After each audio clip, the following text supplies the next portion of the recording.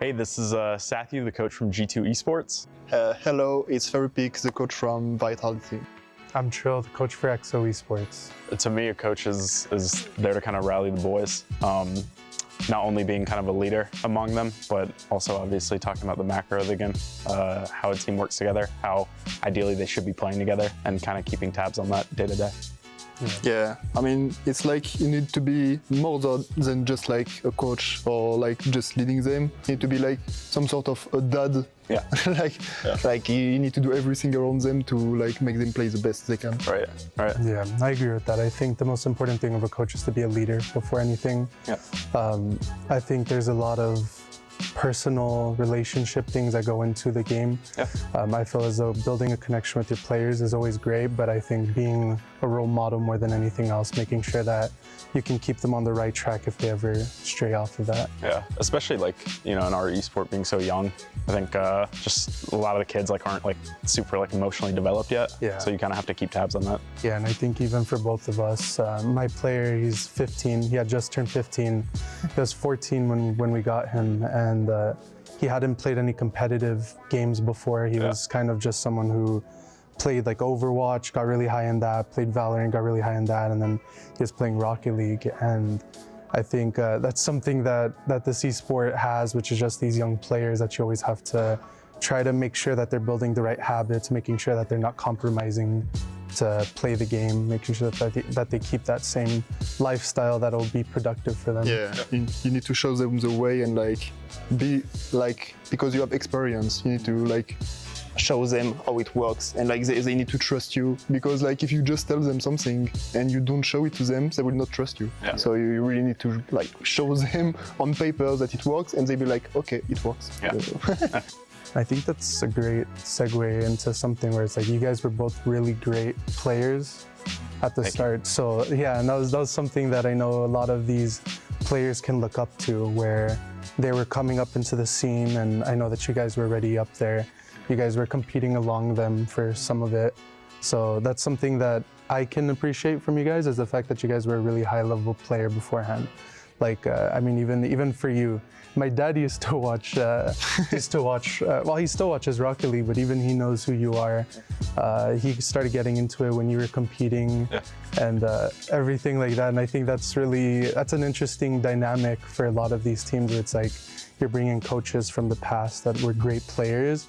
So I think that is a great example to them. I think you can prove to them that, hey, you were in that scene, you guys were successful. So I think that's really important as well for you guys. How does that dynamic play into it? I mean, yeah. I mean, it's just I said before, if you have experience and they played you in the past and you maybe destroyed them in some tournament, if you tell them oh yeah, you need to do that, you need to trust that, you need to eat this, etc., they will trust you because they know you are at the best level. So yeah, I think it comes in force, and it's really great to have experience, especially in video game tournament. I echo that sentiment. It is a great tool to kind of fall back on as well. And yeah, even I have two guys who are a bit younger, and I didn't compete against them as much. But kind of the old guy, the veteran of our team, Atomic, we played plenty of times. So yeah, it's like a chain. It goes just down, and they all understand kind of where everyone sits. So yeah, for the role of coach to really solidify itself and be more legitimized, coaches have to be also at blame for losses. And I think up to this point, they haven't been as much. Yeah. They kind of fade into the shadows when the team loses. It's all the hate is directed at the players. But for this to be legit, I think it's huge for a coach to take a lot of responsibility. I mean, in Europe, the coach roles starting last year started to be really big. Yeah. So with all the team Vitality, Carmine Corp, Gentleman, etc. So France. It's most likely France. If a team performs bad, you will see a lot of people talking about the coach didn't perform or things like that. Yeah. So I mean, in Europe, it really started to feel like people were like thinking that the coach is a really important role. And that's good. Yeah. And that's good, I think. And yeah, I think you have to take a lot of responsibility to make sure the player will stay in a good mood and will get better at the next event. Yeah, and I agree. I feel as though for me, I took on a very personal coaching style where I was there with the team 6 to 8 hours a day. Yeah. Being in different time zones is really different. And since I'm working in Asia, there was always a interesting cultural dynamic. I felt as though for my team that I had to be that leader. I felt as though if we succeeded, a lot of it was due to the fact that the players put in that effort. I felt if we lost, I took all the blame. Personally, I took all the blame because I felt as though I could have done better to help them out. Of course, being in Asia is a different dynamic than being in NA or EU, where you are the best teams in the world. You are competing. There's that expectation for you to perform internationally, where it's if you don't get top 4, it's a failure. If you don't get top 2, top 1, right? Yeah. Especially like for you being a defending world champion, your team. I know that there's a lot of expectations placed on like your organization. For being in Asia, there's not those expectations. I view it more as I'm trying to help the team improve. I'm trying to help them develop as much as possible. Yeah. So I took on that role of feeling as though, you know, we want to get up there. We want to eventually play at the highest level. So I feel as though I'm responsible for teaching them these good habits to actually go up there and eventually want to be able to compete against you guys, be up there. So I feel as though making those big strides to actually get to that point is really important. And I feel as though when we lose, that's a big step backwards, especially when it comes to, for example, in Asia, where we lost out in the World Championship, we lost out in London. It's a big 6 months to not be able to go with it. So at least, yeah, I agree with you guys where you say that, where it's the coach has to be able to be responsible for the team. I think that more than anything, being able to recognize that everybody's working together. I know a lot of people, a lot of fans of the esport, they don't realize that the coach is there every day. The coach does 99% of their work outside of the game. And I don't think people are able to understand that. And I think that it's important to show people that, you know, the coaches take a much bigger role than what is shown just in the game, where people are like, they're not talking during the game, they're just talking during timeout. They're probably just saying, good job, guys, or we need to step it up. But I think it's so much more than that. Yeah, like when I'm streaming, like a lot of people think the coach, the role of the coach, 50% of the coach role is like timeout. Yeah, cheerleader. like if you do timeout and you win next game, they will be like, oh, it's a very good coach. But if you lose next game, they'll be like on Twitter, oh, he's so bad, like he can't even motivate his team. But like, yeah, you're right. And I think losing as a team isn't that like bad, because then you can do a lot of things, and then the player will also be like more open to try new things. Because if you win, they're gonna be, okay, we won. Like, do we really need to step up on this or this? And if you lose, they're gonna be, okay, we need to step up on everything, and they're gonna like listen to you even more. Especially when you work with better and better players, I think the ability to get them to sacrifice maybe some parts of their game for the goal of, you know, playing more to the team style, to give to their, like, back to their teammates and kind of get everyone on that same page, is also kind of a skill in its own, and it's definitely one of the harder parts of coaching and just in general sports as well. I know it translates to everything. Yeah, I agree with that, because like everyone wants to play their game, but exactly. like when you have someone who bullshits a lot and you have someone who's really calm, you're gonna see the game and you're gonna be like, what is that? Yeah, exactly. So yeah, you really need to get them on the same page, and yeah, I think you need also to like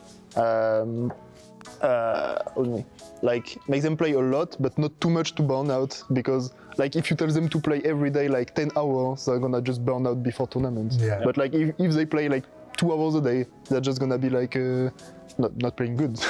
But like, so some players just play like 10 hours a day, then 10 hours the other day, then not gonna play for 2 days, then gonna play back. Like you really need to I don't have the word. Consistency. Yeah, you have to make them play consistently, and so they're gonna be at the better level, because it's like a muscular memory. You understand when I say that? Yeah. Yeah, I don't know if it's a word in English, but like, do you understand when I say muscular memory or not? No? Okay, well, I guess I'm not gonna. Okay. Well, yep. Good luck, guys. Yeah, it was a great discussion. It was a good discussion. good luck. Yeah. Best of luck. Good luck.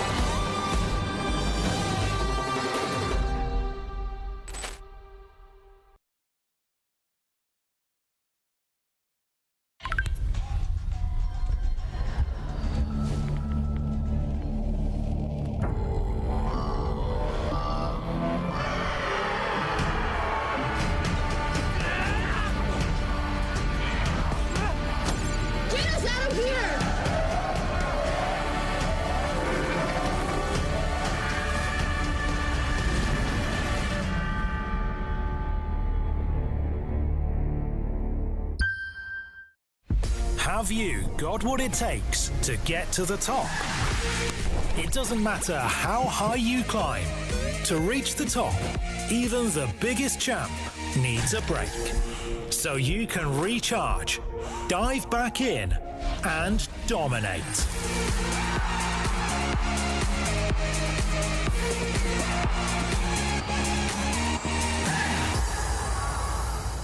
Have a break. Have a Kit Kat.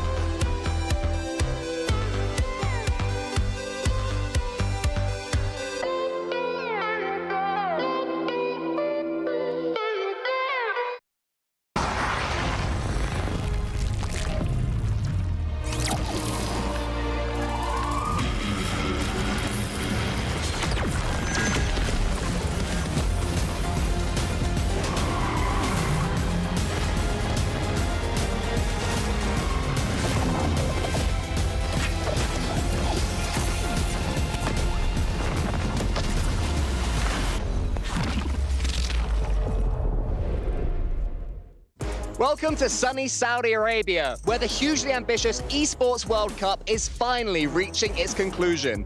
G2, Gentlemates, Furia Esports are just some of the teams, as well as some local heroes, here to take the trophy. It's time for the Rocket League. 16 teams hailing from 7 different regions.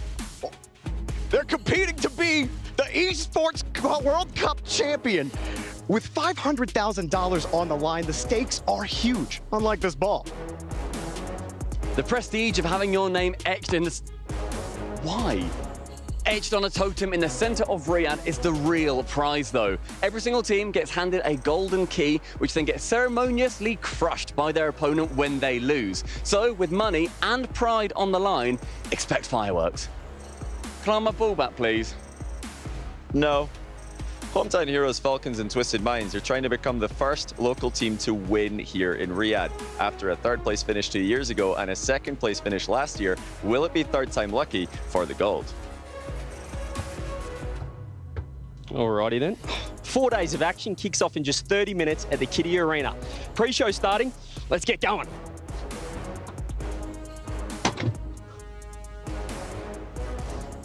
This might take a while.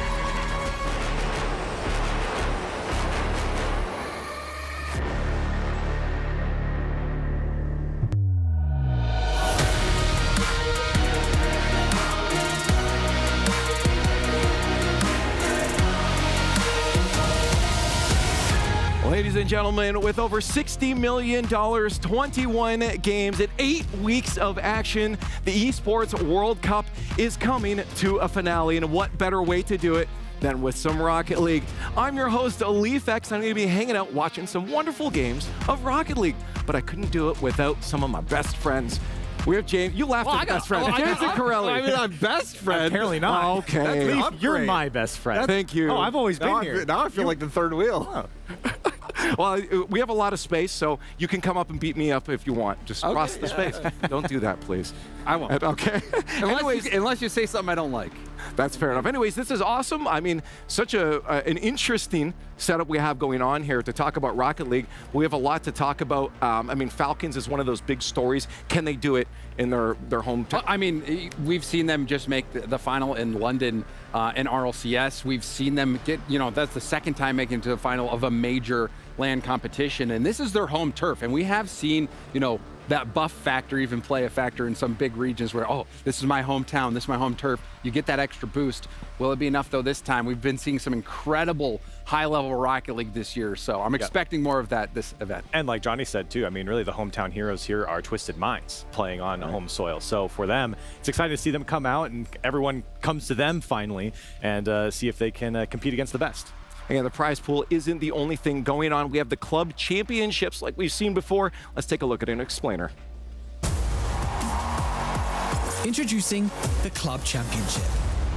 Here's how it works. Each club will have the opportunity to field its rosters across multiple titles. The clubs finishing in the top 8 across each of the 21 titles will receive points based on their placement. For a chance to qualify for the Club Championship, a club needs to place in the top 8 in at least 2 competitions. For a chance to win, a club must finish first in at least 1 competition. Once the tournament has concluded, the top 16 clubs will take a share of the $20 million prize pool, with the first place team claiming the title of the first ever Esports World Cup Club Champion, as well as receiving a staggering $7 million in prize money. Hello everybody, Quick Shot here, the host of EWC Central. Today we're kicking off 4 days of the highest level of Rocket League, and for a few clubs in this tournament, it's going to be crucial for their placement in the EWC Club Championship. So this update is brought to you by SDC.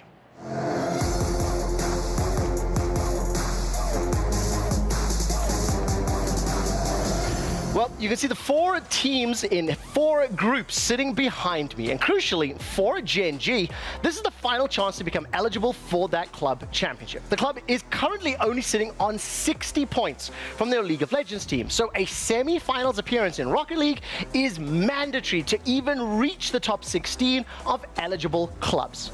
Meanwhile, Furia and Space Station are already eligible, but with only 335 and 120 points respectively, the clubs have to use this final chance to improve their overall tally and secure their spot in the top 16. Now, when we take a look at the overall rankings, you can see the top 10 on my graphic here. Team Falcons has mathematically secured the title of best club in the world last week, so now it's a fight for 2nd place. A team we cannot ignore is going to be Team BDS as they come into this. Their Rainbow Six tournament in week 5 has accrued them 1,000 points, but they need to secure another top 8 finish in Rocket League to convert that 1,000 points into actual placement and prize money.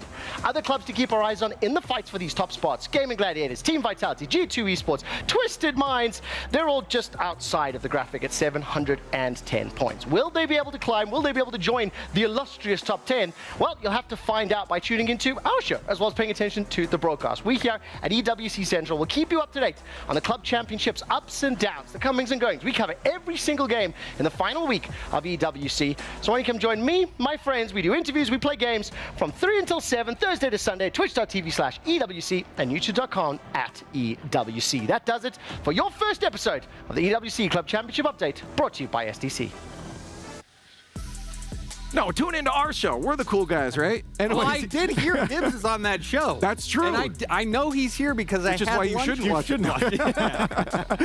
Anyways, Quickshot did a good job of explaining a lot of this here. So let's take a look at it from, again, our perspective. Do we think any of these teams are going to be able to deliver? Like Gen G with the semifinals is just to reinforce, too, you know, BDS, they have a phenomenal Rocket League team. I think we are expecting them to make it out of top 8. They do. There is a scenario where they wouldn't. We'll talk more about that later. But Vitality, G2, we know those teams are elite caliber. The one team that's not on this list right now that also has a shot at making top 8 would be Twisted Minds. So, and that is another team that I think could have upset potential here in Riyadh. And just to reiterate what Quickshot was saying about BDS, they need to place top 8 to qualify into their current placement. That's why they're grayed out right now. So it's important for BDS to have at least a top 8 finish here if they want to be in the money. Well, I want to ask you about the Gen G thing then too, semifinals.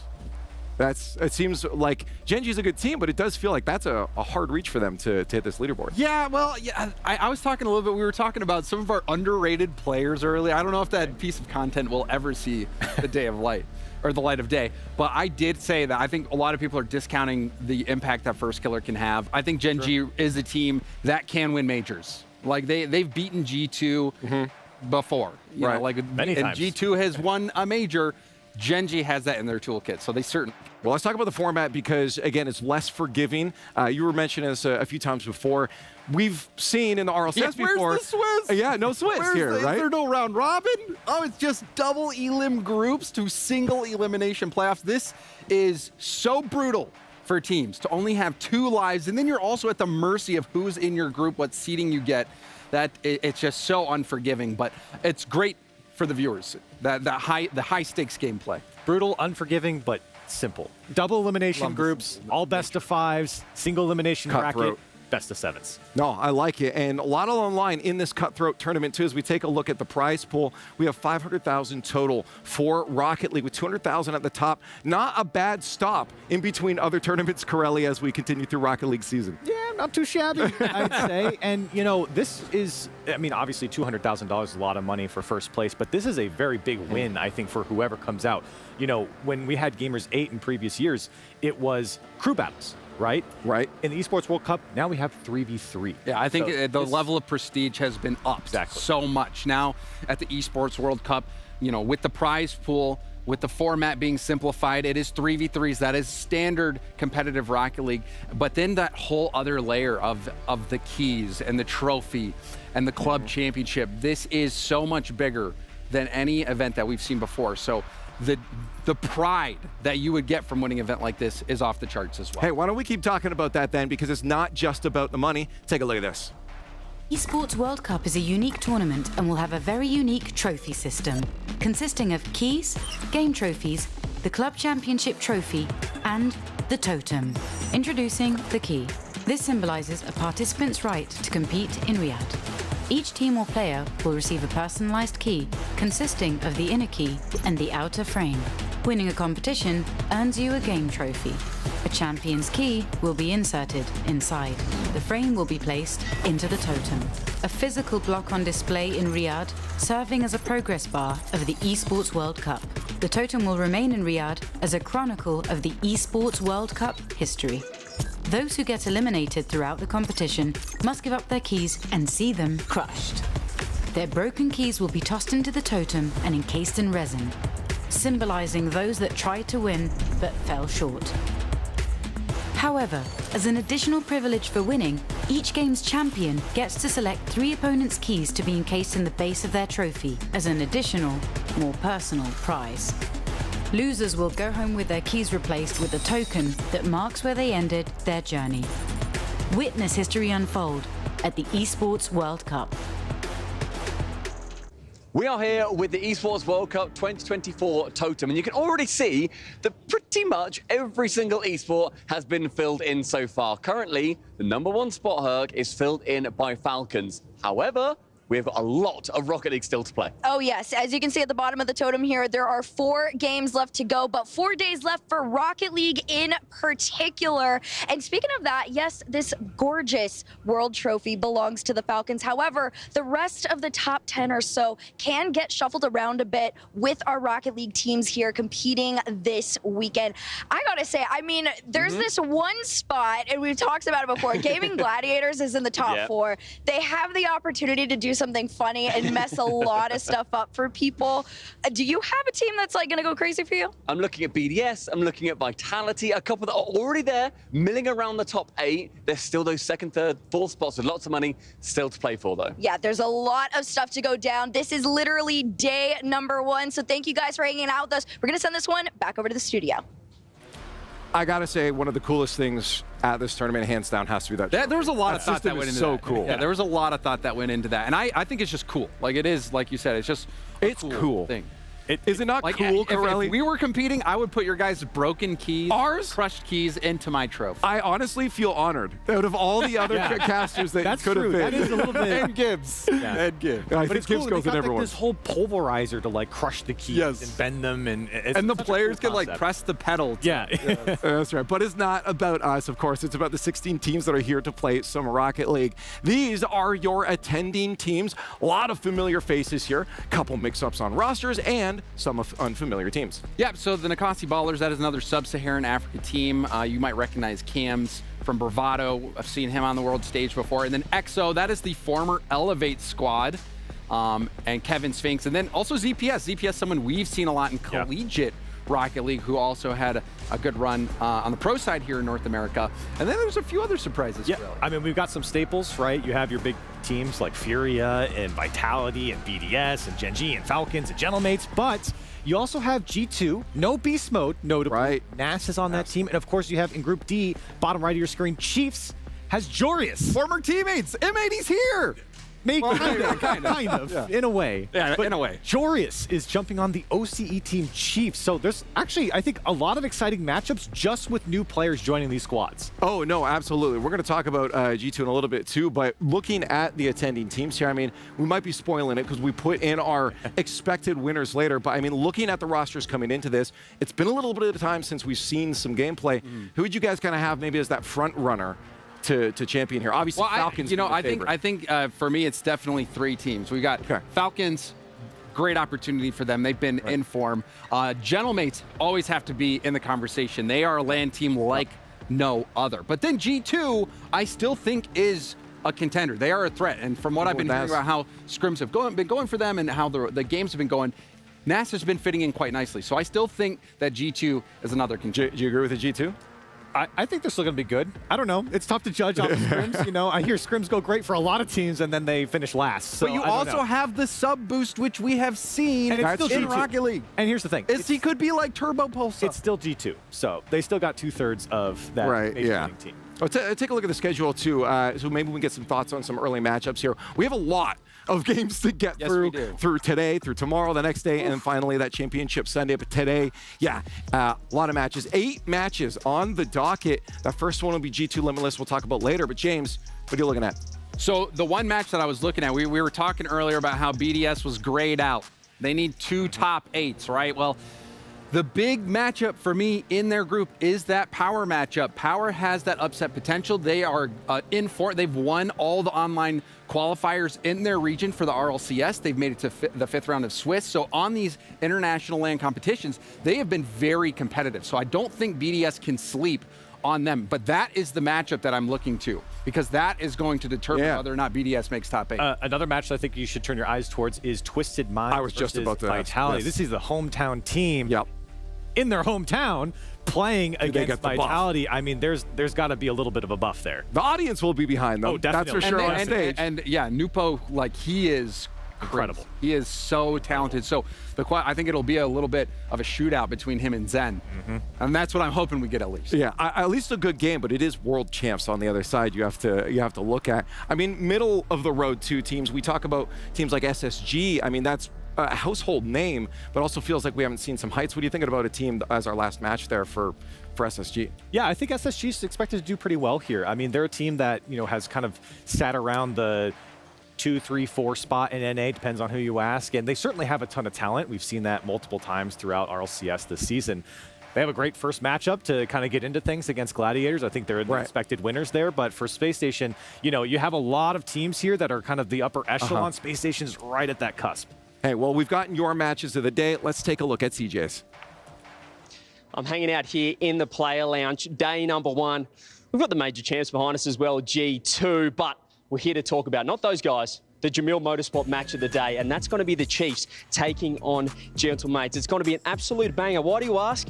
Well, we've got Jorius subbing in. Yes, Jorius subbing in for the Chiefs. It is going to be fantastic. Can't wait to see that, and it's all going to be at the Kidia Arena. Can't wait. Don't miss it. You want to reiterate your reaction, Corelli? He didn't pick that because of Jorius. He picked that because it's the Chief. That's why CJ picked that match. A little bit of bias going on there. But, of course, that is not our first match. G2 versus Limitless is going to be SSA going up against G2. We just talked about G2 a little bit, but let's give them a little more thought now, because with Naz on the roster, SSA has a big hill to climb in front of them. Oh, yeah. I think even with Naz, this G2 team is a huge threat. And Limitless, they're the Sub-Saharan Africa, that's the region they're representing. It is a newer region, and they have been trying to find their footing. And it's tough because they've also had to fight against imports coming in, trying to take their spot. So, you know, Sub-Saharan Africa, they come to these events with an improvement mentality. A result against G2 would be monumental. I don't think anyone has them winning, though. This is such a big underdog battle for them. But if they pull it out, Corelli, it would be one for the history books for Rocket League. Oh, absolutely. But on the other side of things, for G2, this is a team that, you know, I've spoken to some of the analysts here, and some people are saying, well, they don't have any pressure on them because they don't have beast mode. They're not fielding their real roster, and that's always pressure. That's the case, but you're also the major winners, and you're still 2/3 of your team, and you're going up against Limitless here in your first round.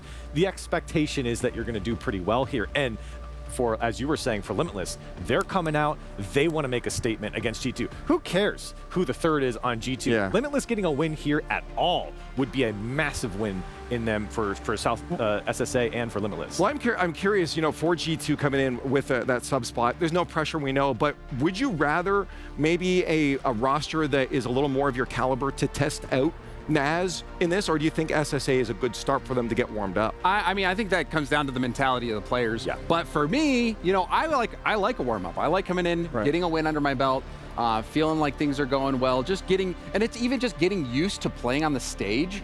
So if you can get used to playing on the stage against a team that you are so heavily favored against, then I think that will help you moving on when you do have a little bit for a competition. That's a lot of G2 talk. Let's give some love to SSA.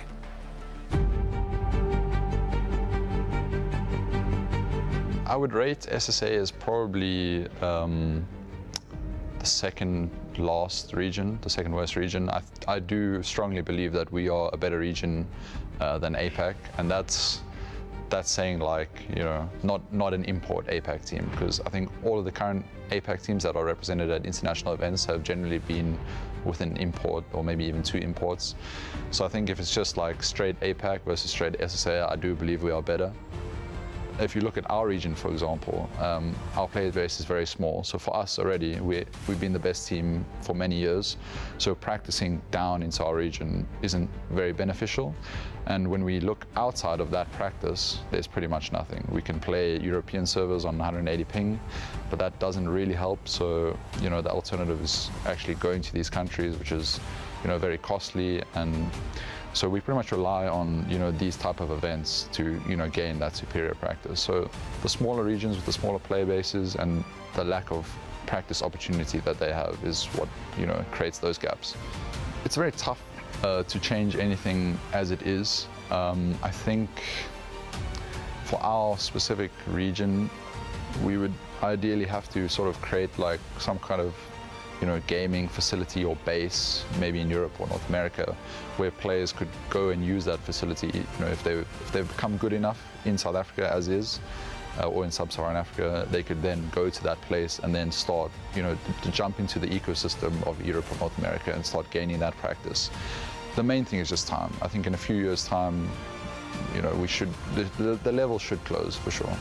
For some events, like we will boot camp, and that will make a big difference. But even like an event like EWC, where we don't have a boot camp, we still get here a few days in advance, and already we are starting to scrim much higher level teams, and that just helps out a huge amount. I mean, literally from game to game, we can feel the improvement.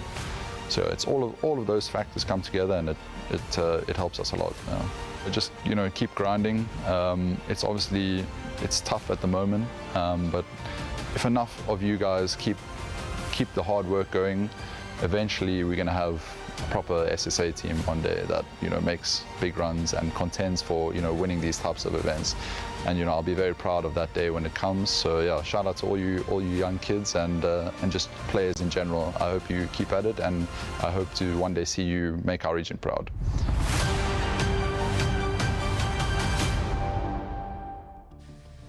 You younger players in general, how old is he? He's not that old. I mean, I think he's, what, 24? I'd have to go back. Yeah, I guess. I don't know. It's really making us feel old. But anyways, he touched on a lot of really good stuff there. One specifically was just that isolation. OCE has to deal with this as well. But that isolation is a huge factor in your growth as a team and as a region, Carl. Well, and we've heard this story multiple times, most notably, as you said, through OCE. If you talk to any of the OCE players, especially early when they joined RLCS in Season 3, all of them would tell you the best practice they ever got and the times where they improved the most was when they went to the World Championship and got on boot camp and was able to play, of course, against the best teams, but just teams from other regions. They were finally able to connect against them. And as Snowy was saying, they have that issue. Yeah, and I appreciate what he's talking about too with homegrown talent. We've even in North America, we've been victim to the transfers coming in. Yeah, Gen G, an NA team. Let's do it. Hot topic. Let's get on it then. But I also want to say too that a player here actually could serve as a huge inspiration for Sub-Saharan Africa, Torsos. On Power. I mean, just because we saw that same story play out with, like you were saying, it's the same story. They're on an island all by themselves. They don't have access to that competition online. But we saw what Torsos was able to achieve, a top 4 representing OCE. So we know it's possible, but it is a long journey. And I love the idea that he actually pitched in the middle of that, saying, maybe we need to have a kind of a home away from home in Europe or North America. Strategic boot camp. And I think that's really smart, and that's something that will come with time. And what a great example, those words that he was talking about to, of course, the next generation of players. That's really where SSA is investing their time to grow their player base, to make the game more popular, and to hopefully be competitive on the big stage. All right, well, let's get you guys involved. It's time for our STC Play audience vote. Get onto stcplay.gg and vote on this upcoming match. We want to get your thoughts. We love to get you guys involved. But it is now time for our Jamil player walk-ins and arrivals. Players are getting ready. We're getting close to our gameplay. There he is. You can see G2 rolling in, Saf, you leading the charge. Flex? Was that a flex or what was he doing? He didn't commit to it. Sipping on some strawberry drink, I'm guessing is what that is. He's looking confident. There's Daniel. Daniel's got his juice box. Kind of moseying around. Daniel, honestly, I was talking to Daniel Atomic earlier when they were doing Media Day, and Daniel is in such a good mood. He's definitely growing into all of this, but there was the guy we were just talking about before, Snowy, leading the charge for his squad. These guys, again, the mountain in front of them, but I think they're excited to play for sure. Yep, Coach Knox is right there with them, trying to help coach this team up to be ready for these big moments. To die for, I think, was that first really big hyped player for SSA still.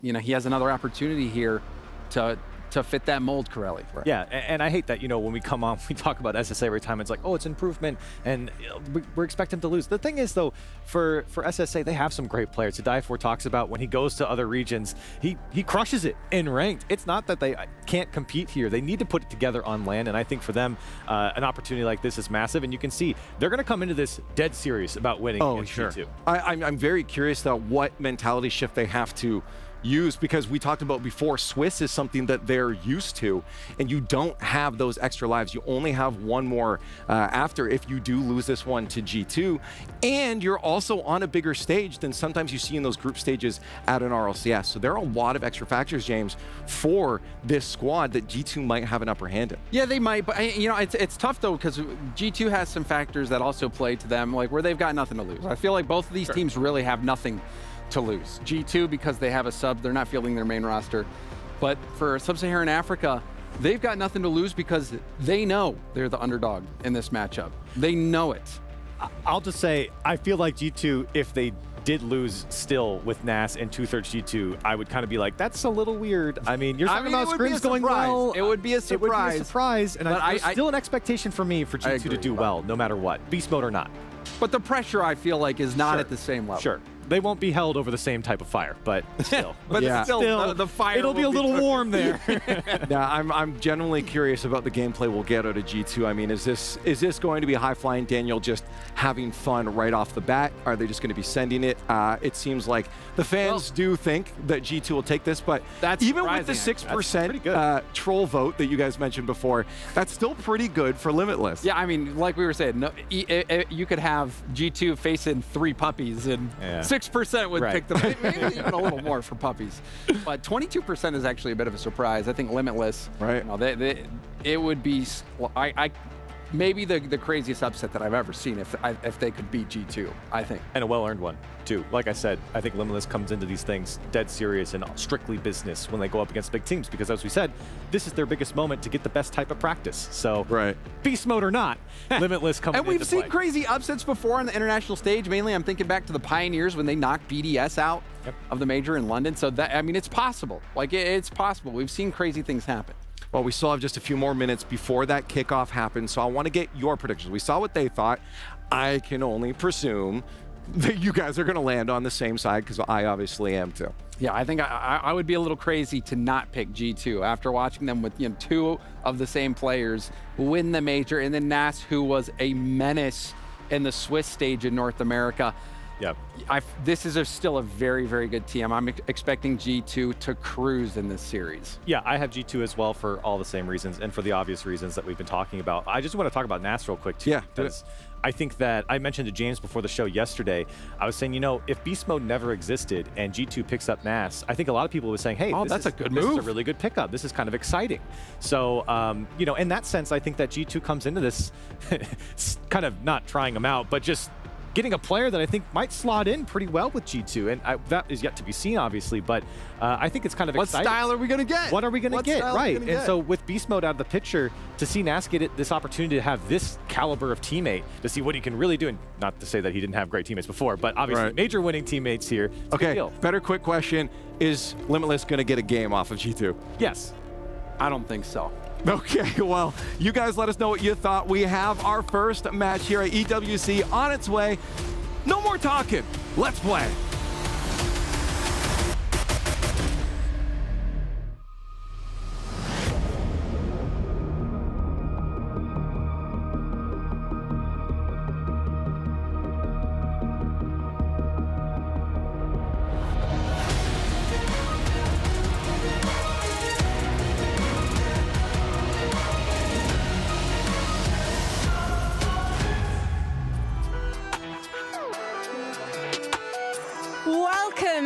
ready to the Esports World Cup, featuring none other than Rocket League. My name is Veracity, and I'm joined alongside none other than my spectacular co-host, Fancy. Fancy, we're nearing the end of the Esports World Cup, but what makes Rocket League so darn special? Absolutely. I mean, we've been waiting for Rocket League all year long, and it's finally here at the Esports World Cup, and it's going to be a good one because we've got 16 of the best teams in the world ready to go in this cutthroat format. Group stage, double elimination, not a lot of chances for you to come back at the tournament, and then we're going to go straight to playoffs. 4 days, just exciting Rocket League games. But you know what, Fancy? With a $500,000 prize pool on the line as well, let's go ahead and welcome our fabulous 16 teams. Let's do it. Absolutely, let's do just that. And for the first team that is walking on stage, ladies and gentlemen, please welcome Gaming Gladiators. Represented by Virtuso, Maxiu, and Tho. They have conquered the APAC region. They got rank 1 in Asia, but now they are here to prove their mettle against the best on the big stage. Our second team is going to be Space Station Gaming. With MVP performances across the board, LJ, Hoxa, and Chicago are here to add a few more to the list, as the NA boys are ready to make some noise. Absolutely they are, but you know who also is ready to make some noise? It is going to be Gentlemates Albine.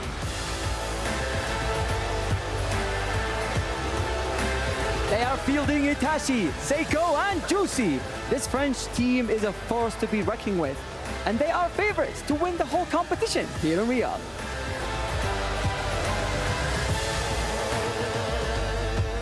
We also have the Chief Esports Club. The squad from down under, and always the bridesmaid, never the bride in their regional qualifiers. But with Joria standing in by the side of Hunter and Kaka, could EWC finally be the event where they take down Power? And up next, we've got the home team, Twisted Minds. They have Sammu, they have Mehsen. They've secured their spot in Esports World Cup through RLCS MENA, but they are yet to have an international title under their belt. They are looking better than ever with their newest addition, Nubu. We have no strangers to the stage. It is Team Vitality. These boys are stuck together through thick and thin as the only team to have the same roster as last season. But having once been the very best at their craft, can Alpha 54, Radosin, and Zen live up to the name and prove their vitality? And up next, we've got Furia. With Yan, Lost, and Dravenho. This esteemed roster may have not done well lately, but they are here to reclaim their glory and take revenge at the Esports World Cup.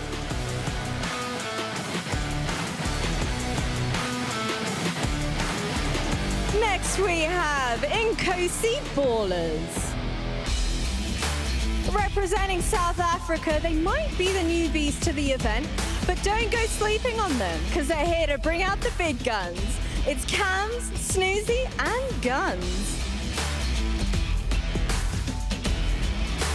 Up next, we have Team Secret.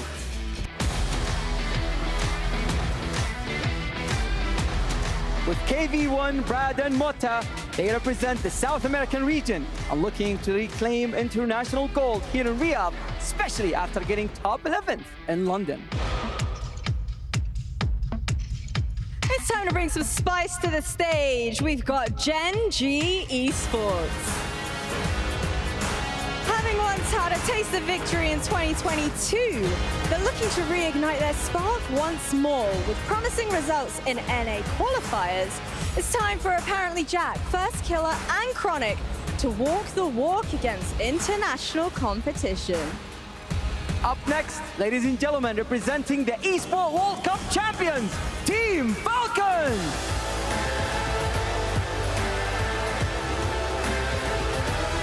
Fostering the Saudi heroes, TRK, and the twins, Rawas and Killers. They've dominated local tournaments, shocked the world in majors, and now they aim to make their home region proud in their hometown. Next up, we have XO Esports. In an event where countries, nationalities, and players are all brought together, traveling from all around the pond, these APAC boys are hoping to cook up a storm and make waves on the big stage. Welcome to EWC, Kevin, Sphinx, and ZPS. Up next, it is Power! They've got Torsos, Banana Head, and Fever. They've triumphed as champions in OCE and looking to continue their dominance in the Esports World Cup. We also have none other than Team BDS. Now, what happens when you throw together a seasoned player, a major champion, and one heck of an impressive rookie? I can't wait to see what Exotic and Drali bring to the stage as Monkey Moon is hoping to lead them to victory.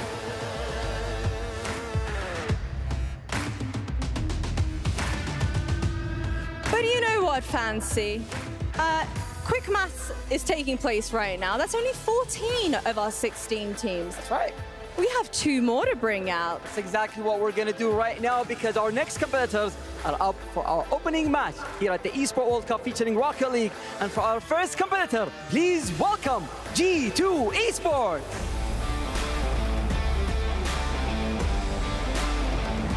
Represented by Atomic, Daniel, and Nas, your RLCS major champions, runner-up in Copenhagen. Their list of accolades only seems to grow. With their new player Nas, who's yet to accomplish an international trophy, he's here to show what he's got with this beast roster. And hoping to take them on the very big stage, it's Limitless. This squad has certainly been on the grind with a new addition this year, and as the uncontested regional champions of SSA, it's time to see how they'll adapt to the opposition that's awaiting them. Good luck and have fun. Snowy, to die for, and Sweaty. I don't know about you, Fancy, but I'm feeling pretty sweaty right now. We're in Riyadh. The energy is incredible. I want to dive into some Rocket League. Absolutely, so let's not keep everyone waiting and let's start our first game. So Castles, please, let's get it on.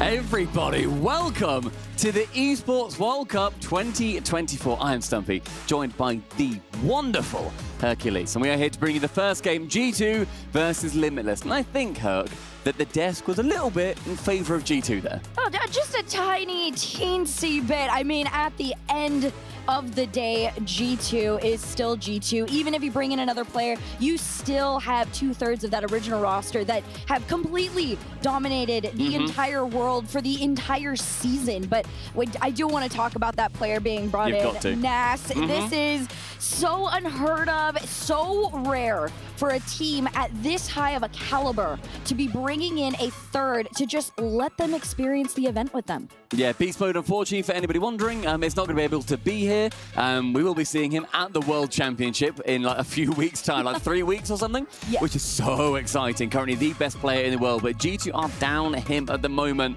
Bear in mind also, last time that we had a Gamers 8 event here in Riyadh, Saudi Arabia, Daniel won it with version 1, now over on that G2 side. So I think the biggest question mark sits right now over Nas. We have not seen him perform on LAN. We've never seen him play on LAN, in fact. So we're going to be able to just see how he fits into that squad, see how they do without their star man. But then we look towards the kings of SSA, of Sub-Saharan Africa, over on Limitless's side. To die for, Sweaty and Snowy. a phenomenal team that, again, we're going to be seeing at the World Championship. Oh, yes. This team in its own right, I mean, putting G2 aside, you got to give them the credit where it's due. I mean, if you paid attention or you were here during the beginning of the stream, we got to have an interview with Limitless where they talked about, you know, what it is like to be at the top there, but they do recognize that disconnect, being so isolated in their own region, and they understand how valuable it is to get to come in here and compete against teams like G2, take that information, take those tapes, and then that's prep for Worlds. So this, every single matchup, whether, you know, you're winning or not, is a huge deal to this team. Yeah, definitely different, I guess, accomplishments, different targets. All these teams here, G2, they're going to be looking somewhere towards those. Typically with Beast Mode, they'll be looking at number 1. Nothing but 1 is what they need to look for because they are the best team in the world right now. Limitless is going to be different. It's going to be, how many goals do we get in this series? How do we start things out? But there is a way that Limitless can get multiple wins in this series because it's going to come down to, as I said, those goals. That's a personal win immediately against a G2 that this could be their first series, their first game competing with this brand new player in NAS. So it's going to be very intriguing to see whether they can get a goal, get a game. Because ultimately, it is very one-sided. But is there anything they can do to really try and shake NAS? Do we see any of SSA standing up and shouting across the stage saying, where's Beast Mode? Where is he? You need him back. Do we see the immediate trash talk as we've seen in all of the other competitions through the EWC? Oh, man. I mean, I would hope. I think that would be so funny, to be honest. Like, we want it. But I do got to say, I love talking about this. I'm sure people have heard me say it a million times at this point. The mental aspect of the game is so under-talked about. And there is a move that G2 has made that I don't know if Limitless are prepared for. This, by the way, sidetrack, is the G2 key. And they are trying to hold on to that. If Limitless in this world are able to take them down, they actually do get to crush that. But that's way later on. That's when they're out. That's when they're out. Okay, you get to hold on for it. Anybody in chat, if you haven't seen this format, if you've not seen the key system so far, it is quite frankly bonkers, and we love it. Every team has a key. When you get knocked out, the team that beat you, they get to crush your golden key with a hydraulic press live on camera. You have to hand it over to them, and then if they want to be, you know, rub it in a little bit more, make you even saltier. If they win the entire competition, say G2 win it, they could go all the way back to the start and they can pick any key from any team, whether they've played them or not. 3 keys, very true, to encase in the base of their trophy. We've seen that happen in Call of Duty, in other esports, where they have, you were teaching me about this. I have been keeping up with EWC throughout the entire, you know, I think like 8-something odd weeks. And I will say, guys, for the drama aspect, if you can think of a team to put someone in there, let us know. But in another event, there was a team that placed losers that they never even competed against for the sake of annoying them. So I would love to see some drama like that unfold. I think if you do get, you know, a quote-unquote minor region or an upset winner, putting a team like G2 in your base for the fun of it could be incredible. So that road is about to start for both of these two teams. It's G2 Esports versus Limitless. First series of EWC 2024. G2, as we were saying, clear favourites in this one, but we're going to want to see what small wins Limitless can achieve and use this as their practice going through into the World Championship. Sweaty bumped off that one.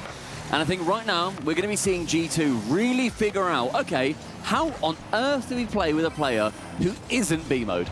I mean, again, were so many options for G2 realistically to be able to replace Beast Mode in this event. Obviously, the pressure has now fallen into the hands of NAS to compete, but I don't think it's as much pressure as people are probably talking about. It's more the concern falls on the mental of being on LAN. However, if his performance is incredible and he seems comfortable, and this is what I was talking about where G2 pulled a move, a mental move that I don't know many teams were were prepared for. They put Nas in the captaincy. They put him in the middle. That's and nice. a lot Yeah, of the true. times when teams do that, it gives you this sense of comfortability. You can look to both sides of you and know that you're not quite as alone. And putting that comfort blanket around Nas, I think, is actually going to help him find his way so much quicker throughout this weekend. And what a great comfort blanket it is, having two of the best players in the world at the moment. Atomic going up, trying to prove he is one of them. Just dips it a little bit too far below the net, but up for 1, 2, 3. Nearly the triple tap, but assists Daniel for our first goal in the Rocket League this whole event. Nas, I don't even know, what is this? Like, it's just a double, but it's still a mech in itself. And Daniel DeClan, again, the whole comparison is, does Nas compare to Beast Mode? Two extremely mechanical players in their own right. I think the answer is being shown to us very early on, yes. Yeah, very much able to keep up with the performance that Beast Mode has put up. Whether we see that, of course, throughout the rest of the tournament is going to be a big question mark. I think everybody wants to see Nas succeed because, yes, we know pretty much he's not going to be joining G2 long-term. He's in it for this event. That is fine. What a resume it's going to be for him. This is the perfect time for him to be joining a different team after he, of course, was with Jorias and AJ on M80.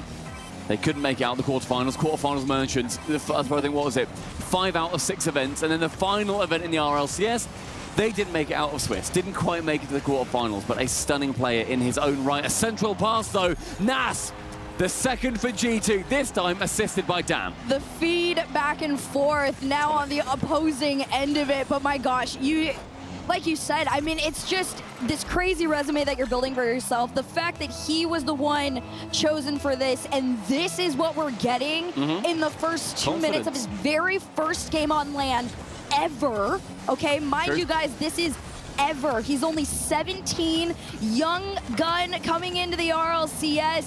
And I mean, like you said, they've always been, you know, stuck in that like lower mid-pack range on his former teams, like you were talking about with M80. G2 have never not known top 2 or winning overall. So if he can break out of that top 4, I think that's where things start to get a little bit fun. But of course, that's very, very early on to be talking about. Yeah, and of course, that was Atomic assisting Nas on that other one, not Daniel. 2 minutes in. Seen that 2-goal lead for G2 so far. Atomic trying to go central with it. Does get shut down by Sweaty. And let's look over towards Limitless now, because they are currently the kings of SSA. Of course, there's been talk between them and Mobula, the full import team. They recently went over there for the second split. They took away Limitless's London LAN spot. Much to the dismay, I think, of the Limitless players, which is fair enough, because they're thinking, I want to represent my region, I want to represent SSA here, of course I do. So they're going to be hoping that they're going to be able to do well when it comes down to the World Championship in Fort Worth. But Limitless, they have won many, many events. They have dealt with a huge amount of pressure, but they're still hunting for those real top quality international wins, because you put them up against SSA, you put them up against APAC, yeah, they'll win usually. They might lose a couple. And in the interview prior to the stream starting, we were seeing that Snowy was like, yeah, we are better than APAC. We believe we're better than APAC. But that's one marker. You need to be better than the other regions. A close shot coming in there from Atomic to try and stretch that Limitless defense. And I do got to give a little bit of credit to Limitless in this one. There's been a very decent amount of shots that have come through, and the fact that so many saves are now becoming so consistent for Limitless, that's a win in itself. And you talked about this with me too. We were like, you know, what really is the goal for Limitless in this matchup, right? You're going up against the reigning, you know, regional champions right now. They're slotting shots off the crossbar like lasers. Most you can do at this point is just try your hardest to defend. I mean, they had, what, 4 saves before this, but this is the one that goes through from Atomic. 42 seconds on the clock. 3-0 up for G2 Esports. I still gotta say, though, I'm putting my hands up. I think Limitless keeping this at a 3-0 game right now, that isn't a bad start. Yeah, not at all. I think that's fine. You grow into it. It's okay. Like you said the most recent regional champions. How about a major? They've taken that major down. I don't even know why I'm saying it's a major champion, technical world, because everybody was there. Yep. But now it comes down to seeing how Limitless, how they can adapt from game at number 1. It's always going to be the hardest, I think. Naso wants to go for a double. Actually draws out 2 defenders, but Daniel keeps on a lot of that pressure. Final 10 seconds. G2, the opening map is theirs. I mean, it's just a really great performance overall. I do, again, credit to Nas. Everybody was very curious what his performance was going to look like in his very first game on land. You see the fist bumps, smiles from Dan is a great sign. That's a nod of approval that you definitely want to have. But on the other end of things, Limitless, I do love their mentality. I feel like it's not talked about enough how strong of a mental you have to have when you're coming in playing against, you know, the Goliaths of G2 esports. Yeah, I mean, when you look at how they've performed in the previous regional events in their own home turf, the first 3, when they were looking forward to Copenhagen, they won all of them, and since they have been in second place, both to Mobula, they've only missed a single grand final in their home region. G2, of course, don't even need to look to their home region to get to grand finals. Every single grand final we've had this season has had G2 in it. Oh, yes. It is just... It's been one of the... If they win Worlds, if they get to the grand final of Worlds even, it is a question mark of, is this the most dominant season we have ever seen from a team? And they are 100% up there already before we even look at Worlds. Oh, yeah. I think the fact... It might be a hot take to some people, but I would already put them in that conversation for sure. I think just because you have to talk about how high of a skill level there is now in comparison to, you know, years and seasons past. This is the hardest it's ever been, and the fact that they have been so consistent is incredible, but now you're doing it with a new third, and still they are getting the wins. But I do gotta say, and I'm sure other people are thinking it, Limitless don't look bad in this series. No, and I was gonna say, if there is a time to catch G2 off guard right now, in particular Nas, it is those very early stage group games. Yeah, don't let him get comfortable. Yeah. That's the aim, right? Unfortunately for Limitless, he does look quite comfortable, going off from his own corner, but does fly his way past the ball. Ends up now going for a bump onto Die4. Snowy can therefore take over. That back corner is going to be under siege. It's Die4 now on the right-hand side. Them a very mechanical player on Limitless' side. Has been with that squad for a long time. Sweaty being the newest player to the Limitless squad, coming in for Darth. Snowy challenges into the corner. Sweaty this time. Now falls back down towards Daniel. It's Die4 challenging. And I like that kind of play. Challenge and aggression. And as we've said, comfortability cannot fall on the side of G2.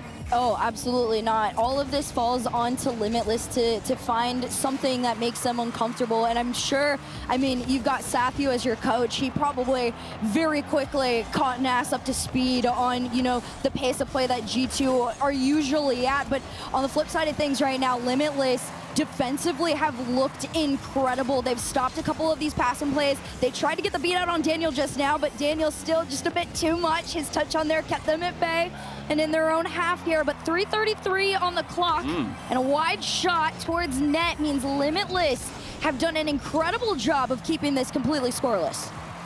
And the issue of Limitless right now is working out of their own half. Atomic forgoes that ball for Daniel. He gets a reset, but shut down by Snowy. In the skies, now Sweaty's central. Die4 is there, but low on boost, and Nas can catch up with him quite easily. Atomic with a 50, goes high in central. Who wins this fight? It's going to be Dan, but bumped away by Snowy. Leaves it to Die4, who then ends up going low. That's Nas who has to deal with it, but I like the idea of going low till Dan goes very high. Reset, a bump in the net, but Snowy with a shutdown. And a long shot to Die4, not quite enough power. Atomic clears it corner bound.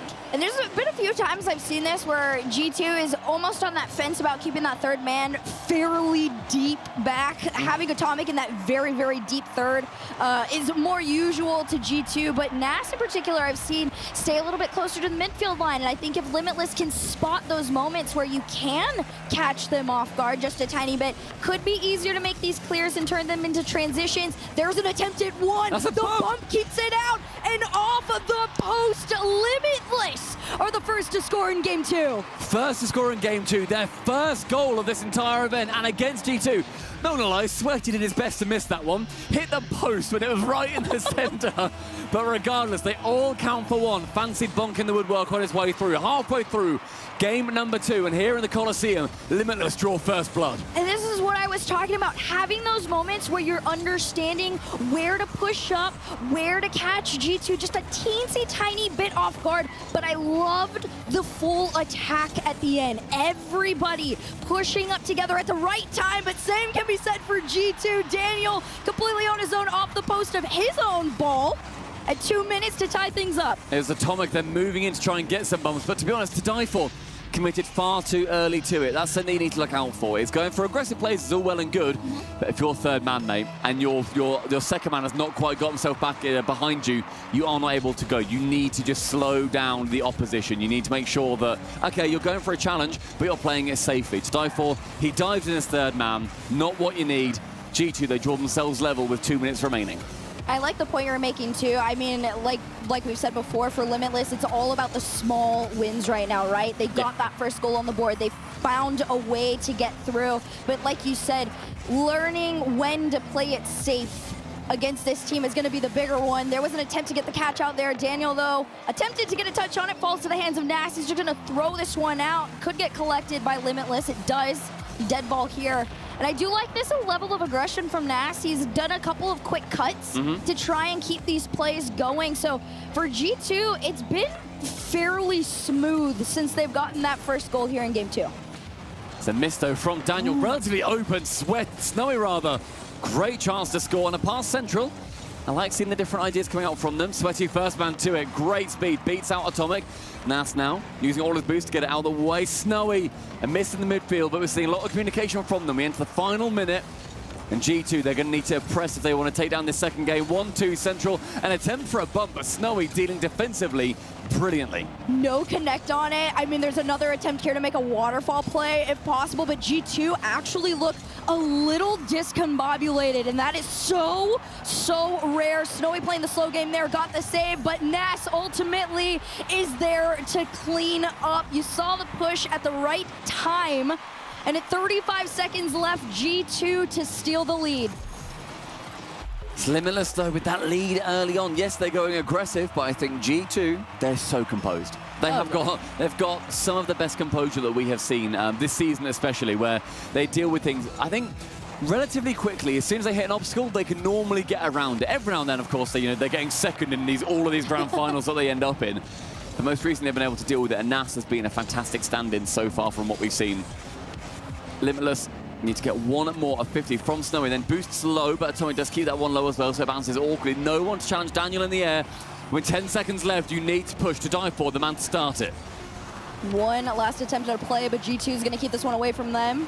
Falls down, bounce up, Snowy to catch it. Nas is going to try and kill this ball. And you see the lurk there, but this one's going to hit the ground. G2 headed to match point, and honestly, like you said, completely composed. It was a rarity for Limitless to make that sort of attack and come out successful. First on the board, then it goes to tied game, and even then, it wasn't until that last 35 seconds or so that G2 was able to get into it. You're seeing sheer concentration, I feel, from G2 at the moment. Sathy, the man. All right, guys, it's over. Sathy's doing the stare. All right, you can smile a little bit, mate. It's round one. Like, you're in a group, fella. You'll be okay. Of course, they've all got their eyes set on the beautiful Champions Trophy. At the end, they insert the only key remaining from Rocket League into the center of it and etch their names on the totem. A big, pillar, an obelisk of marble.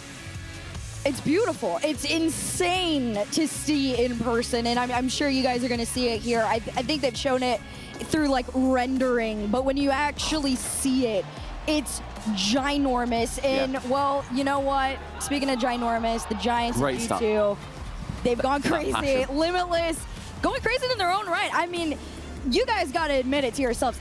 They don't look bad. Not at all. Not at all. Yeah, they seem very, very happy with themselves. And at risk of saying something pretty cliche, the vibes, man. The vibes on Limitless look brilliant. They're they incredible. always are so good at that. Oh, dude, I feel like, again, it is not talked about enough. I feel like, in the most respectful way, as a minor region, and I'm speaking more towards SSA, APAC, OCE. Of course, yeah. You have to have some of the strongest mentalities to be able to come and compete internationally, because it is a whole new ball game in comparison to where you're at. Great reset, though, from Dan, trying to shut down any of those good vibes. Tries to harsh that buzz. First 15 is immediate pressure, though, from G2. Central with one and the second attempt on a bump, but Snowy defensively yet again being the man to save Limitless's skin. A central pass, but Nas not really there for it. Does do well to get it back towards Daniel. An edgeable ceiling, 10 boost, but can't quite find a path towards the ball. And Limitless, they held off a lot of pressure in the previous game. They're just going to need to do it a little bit more efficiently this time round. Daniel, again, no pressure for him. I think we're seeing Limitless wait a lot to see what G2 do. You can't do that forever, lads, because Atomic is going to hit that reset a little bit cleaner next time. Daniel's going to get a double tap a little bit better with every attempt that he has. And I wanted to talk more to that. I feel like Limitless have slightly neglected the backboard defense right now, which has given G2 and Daniel, like you said, in particular, a little bit more space than he should be given if you're a Limitless player. But for now, they've been able to hold him back just a little bit. But here they come again. Nas around the corner here. This one gets placed right back. Low boost, though, for Snowy means a challenge could pull successfully. And this one's going to roll all the way to the other end of the field. It's a little bit of a team bump, and that's where the miscommunication could potentially go in Limitless's favor. Those tiny moments where you know that Nas, in reality, is technically the odd one out. Yeah. I mean, that's also what you're going to need to try and make sure that you force home for them too. You need to make Nas uncomfortable so that he makes a lot of errors. So far, that hasn't happened, but both Nas and Atomic up for that one, burning a combined 50 boost to get to it. A long shot from Dan, wide of target. Sweaty up for the double in his own backboard, and then comes in again. Miscommunication on the Limitless side, or at least a panic starting to come through that facade to die for.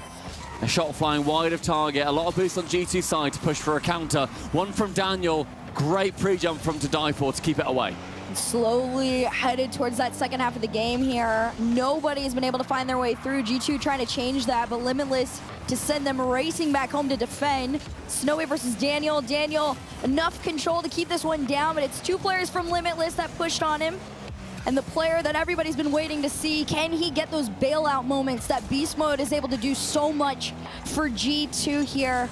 Second half of the game coming through. Sweaty bumped off the play, means G2 are going to make their push upfield. A somewhat indecisive push, both players living in their own back pockets, or each other's back pockets rather. Stifle now 50, taking it low. Final 2 minutes rapidly approaching. Snowy backboard. G2 of course are going to be able to defend that one quite handily. Nas finding Daniel a long shot, and we're seeing G2 relinquish control quite frequently of that ball, trying to go for a lot of these long shots. I think keeping Limitless honest. And 1, 2, and to die for. The target man, the tip of the spear, pierces the G2 defense. This is, again, full team effort for starters. It starts on one end of the field to the other, but this is pure connection between Limitless right now, and that's the sort of energy that you got to bring to the table if you're going against G2, because it does make them uncomfortable. There are very few teams that can be that connected to get around the defense, but they're going to do it back to them. Nas down to the ground to tie things up. Seems like Limitless are only ever allowed about a 30-second lead in any given game, and that was not a good touch from to die for. He comes in, maybe bumped in the way of it. Nas able to then go for that low challenge. The keeper showing their cards, jumped early. Nas therefore goes low, and of course, Nas is one of the premium 1v1 players that we have seen in Rocket League. Most recently, transitioning over towards 3v3 and 2v2. But more primarily, he is that 1v1 player, or at least that's kind of how he came up. The man from Morocco. 90 seconds ticking down. G2 level once again. Nas reset, pass over to Atomic. That one's wide, tries to make the double off of it, but the cleanup from Daniel is all it's gonna take. You wanna talk about full team effort, Limitless. G2 is gonna show you how it's done here at a minute 23. The reset, the side pass, it's all together every single time. That touch is upsetting to see from how perfect it was. Sweaty was in net thinking, all right, this is to the side now. I'll see what Atomic does. Oh my word, it's in front of me. Oh my word, Daniel's there. And they're scored, but to die for. An immediate response. Go back to the basics. A demo and a simple flick is all it took Totally to does get Atomic though. Atomic. Totally does him in. As we said, the fundamentals. Yes, I mean, sometimes less is more. And you know what? Limitless are understanding that. This one off the backboard, huge clear from Nas. Almost in. Instead, it goes off the crossbar. And Limitless take this as an opportunity to try and transition out, but get stopped in the tracks. I saw a bump occurring towards the back on that G2 side, but the ball transition wasn't quite quick enough. Snow with low boost. Made no better by Daniel stealing his in the corner, but Atomic and Dan both flying their way past the ball. Snowy, central. Can he get this one back towards a teammate? Up for one, the second touch to die for. The target man not able to get anything from it. 45 seconds. Both teams drawn level. Snowy popped that one up into the corner, but Daniel took it away, and Daniel understands playing the high game really has been what has slowed Limitless down. Here comes Nas off the ceiling to himself. Very low boost means this is getting taken away almost immediately. 30 seconds left on the clock here. Tied game for somebody to try and steal it away, and Sweaty's gonna try his hardest to start it off into a center, but no, like you said, nobody's there. I mean, you can play a patient game. Atomic's going for the demo. He gets it. Daniel to score. This is G2's game. The perfect transition. Nas to Dan. Atomic puts on Predator vision and destroys the dive ball in the net. G2 a 1-goal lead. That was a good minute or so where they hadn't got the immediate retaliation. But the final 14 now. Limitless need to bring one back. Last one was from the kickoff. Snowy on target, but Atomic not removed from the pitch soon enough. Daniel up in the air, challenged by to dive for.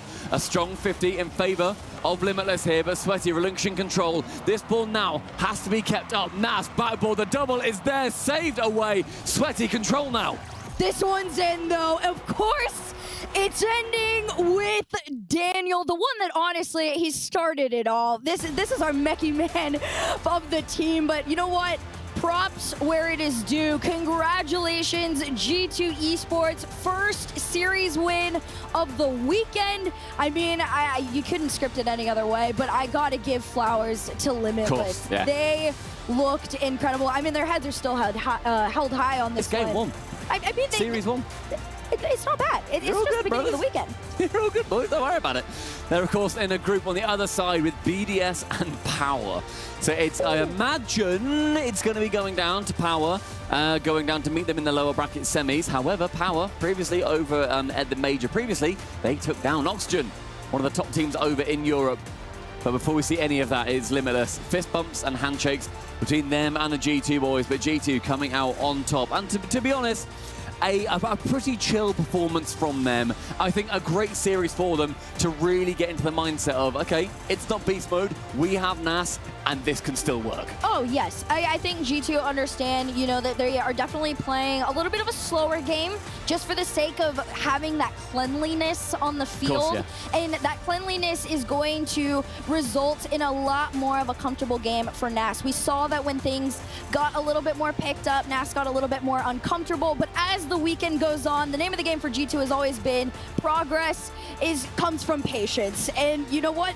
Honestly, we're going to send this one back to the studio to break down what was an incredible first series of the weekend.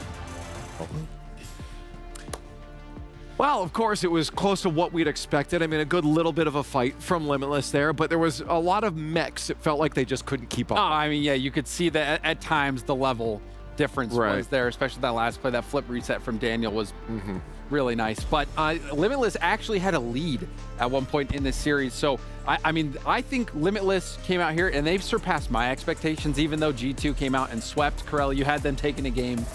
But Limitless, I think we'll point back to this. Thanks for letting me know, James. I just got to remind everyone at home. I know you know. I'm not keeping track. Only you are.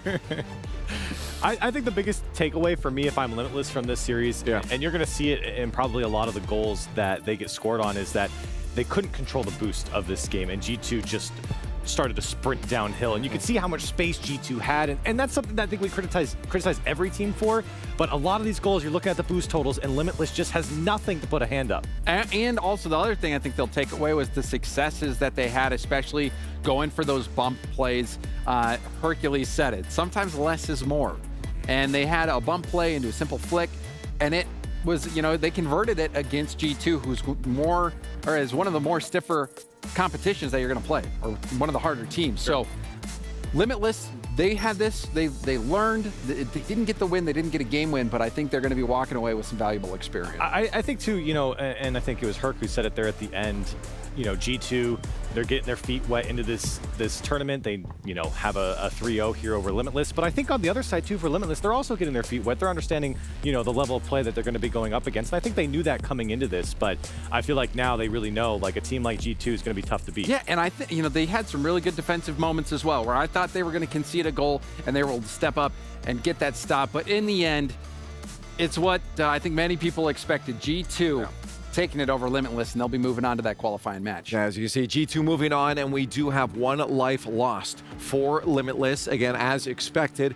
But you could see how important even every single goal was to the squad. Snowy popping off on stage. So great. Like it was a grand finals for him every time they got a goal, which is so important to be able to get this experience for these regions. But you're right. All of those points you made are things they need to take into the next one. I think there were a couple wins too. I'm surprised there weren't more goals from G2. There were a couple times they held on defensively just by a thread, and those are the wins they need to take forward to the next match while also learning from some of the things they were caught up on. Yeah, and like Snowy said, you know, who popped off on the cam in the highlight package, they come, this is where they level up.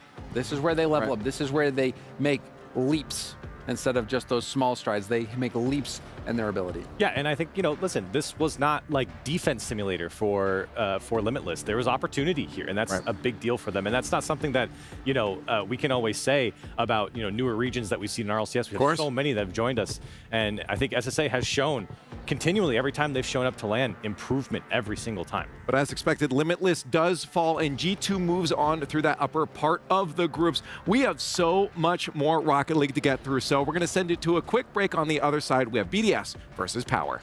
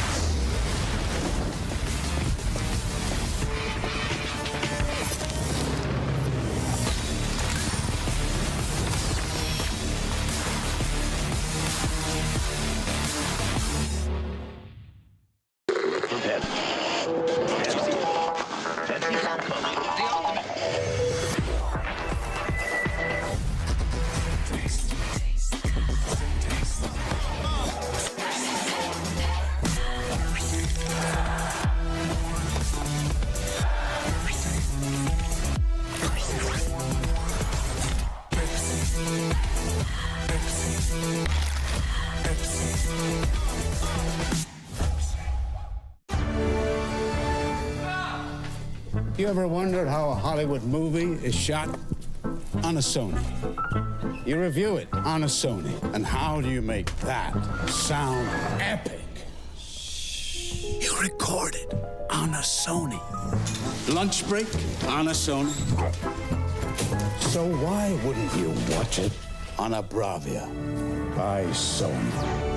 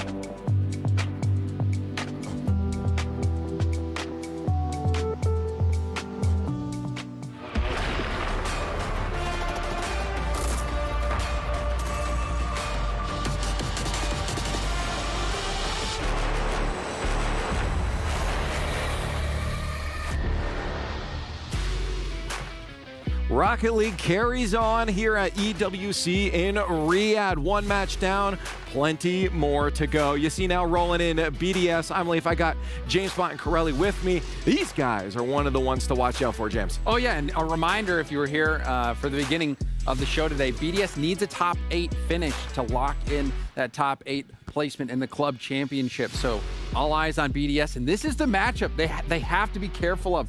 Power, the OCE Kings, have not dropped a single online qualifier in all of their regional battles in the RLCS. They have performances even on land, making it to the 5th stage in both Copenhagen and London. So this is a serious matchup. So it was your match to watch. Lose it. Yes, this was my match to watch. And I think we will be watching it pretty intently, James. I mean, you got Torsas on the power side, like 20-something time regional champion, and OCE, the guy owns that entire region, no questions asked. And I think for power, they've had success against BDS before. They've had success against some bigger teams here and there. These players have had success on land to some degree. No, they're not winning, but at the same time, they have garnered some bit of respect. And I think for power, it's another opportunity where we kind of go, okay, here comes OCE again. They've been here since Season 3 of RLCS, and they have an opportunity to take down a big team in BDS. I want to get you involved again. STC Play audience vote is up. Go to stcplay.gg.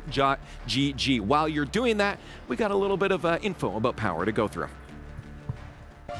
How long is this? I'm Daniel Torsas Parsons, and I play for Power.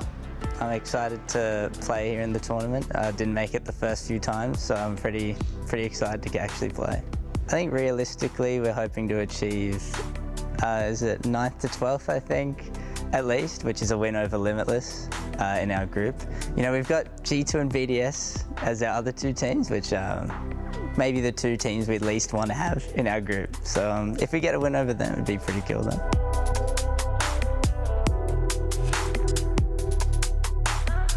Win EWC would be amazing, because I mean, I've never won an international LAN before, especially because we're from OCE, so it'd definitely be pretty historic.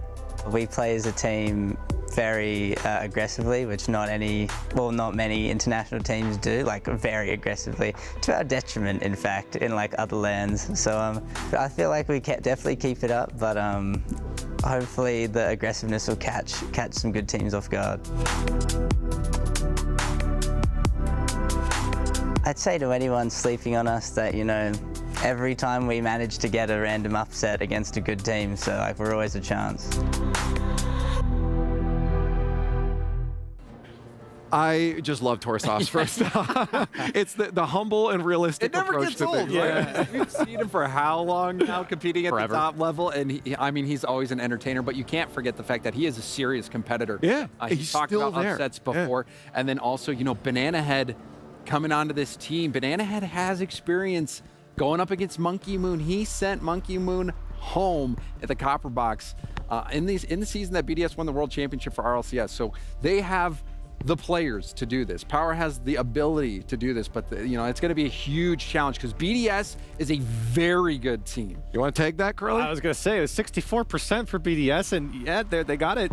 They're pretty good. Okay, well, great. I guess we have the game ready, so let's head over.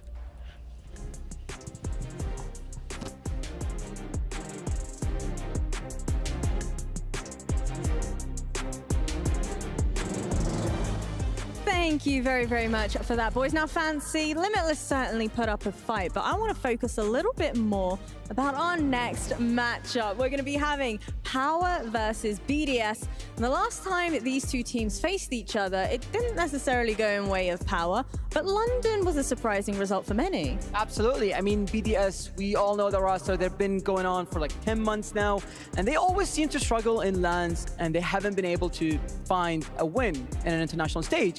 But now they have a chance against Power, and whoever wins this match is going against G2 Esports. So without further ado, casters, take it away.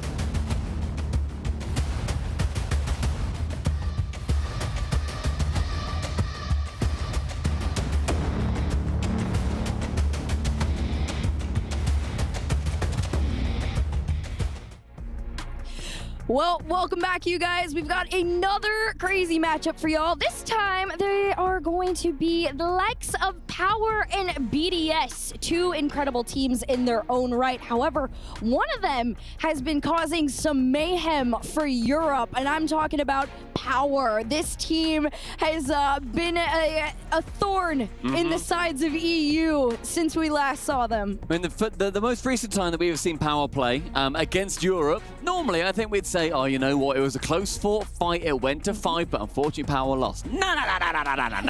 Not this time around, ladies and gentlemen. That was Power taking it 3-1 over Oxygen. A prospective, like, top 4, definitely top 8 team, but ultimately didn't make it out of the London Major Swiss stage. But Power won that 3-1, a huge win for them. Unfortunately, they then couldn't make it out the Swiss, which is why that's now what they are aiming for. Get through the top 8. Get to the top 8. That is their aim here. And BDS, obviously a top European team, standing in their way in Group A. Oh yeah, BDS, I mean, you can go on and on about them for days, but the best way to go on about them is in game. Game number 1 here, second match of the day. So if you guys are just joining us, we got to see Limitless fall down to G2, but they had an interesting matchup of their own, proving that the underdogs can cause some destruction in their series. And of course, we're going to be seeing Power, the OCE powerhouse. You know, they are the #1 team there very decisively too. They haven't lost a single one of their open qualifiers. They've gone 6-6 on that front. But Monkey Moon tapping it back over towards Exotic. Over on the BDS side, they're going to want to make sure that they stop that winning streak as soon as they can, because BDS, you know, by their own accord, they've also had a pretty decent track record in Europe, you know, ultimately a bit more of a fleshed out region. They have won the 2 most recent open qualifiers, both 5 and 6, but in the major, they only got to that quarter final. So them potentially disappointing. Yeah, I think, you know, when you talk about BDS, or at least the recent BDS, they haven't quite been up to, you know, maybe the standards of at least Monkey Moon and the OG fans. On LAN, at least. On LAN, yes. Online, they look exactly how they always want to look for the most part. But on LAN, yes, they have looked a little bit short of how the expectations have been put on for them. But yes, on the flip side of things, Powers, they've looked incredible. They've done it. First to score is Torsos. Torsos, one of the oldest people I've ever met in my life. Still here playing Rocket League, and you've got to respect it. He's got his arthritic thumbs doing what they can on the keyboard and mouse for OCE, but 1 minute and 20 in. That's Torsos yet again, proving his longevity alongside 2 young guns and 2 of the best players in OCE at the moment. Banana Head, I am personally a massive fan of him because brother has just sellotaped down his boost button and doesn't know the meaning of reverse or slow down. No, it's whatever rules he wants. Ever since he grew the stash, his aura went up and he decided, it's my rules of the game, the meta doesn't apply to me, I go as fast as I want, and that's what he's done. And honestly, it has worked out for Power. Again, you talk about being that thorn in the side of Europe. Power getting onto the board first. BDS is a mental heavy team, and Monkey Moon in particular, it is just a fact, and that is what makes him so great. However, falling and not having that first goal on the board, that is a level of frustration. The fact that they also haven't been able to respond and Power has been on the attack for so long is also something I'm just curious, when does BDS get out? It's also definitely, you know, when the fact we're looking at groups, we've not done groups in the RLCS since last season now, and we've just been doing Swiss, and it's been great, but groups are a different level of pressure. You know all the teams you're up against straight away. This is G2, Limitless, and of course BDS and Power in Group A. Whoever wins this is going to be going on to then play that G2 team that just beat Limitless. Whoever loses goes down to face Limitless in the lower semi-finals. It is not an easy group by any means, and Power, if they can get a win here, that basically buys them another life. With 3 minutes gone, Power so far playing to the script, but Drolly up midfield. Does get challenged by Fever, the 1 and the 2, but a pre-flip can't quite beat out Monkey Moon. It's been a little bit of a slower game here from BDS. I think also, you know, you do have to remember that that first game is usually a little bit more about knowledge, BDS and Power. I'm not quite sure what the head-to-head looks like, but it isn't as much as you would think. So a lot of the times when that is the case, teams like Power, when they come into it, they've got so much tape on BDS to prepare for this matchup. Like you said, when you have groups, you are well far in advance aware of who you are going up against. So they're coming into this with a game plan. Clearly, it is working right now, but BDS, one of their own, tries to go for the upper 90 on this one, and then the lower, both denied off of it. In a minute, 20 seconds, BDS on an attack, but can't find their way through. 2 shots in quick succession, now leading to a massive clear, abating most of the pressure. BDS need to turn it around. The final minute is about to begin in 5 seconds. Fever taking a touch in the corner. Another OC player that is utterly professional and impressive. A world-class player in Fever. Torso dribbling it around. Fever now right-hand side, challenging versus Exotic. Exotic the first man to it, 50 seconds left to go. Monkey Moon just on target. Fever, final chance. Monkey Moon below the crossbar and an equalizer. I gotta give it to Power. They made that first initial save right there, but low boost ultimately is what caught them off guard. BDS, Monkey Moon puts them through. Tied game with less than a minute to go here. BDS trying to get back into the swing of things, getting back on their feet, but off the kickoff, Fever gonna try and take a wide shot. This one to the backboard, collected by Drawley, who is that young gun player that everybody knows has the capability to make a couple of these tee-ups for BDS to find their way in. Charlie, the start of the RLCS season, had a little bit of a rough showing of it. Frequently missed position, I think definitely felt the nerves. He has grown into the BDS team and has become an absolutely spectacular player. A player that we all thought he was going to be. Monkey Moon going for a bump, Torsos awkward, ends up going for the in and out, and in fact gets such a clear that was on target, and Monkey Moon, the other side, has to save it away. Now B-Head in a foot race with Exotic to try and clear back. Final 10, Drawley leaves the ball over towards Monkey Moon, tosses up high to the ceiling. He is open, Fever with the shot, up for the double. Banana Head, that's going to be relatively open, shoots bottom corner. Overtime for the first time at the EWC 2024. It's a great day to be a Power fan. They're coming in here with the energy that so many people wanted to see. They wanted to see what they did to Oxygen and know that it was not a fluke. Realistically, the gap has been closing in OC, and like you said, Torsos, he's been such a long-standing member. He's the CEO of the Phrase. But honestly, it doesn't even matter. Banana had the one that popped off at land. He's doing it here at EWC. What a start for Power. And I love they've got their own celebration, because they did this when they beat Oxygen too. They just do, it's so funny. They just do professional handshakes. And I just find it so funny when they do a massive celebration and they're like, yeah, good go. All right, yeah, handshakes, move on. And there's a lovely moment where they did that. As they beat Oxygen, they did handshakes, and Banana Head was just so excited that he grabbed and near enough picked up Torsos. But Power, game number 1 going their way, and you see smiles on their side with Coach Jimmer standing behind them, making sure that the game plan stays intact. But Cassio on BDS's side has got work to do. Oh, yes. As harsh as this sentence is going to sound, but BDS is lacking right now. They are coming in almost in sleeper mode because honestly, we know what they are capable of. This is a very quick, mechanical team, and one player in particular that honestly I really wanted to see more from was Drawley. You saw Monkey Moon try and go up multiple times to get that demo and was waiting for that cleanup for someone, the push, the bump, whatever, but it always fell short. So Monkey Moon on that shot previously, he should have saved that. Oh, sorry, he should have scored that. That was an opportunity for him to get an earlier goal. It was relatively open. Both players on the floor. A pass over from Banana Head showing exactly how it's done with the Monkey Moon 0 on the goal line. B-Head cheering to the crowd saying, come on, boys, we're in this one together. But I definitely think that BDS have got a lot of room to grow into this series. I'm sure they will do. But Power, first blood, that is precisely what the Aussies want. Oh, yes. And honestly, I feel like it honestly couldn't have been more fitting that Banana Head was the one to really give them that golden goal there for that first win. Like we talked about before, if you guys missed it, the performance before against Oxygen, the crazy series that kind of kicked everything off. Banana Head was having the LAN of his life almost. He was stunning. He looked incredible. Had that team gone any further, that was MVP talk about, right? And now it's the same thing, but it feels a little bit more equal, but the feeds are still coming through. Power almost make their way in, but just a bit short.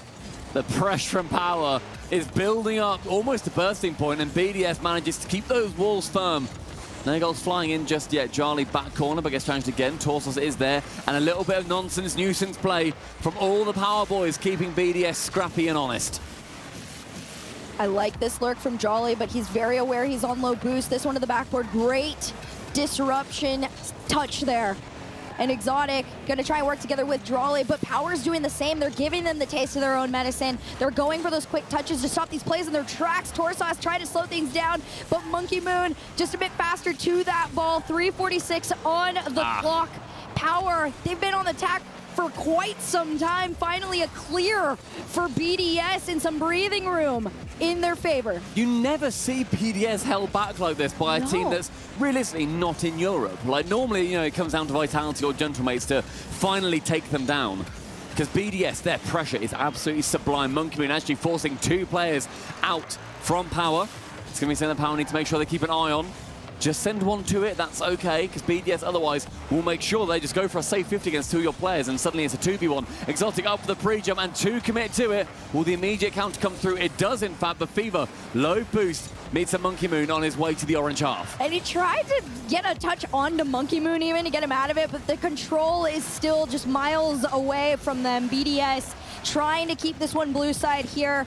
Power doing everything in their power to hold them back. 2:48 on the clock here, and still a scoreless game. Banana Head up in the air, tries to take this one down. He gets the force. Fever doesn't clean though. Instead, it's a transition out for BDS, and they look like they might have this in the reins. They had a chance sitting on the table with Fever. Couldn't make contact. They may be coming out at a different speed than he anticipated. Attempted ground pinch, does get towards the goal, but Monkey Moon shutting it down before it goes too far. B-Head, just a straight-up shot, keeping Drali honest on that one. 2:15, with Fever now leading a blue attack. I gotta say, BDS, where are you? Good speed. It's been honestly slow. I don't know if that's a hot take or not, but it feels slow from BDS, which in turn is making Power a lot more comfortable. Yeah. Seeing a slow BDS gives you the room and the space to do this. Fever taking this one all the way to the backboard. Tries to reset, get the pass down over to Banana Head, has to send it back up to the sky. Shot comes through from Torsos, and Power take the lead. That pass completely brings Exotic away from the ball. Banana Head then lands on Drali. Torsos has 4 boosts on that. The most confident third-man play I have ever seen. Just about sends it top corner. But a full 3-man play to take down BDS so far, and the chance in a minute and a half to go up 2-0 in the series. But immediate pressure, BDS responded top corner, saved on the goal line again.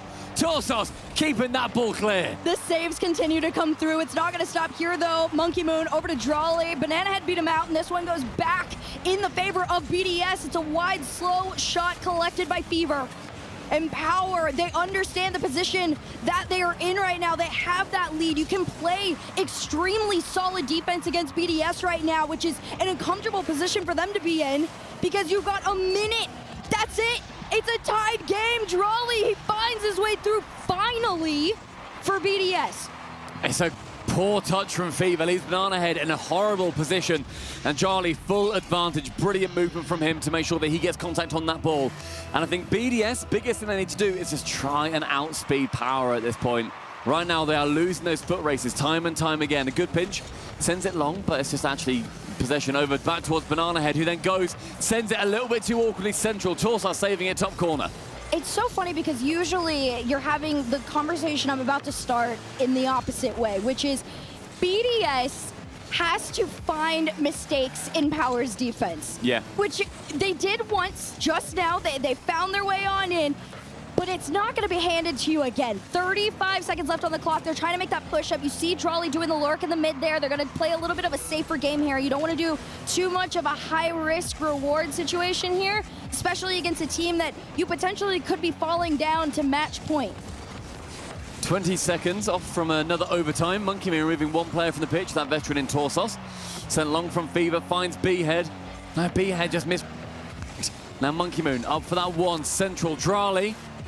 Can't get any contact to it, and an overtime again with one demo. Falls wide, Monkey Moon clearing away. Still pressure, Fever, B-Head, wide of target. Monkey Moon doesn't make contact, but ground is found, and overtime is what they discover. 2 games, 2 OTs. We're gonna see, can Power do it again? This one up in the air. Monkey Moon low on boost, pops it down to the ground. Falls to the hands of Torsos. Here comes the challenges, though, from BDS and the attack. And still, again, you're forced into this patient game if you're BDS because the defense has been so strong, but finally a gap has been found, and BDS equalize the series. It's that pressure they've been looking for. Monkey Moon continues to hassle. Torsos goes high. Fever is on sidewall, so anything too low is going to be awkward for him to get to. Full boost across is not enough. BDS level the series 1-1.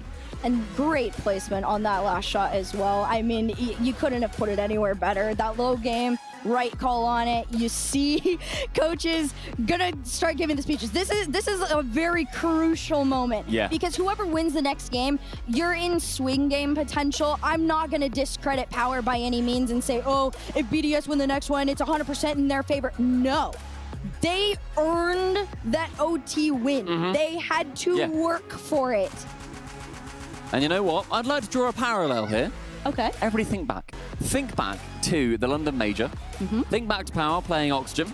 Game 1 was a Power win in overtime. Game 2 was an Oxygen win, not in overtime, but it was an Oxygen win regardless. Okay. Power then went forward to win the next 2 games. So potential, I want to establish it early, the potential for a mirror series here. But that play was outstanding from all players on Power until some errors ended up finding their way through. BDS, not the biggest celebrations. I think thinking, all right, let's keep this one calm, boys. That's how we're going into this series. A miss from Torsos, though, does make it all. Do you know what? Yeah, Fever's not that much to blame on that one. It was a great shot from Exotic. Oh. You see Torsos, he does pre-jump it. He does miss it. Leaves it relatively open as Jarly still has to get good positioning on it, but Torsos doing part of the work. 5 minutes. We start again. 2 more games for a series win. I mean, this couldn't be going any better. I would love to see CJ right now and what the reactions of any OCE fan are like. We had a piece of content that you guys are probably going to see a little bit later on, but we did talk about underrated players coming in to this weekend, and a player that I had on my list was Banana Head. And I wish I had put Torsos as well, but Banana Head, after the performance that he had in London, I felt that is something that he was going to be able to recreate. It was going to become consistent. Power have found their footing, but you got to do it again here. 30 seconds into this one, it's an attack from BDS that doesn't go in. What a pre-jump, though, coming through from Exotic, saved away by Fever. We're seeing Fever really hold down the fort in frequent times, too. That one finding its way central. Toss now to chip it, but read immediately by Exotic, who himself is, I think, the standout player on BDS so far. The man who has, I think, defended and made a lot of the plays. Fever left-hand side, 1 and 2. What's it going to lead to? A demo coming through from Torsos. Now Banana Head has to wait, get that one central. Doesn't fancy Burning Beast to get there, and Exotic finds Monkey Moon, who is up all on his own, finds a ceiling, but Fever again, defensively keeping his team good. That's great positioning from Power to recognize that you cannot give BDS that backboard, and that's going to take away a lot of the attempts that they are going to make as well. BDS try to utilize it as much as they can, but they're not giving the option to. Now on the flip side of things, Exotic trying to force his way through, stopped in the midfield here. Low on boost is Monkey Moon, but again, it's just one side to the other. Finally, the clear from Jolly comes in. It's low, and it's wide. But Banana Head needs to write a thank you note to Fever for saving his skin on that one. Torsos trying to tip it below the bar, but that was a full team effort from Power when it really didn't need to be. 2 minutes near enough elapsed. The Monkey Moon doing some pirouettes in the corner. Burns a little bit of time, but both of these teams want to make sure that any seconds that burn down are going to be in their favor. Going central, that one pass towards Exotic, that target man. Charlie central, Monkey Moon to shoot. But Fever clearing it away pretty handily. But no one to chase it, so the pressure immediately falls back towards BDS. I got to give it to BDS, too. They look a lot faster and more comfortable than they did in game number 1. Not quite up to where I would like them to be. However, they are starting to look like they are learning about Power, and that's all you really can do. Make those micro adjustments as quickly as possible. Recognize when to attack. They're just taking one shot after the other and attempting to run Power dry on boost. And that really is your best bet at that point. Run them dry. That's how they were able to get through so many times in the last game and attempted to do it here. Monkey Moon just taking a cheeky shot on target. Top corner not quite found. I think it would have been to the good if it got there, and Fever, no movement to find himself south. Exotic, he shoots it low in the end. Fever just with no boost, and that ball going very loose in the midfield. Actually flips on the side wall, I think. Lands awkwardly, can't move himself whatsoever. Power, they give away a freebie. And it's due, in fact, to exactly what I was talking about. BDS catching them off guard on low boost. Jolly's trying to stop it, wins his 50 off of it too. And that's a great sign of life from BDS. They have been trying their darnest to really just keep up with what Power's been putting out. And they finally do so now on this attack. Jolly trying to go for a couple of those bumps. No one in net though, which means no shot, even if it were to find its way on in, isn't going through. Fever can't work it past Charlie in the midfield, but with under 2 minutes left, Power need to find something as soon as physically possible. Exotic, naughty little pass back, backboard finds Drali. Can do a little bit of beast mode magic here and get a goal from his own backboard. A reset, finds Monkey Moon. Torsos stretching wide to keep it just a 1-goal lead. In an Octane, I don't even know how you do that. It looked like the car turned into a Dominus for a second there. This one off the crossbar, no cleanup to be found. Low on boost, Banana Head trying to push it out. Monkey Moon to send it back. Pinch off the sidewall from one end to the other. But BDS, I gotta hand it to him. The pressure, it's building. If they can keep this one on that blue side there, it might be enough to crack the defense. But Power is the one to break through with a minute left. Needs to pressure here. Power needs to make sure that they're going to be the team in control of the series, or at least in this game. But BDS have proven that they are bouncing back so far. That big, strong dominance from Torsos. Can't quite find its way through, but Fever, a little cheeky touch again. A lot of just little touches here. Central, cleared away handily by Monkey Moon. Midfield with, or rather back in that corner with Banana Head. Torsos up for one, cleared away by Exotic, finds Drali. A little doink onwards. And Power really is struggling to break through that back line, and a touchback from Torsos is terrible. Oh, it's just such a bad touch and a great demo. Oh man, I mean, it's just a great play all the way around, recognizing where the mistake was made and then just completely opening up the net. BDS up 2-0 with 28 left on the clock, potentially 3 here as this one goes off the backboard. This one gonna take down, but a big clear there for Power. I mean, there's 20 seconds left, and Power so far really have not had too many opportunities in this individual game. Central, though, with Monkey Moon to Drali, a little old backflip. It does go wide. Monkey Moon with a stat pad. That's going to be his second. And great play from BDS Herc to make sure that they do wrestle back control, because Power, they had it in droves in game number 1. Oh yeah, I mean, if you think about game number 1 in comparison to this third one, the biggest difference is BDS was almost just allowing Power to have the time to make all their saves. The difference now is the level of aggression that BDS are bringing to the table. They're angry that they even dropped a game, that the other one was taken to OT in general, and now they're just demoing every single last man off the pitch. You don't even gotta do it if you're the last one. Exotic. Good catch from him. 0 seconds, but it still shows that class. I just get a little tap and smash. 4-0, Team BDS. After what was a very even start to the game, BDS managed to run away with it. One more, they then go through to face off as G2 Stride in the upper bracket final. But intense conversation after those happy handshakes after game number 1. Oh yes, I think Power is more than aware that they are capable of taking this not only to game 5, but potentially winning it. However, it is going to be a little bit more difficult than it was in game 1. BDS learning, adapting, really just taking the reins back into their control in that third game, and that's the difference maker. The fact that BDS has slowly been able to progress, not only throughout the series, but each game individually. They're learning so quickly what to do to slow Power down, and now they recognize those demos are lethal to the Power defense. Both sides being very physical, I feel, just across the board. That touch from Torsos. Oh, realistically, sorry, Torsos, I'm going to call you out here, mate. He let both of those goals through. The two that realistically decided the game. 2 of them being somewhat garbage time. But that save from Drali, the double save. Imagine to force it round. Again, though, he kept that one out, so credit to him. But my word, Torsos, he didn't need to hit the crossbar on that second one as well, pal. I mean, it's rough, right? You're coming off a little bit of a high, to be honest. Even that the OT in the second game, it's still an adrenaline rush. Yeah. To be keeping it's easy BDS to get this overconfident. Close. Yes. Yeah. and recognize, you know, okay, something is clearly changed and from what we were doing at the beginning stages of the series. It's going to take this game number 4 to decide whether Power can bring it back to a 5th. Whether they continue to earn their title of that EU killer. Though we're going to give OC as many plaudits as we can when they do something good. So you're welcome, boys. Oxygen quaking in their boots, happy that they're not going to be here. Torsos diving in with Banana Head, not really needed, but B-Head low on boost, so maybe he should have left. Now Fever left in 1v1, Drani's going to be there, gets that 50, Exotic up onto the backboard. Exotic will be faking this one, I saw it coming, as did Monkey Moon, but the defender left blinded. You, me, the whole world saw that coming from a mile away. The second all 4 wheels touch the backboard, you're like, that's getting left. There's no shot he's touching this. There's no way. The cleanup crew comes through. BDS first on the board. This is the BDS that I was expecting to see in game 1. The earliest goal so far in this series, that one, I believe.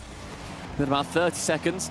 The BDS making sure that they are very confident coming into game number 4 here in the Coliseum.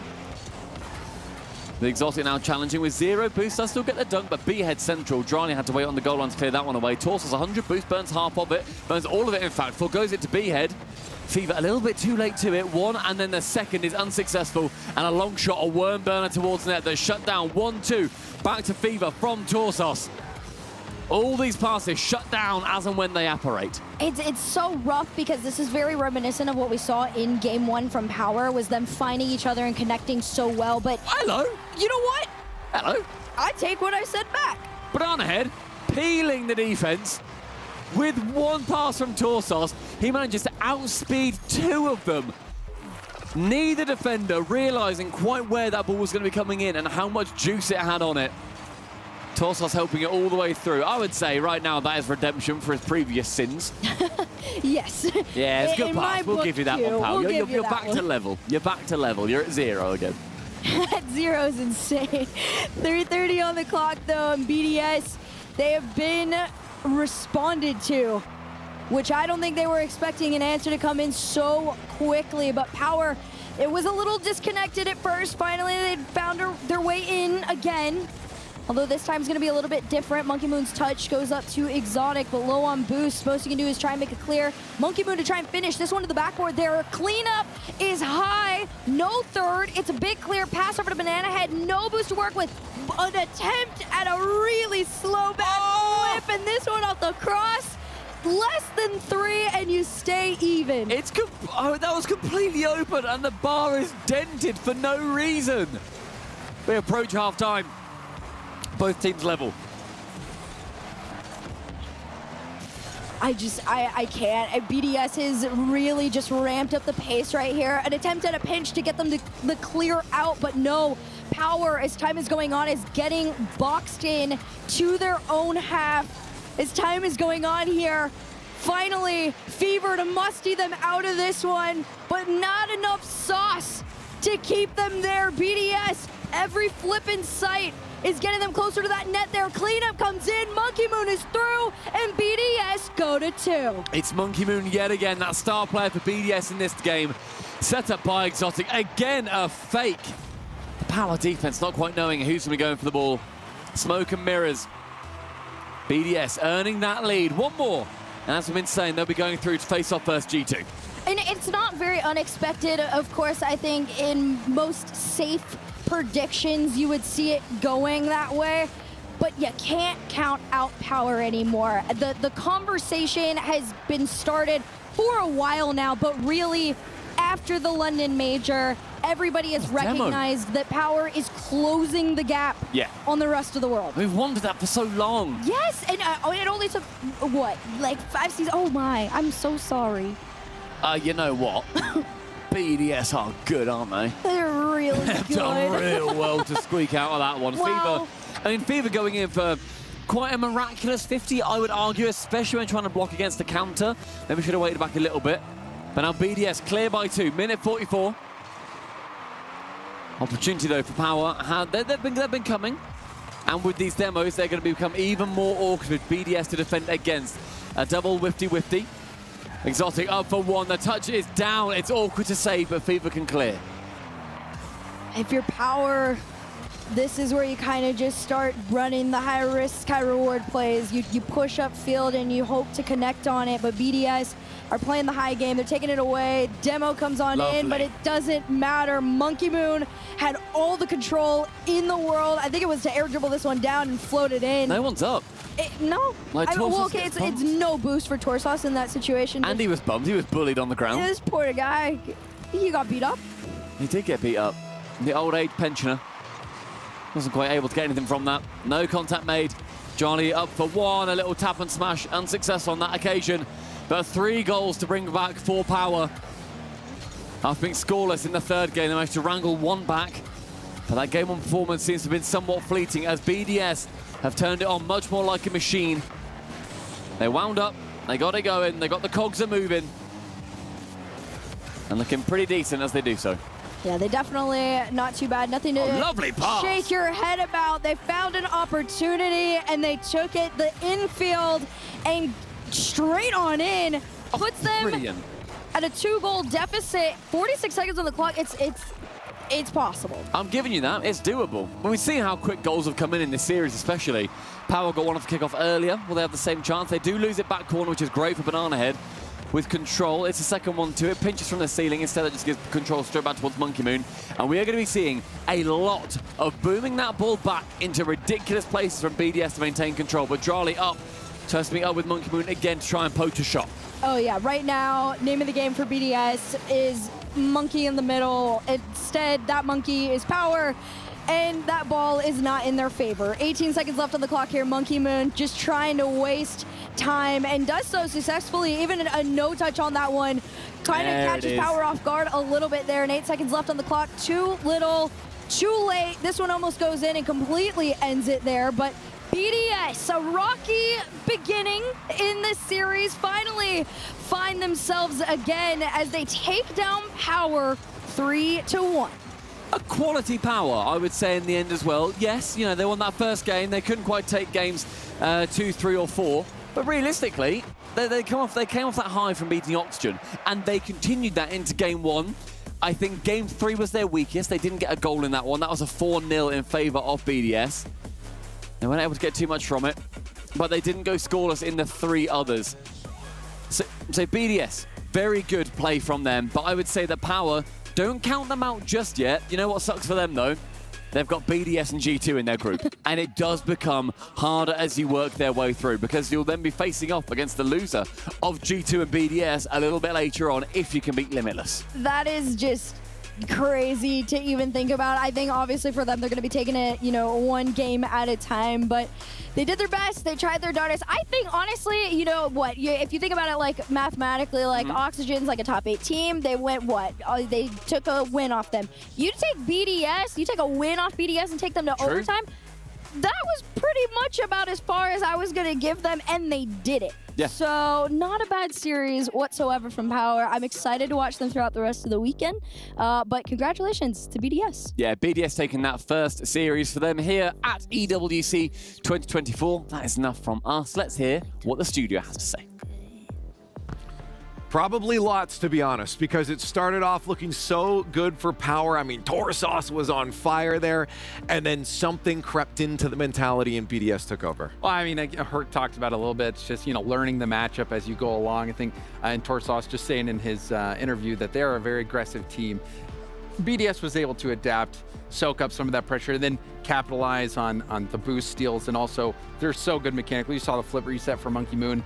BDS, they've won. You know, they're no stranger to winning. Let's be honest. They are a very, very good team. Power was the underdog in this matchup, but Corelli, I think, you know, you got to be thinking down the road. This is a double elimination group. It's very possible we see this very same matchup for a qualification spot for top 8. And I really liked what we saw from Power, especially early on. They came out, they were right in the face of BDS, they were aggressive, they were holding onto the ball, they were controlling a lot of the boost as well.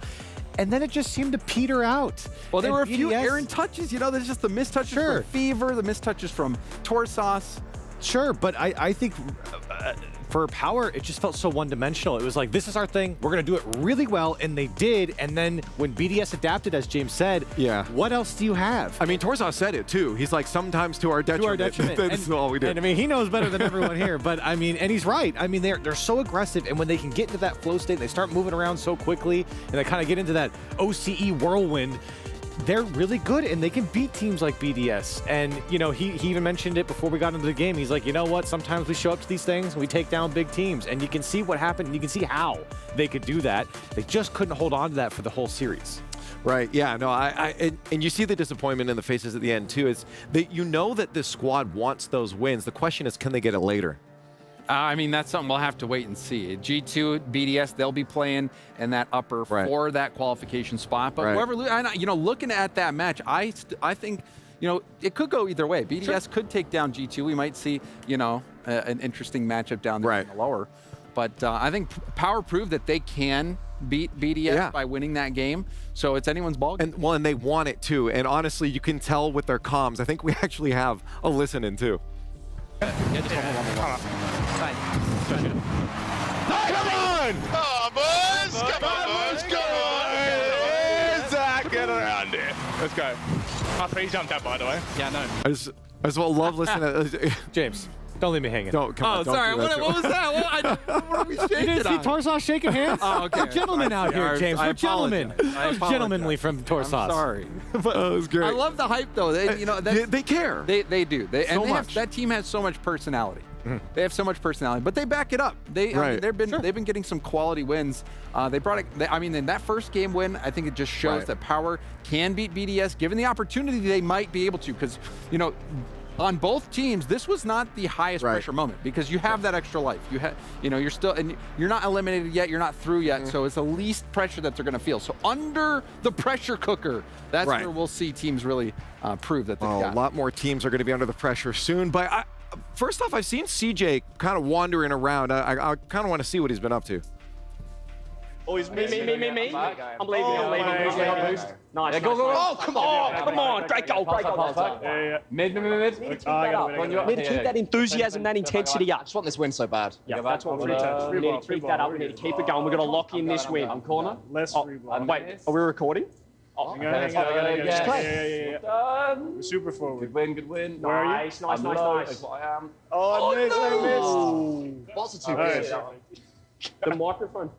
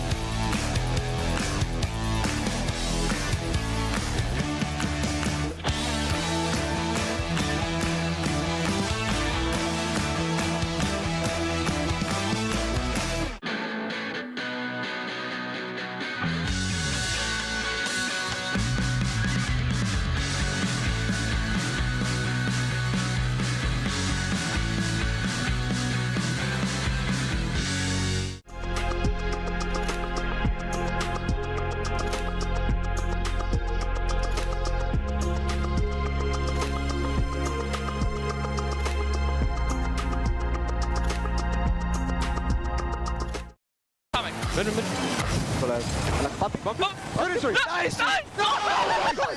This guy really missed! Oh my god! You gave me a bright shot, you gave me a movie bright. Oh, you I also do this. Alright, guys. Time. He's lost, that's why I full boost. If you 50 is good. David! Sick! Come on, let's go, come on. Minute and 20, they're feeling it. Let's go! Yeah, keep on. Yeah. No. I think so. Yeah. Nice. Nice.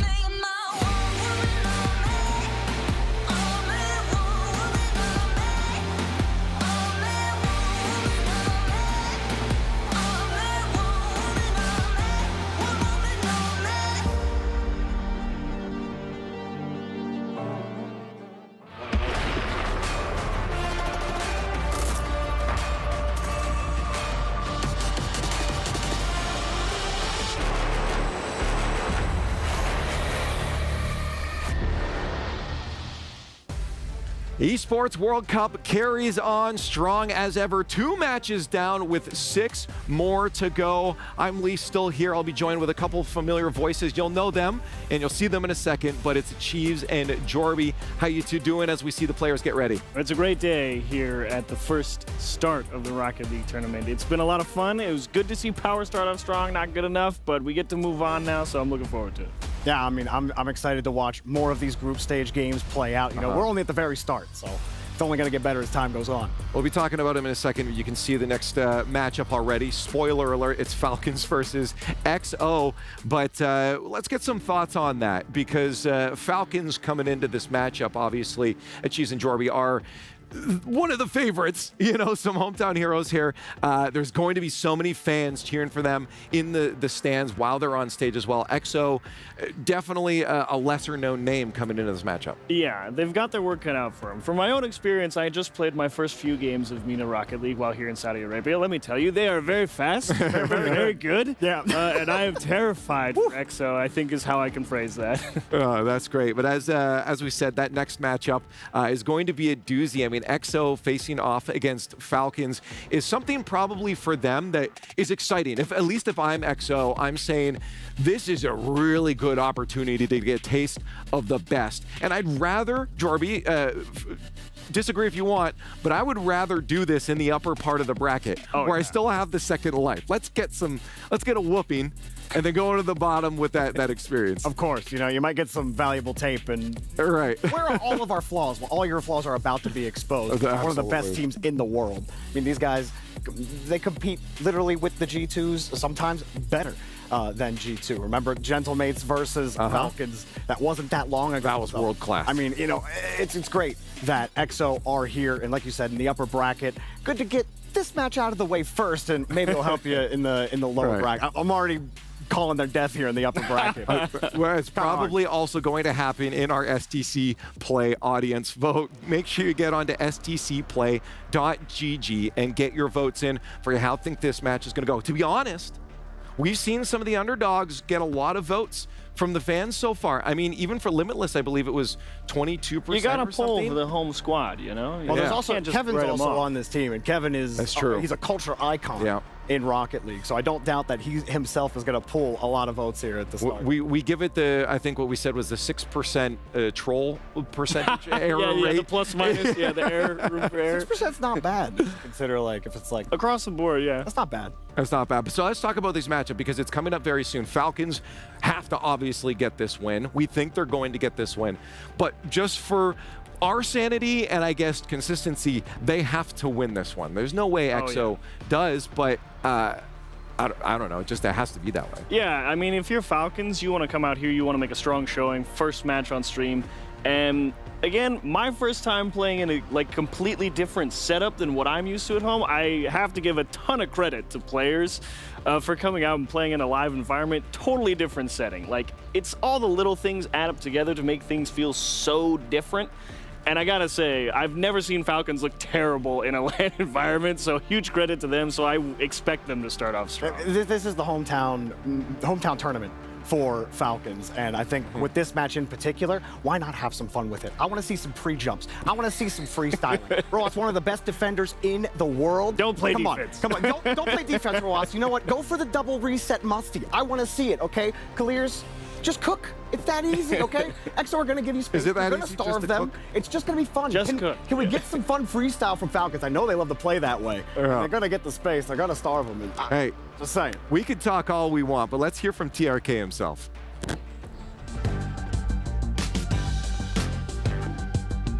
اسمي TRK واللعبة اللي ألعبها روكت ليج من فريق فالكون. شعور حلو إنك تلعب بين جمهورك وأرضك، هذا يعطيك أدفانتج ويحمسك إنك تفوز. يعني الكثير إنك تجيب بطولة بين أرضك وجمهورك، شيء كبير.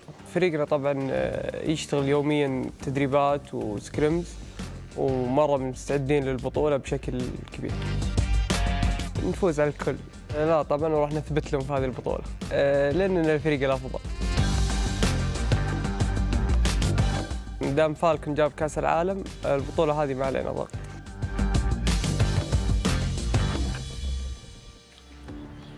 All right, lots to talk about this squad. I mean, you just saw right there, TRK said, we are prepared.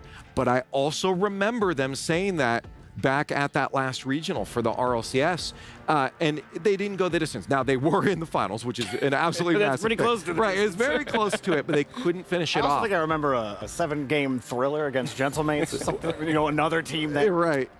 But the question is it harder or is there more pressure when you're at home in front of your fans to deliver on that? Sure, you're prepared, but I almost feel like there's an extra roadblock. I think a lot less of it comes down to the mental roadblock of, hey, I'm at home, I have to win, and it's a lot more you draw energy from the home crowd. Right. You have a couple of benefits working for you. One, you don't have to travel very far, which that's is huge when it comes to LAN.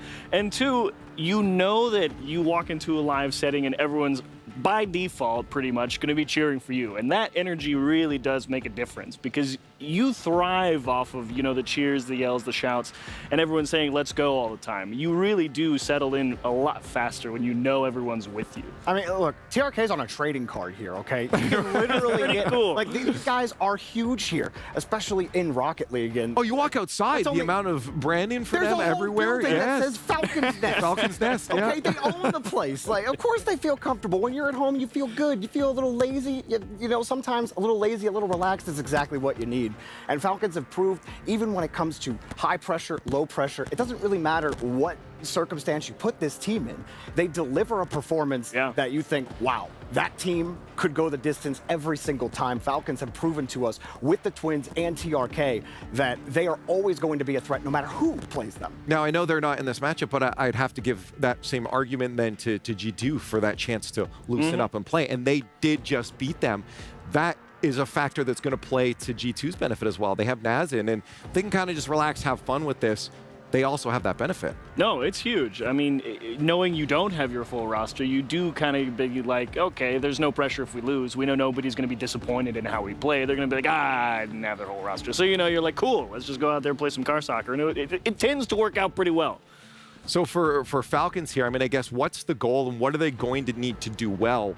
Jorby, if you want to start, what does Falcons need to do well to make sure that not just against XO here they play their game, but against squads like G2 or BDS or anyone else at that top tier? Just stay comfortable. You know, this is not a game that I even think is a trap game for Falcons. I don't think they have ever shown that they lose these types of matchups or they tend to throw these types of games. Like, they're just so good. These three players, a lot of people put them in the top 5, top 10 best players in the world. And those players do not drop games like this. You're on home turf. It's comfort. Like I said, pre-jump. Just go for stuff because you're going to have Send a the message. space. You're faster. You're better. You're stronger. So just be better, faster, stronger. Flex on them. I want to see Falcons flex on them. So you want 3-0, you want 4-1 every game. Yeah, like a goal differential at the end, 14-2. Yo, okay, plus 12. Yeah. I'll be honest. I'm so, by Sphinx and Company. I'm sorry. I realized that. No disrespect. It's just how good Falcons are. First off, I don't think they're ever going to watch or listen to what we have to say. but the fans. But secondly, I mean, it has to be the reality, and they probably know that coming into this. I am sure there's not a large part of their brain. They're going to go in trying to win, but I think there has to be a reality in their mind saying, probably not going to win this. There are other priorities for us to take away from this matchup than a win. Let's learn. Yeah, the biggest thing, I think, if you're coming in as EXO playing against a team like Falcons, you're really looking to say, okay, let's not get pummeled into the floor every game. Let's avoid, you know, the 7-1, the 7-2, that type of shutout. Let's keep it within 1, maybe 2, and at least make them work for their meal, I think, is really the good benchmark you're looking to set, because you know you're up against a tournament favorite off the first round. Never a good time. But you say, okay, let's settle in, make sure that we're playing at least happy with how we looked, and let's look forward to our next opponent after this one. And I do think it's interesting, too, because you have Sphinx, who comes from Malaysia. We don't have anybody internationally in Rocket League that has made an international land that came from Malaysia. So that, you know, that itself is history in Rocket League. But also ZPS coming over from North America onto this team. ZPS, long time in the bubble and even made a couple of top 16s in the open era. You know, maybe they can do something about it. But I love the story behind this team. As much as we talk up Falcons, and we have to, you know, there is that story about that history being made with this squad. Yeah, I guess the question about this squad too, I mean, we had this discussion a little bit before about imports coming into the region too. Do you feel like for this XO squad, they're happy with a player like Izzy? Obviously, they want him. They have him on the squad. You see a lot of tangible benefits to imports in a lot of traditional sports like cricket. You know, they'll take some really I know nothing about cricket, so good luck they'll take some strong players from strong cricket countries. From an American. And they say, yo. No, didn't you guys just win something recently? Yes, we did not. Okay, he's an expert now. But like, I'm just saying. No, I don't play, but I know a little bit about it. But anyway, the point is, they bring in good players from other good cricket teams, and they say, hey, come teach us how to play cricket, and they do, because they pay them good money to do that, and it makes the whole region better for it. I didn't see the fan vote, but I need to get yours now. I imagine everything's going to be lopsided here, yeah? Yeah, give me the birds. Yeah, give me the birds. So we're going with the Falcons. I'm pretty sure you guys are at home with the Falcons. I'm going with the Falcons. We're going to find out, yeah, there it is, 89% in just a few moments if they follow through.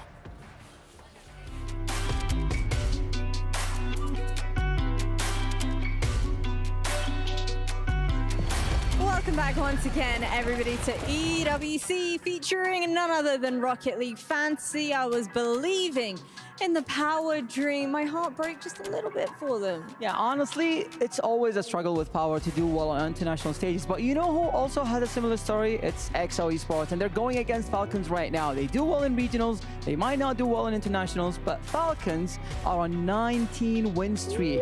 They haven't lost a match since London Major against G2. So I'm not sure who's the favorite here, but we're definitely ready to jump into the next game. It's going to be XO Esports versus Team Falcons. Casters, take it away.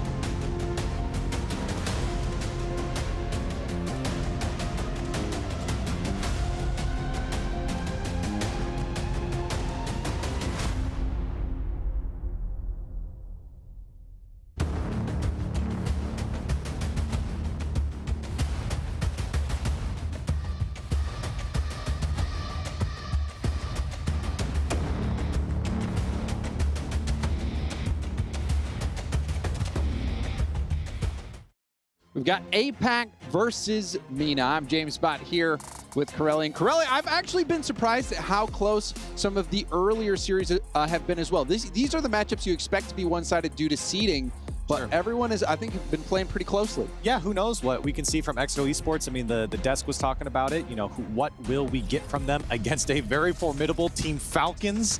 Of course, you're going to be seeing Lasco on the field. That is ZPS. Yes. For XO Esports, and a little bit of a name rebrand for now, and we'll see what Team Falcons can bring up against them as well.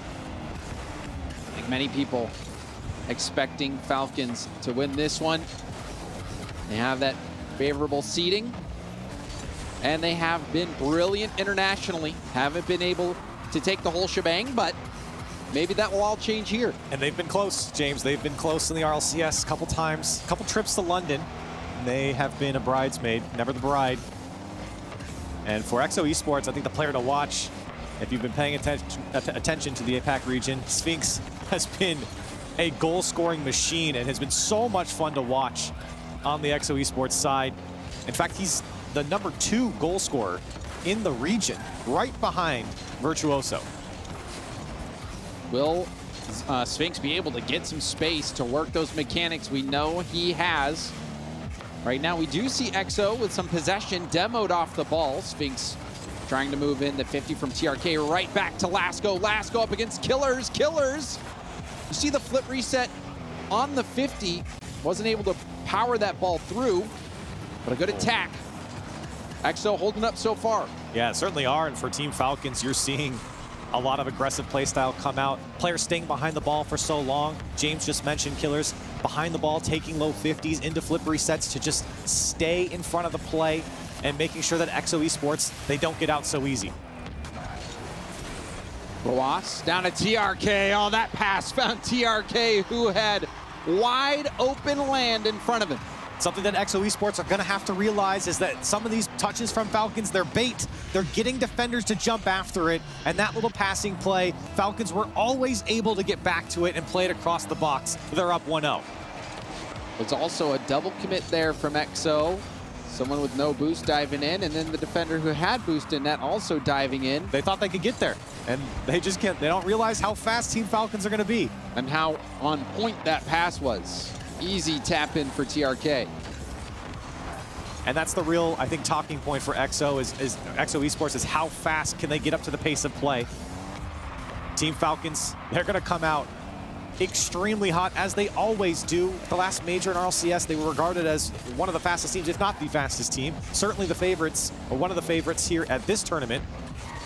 And XO Esports are through at least almost half the game so far, and giving up one goal ain't too shabby.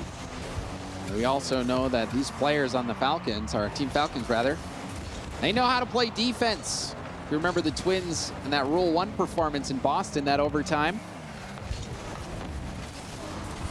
You got to play like Roas as well. Yeah, they're tough to score on. Individually, he's so tough to get by. And really all three of them. If it wasn't Roas, we'd be talking about someone else. So Team Falcons, they've got it all. And sometimes, James, or maybe a lot of times, the best defense is their offense, right? They're so strong offensively that they don't have to play a ton of defense, as XO Esports starting to get chopped up. Getting demoed left and right. Lots of demos here now. Killers trying to flick that pass. Steals the corner boost as well. Boom attempt from XO, but sent right back in by Roas, who stays on the ball. Chip pass out. Couldn't land the bump. And Kevin does win a bit of space, but Roas there to tap it back to the corner. Head across now. You can see Lasco panicking a bit. Had more space to work with, but ended up giving up that ball now. And we see Team Falcons back on the assault. And this is good from XO Esports. I mean, they're having to play a lot of defense, but they're not letting Team Falcons in. And maybe some possession now. Kevin picks up the pass from Sphinx, and Kevin attacked the net quickly, but Team Falcons able to recover. That was a boost win in the corner from XO. This might be their best chance yet to score. Roas blocked. Killers stuck on the ground. Kevin off the arc and down. Awkward ball. That seemed like the moment. And Sphinx couldn't convert. Not only the moment, James, but that's their guy. Sphinx, that's the man you want behind the ball in the shooting position, and him and Kevin are working together. That was the play that you're looking for XO. The exact setup that you want. And it's just a 1-0 game, James. It could be tied up. Lasco off the ceiling, beat by Killers. Killers trying to get a bump. Made Kevin go high. Kevin floating out of boost. Sphinx airborne. Contested by Roas. Kevin towards goal. Gave up the ball. Final 30 seconds. Lasco keeps it close by 1. Roas making it off the corner. Kevin bails out of the play. Killers clears downfield. Sphinx out of boost. You can see Team Falcons happy to waste this time. Sphinx going for a bump, but Roas wasn't going to be fooled by that play. He knew what was coming. Got up and over it. And Team Falcons looks like they're cruising into this victory, but this is the last play up at 0 seconds. Lasco keeps the ball alive. TRK on it. And we'll take this ball to the ground safely, and we have a 1-0 victory for Team Falcons in Game 1. And what a far cry from what the desk was painting. You know, you listen to Jorby, he's saying Falcons, he wants them flip resetting and going for everything, go for the pre-jump play. And sure, Team Falcons certainly had control of that game. Let's make no mistake about it. I mean, they lost control on the one play. There was opportunity. Really XO should have scored. And that's my point is, you know, despite what was said earlier, XO certainly had opportunity in this game to at least find the equalizer. They had that opportunity. I mean, I'm struggling to remember more than that one. But they had one. And it was a good one. And that would have been enough to force overtime to maybe find another. Yep. But we saw at times the XO not able to keep possession even though they had the space. There's most notably for me, there was one time where Lasco had a lot of time. There was no one around him. Yep.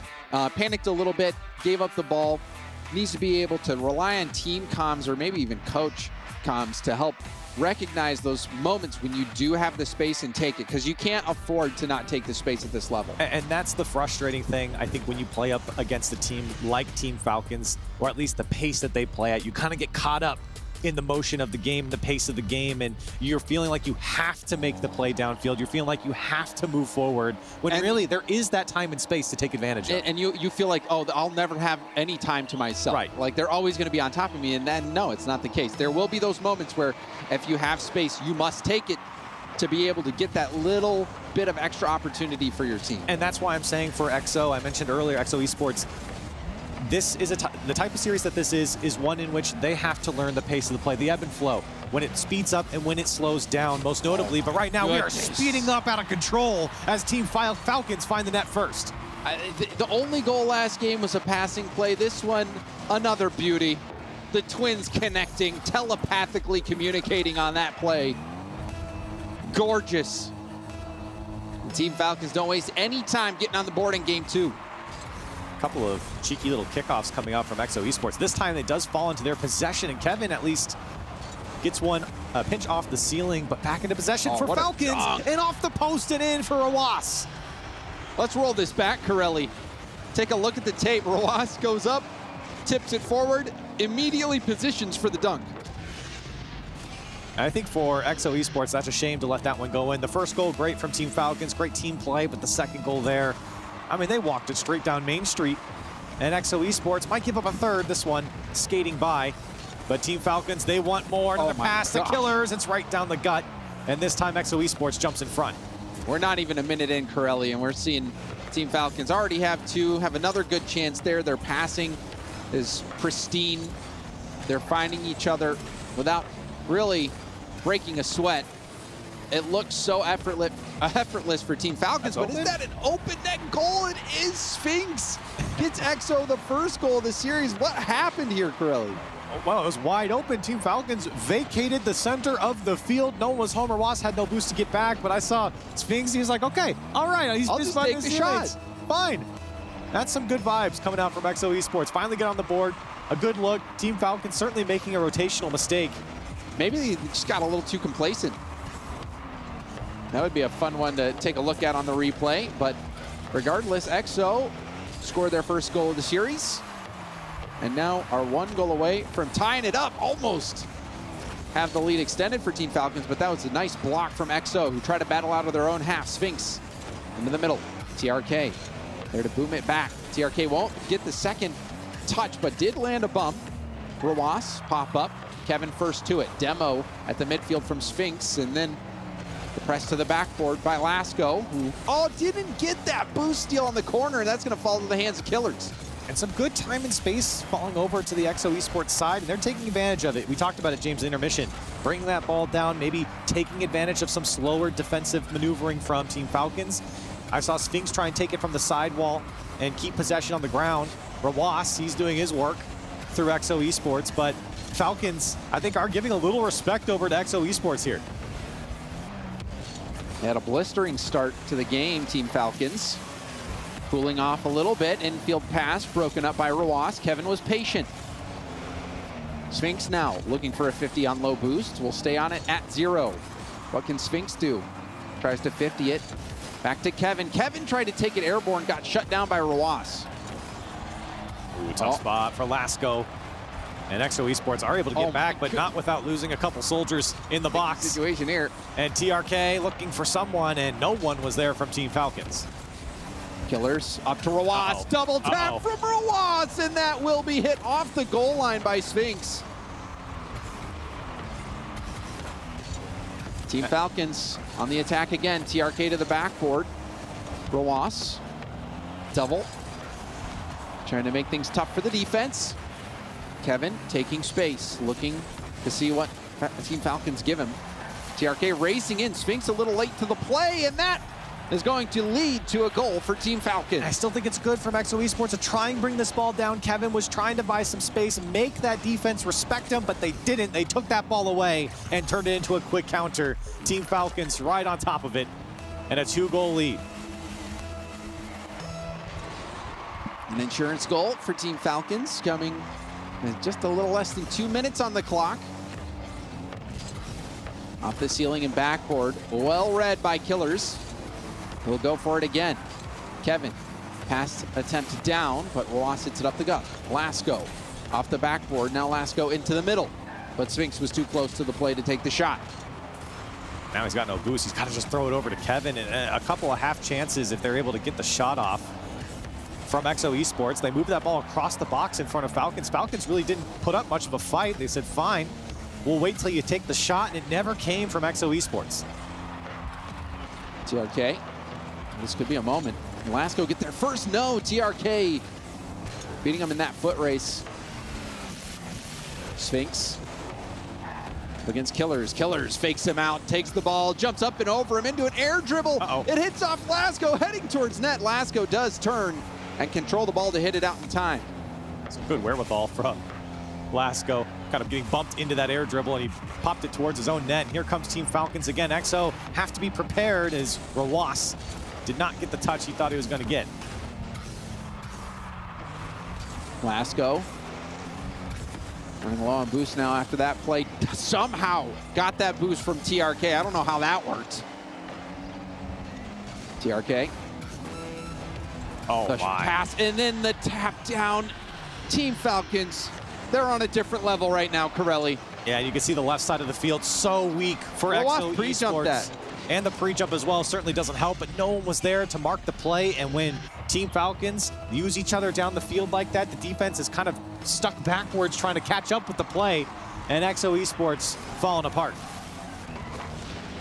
The passing has been lights out for Team Falcons since game 1. Game 2, no different. Team Falcons in this game, Corelli, if you remember, had a very hot start, scoring 2 goals right off the bat. We saw XO mount a little bit of a comeback, but in the end, Team Falcons hit their stride and close out game 2 in commanding fashion with that 0-second goal. And in this game, James, in contrast to maybe game 1, there was one singular moment in game 1 where, like, yes, that was the opportunity for XO Esports to score. In this game, I felt like there were a couple. They weren't as strong as the one that we saw in game 1, but they were generating some opportunity. And in a game where Falcons really started to build their lead and start to pull away here, XO Esports were still generating their chances. They did have a few. The one that they scored was curiously vacant net that Sphinx recognized. I was able to slot it, so we see XO get on the board, but the passing was something else from Team Falcons. There was no answer. I mean, how do you have an answer to that type of passing? It was a give and go, or a little 1-2 passing play from Killers and Rawas. That was beautiful. That last play where Rawas pre-jumped the pass and perfectly shoots it, or slots it rather. That is tough to defend. You cannot give them that space in the midfield. Yeah, and I think that's something that you could say for any team when they go up against Team Falcons. Don't let them have space in the midfield. Don't let them have the opportunity to set up passing plays. You can't have Killers getting free bounce shots in your box. You'll probably see another highlight, not this one, another highlight where Falcons are just passing through the box and downfield.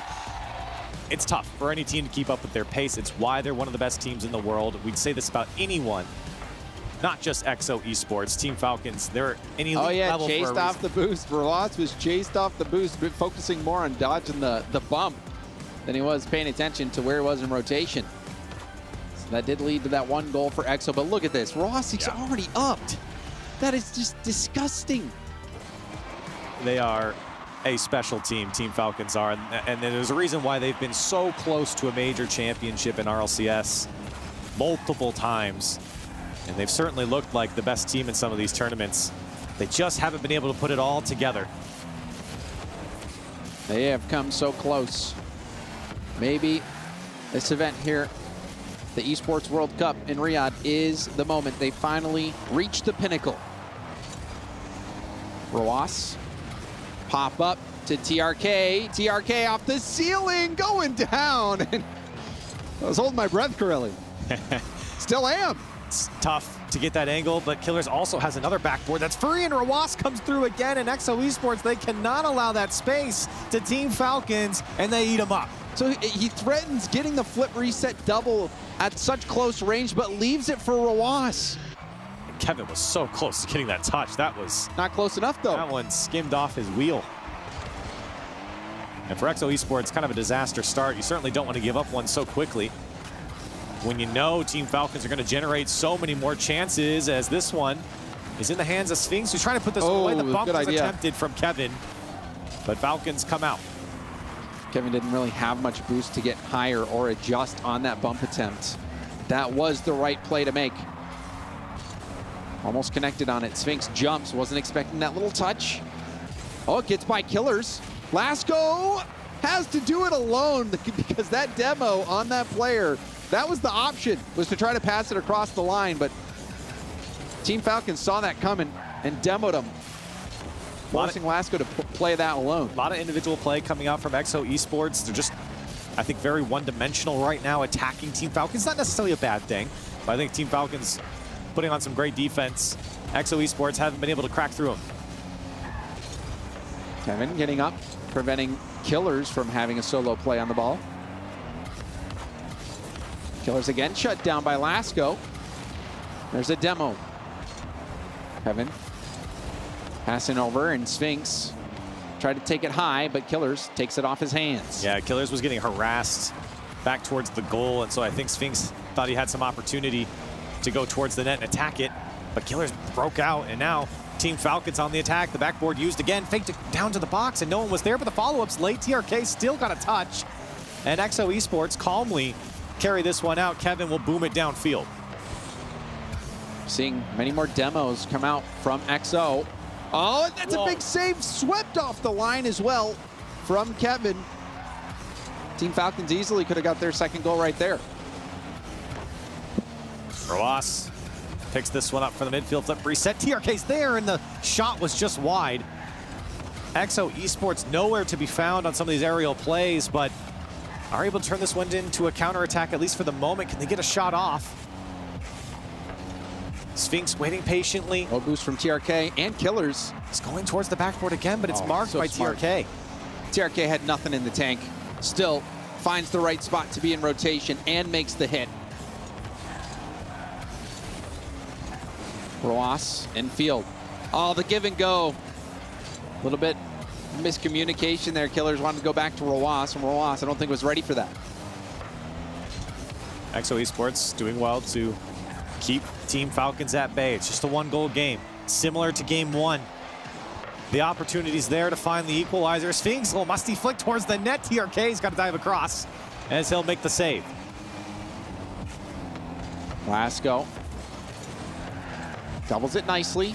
Does get the block as well. But TRK pushing it back towards XO's net. Killers, 3 boost. Back to Kevin. Kevin over to Lasco. Lasco contested by TRK. TRK in field. The shot gonna be too tough to handle. Lasco. This ball's coming over his shoulder. Too awkward to save it. What a shot. And I mean, I don't blame him. That is a perfect shot from Roas. Top left slot from him. And Team Falcons double up their lead. And I mean, if you ask Roas, that's probably an easy shot for him. But for everyone else, I mean, it was the perfect shot to put that behind the defender. It's perfect. Top corner. Yeah, you cannot shoot that ball better. Oh, what a fake. And now the game's starting to get out of reach for XO. Quickly off kickoff. Team Falcons punching their third. And they both were there. Killers and TRK both play around the ball. I know TRK was kind of sweeping through the boost there, but with 2 players from Team Falcons right in front of the ball, the defense is reacting and saying, okay, they're going to do something. And then when they don't, Roas comes out from behind them and puts it away. All right. Another bar down goal. I mean, it's just goal explosion blowing up my eardrums. All thanks to Team Falcons. Yeah, Falcons taking advantage again. That one right off the crossbar and down. And for XO Esports, it's been, you know, kind of the theme of this story. Too much space to Team Falcons, and they have taken advantage. 4-0 in game 3. In a game that was tight just 20 seconds ago, has been blasted wide open. Team Falcons. They started out a little slow in game 3, but in this closing part of it have really taken off. It's almost the reverse of what we saw from game 2, where they had such a good start. Powerful close out to this game and this series for Team Falcons. Didn't really get to see the XO Esports offense flex their muscle, and it's tough against a team like Team Falcons. They will mute any offense with their pace, and you're seeing it here in this series. A clean 3-0 sweep for Team Falcons. Team Falcons. They looked unbelievable in that series, Corelli. Yeah, they certainly did, and they controlled a lot of this game. For XO Esports, it just felt like they could never catch up to the pace. And even in some of these games, though, they were able to generate some chances. The shot, James, it was the shooting that never came for them.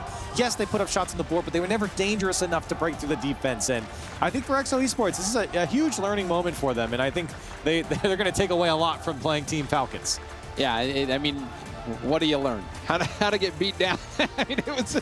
Well, you learn what the pace of play is like for against a team like Team Falcons. I think if anything, what you're going to get is the film.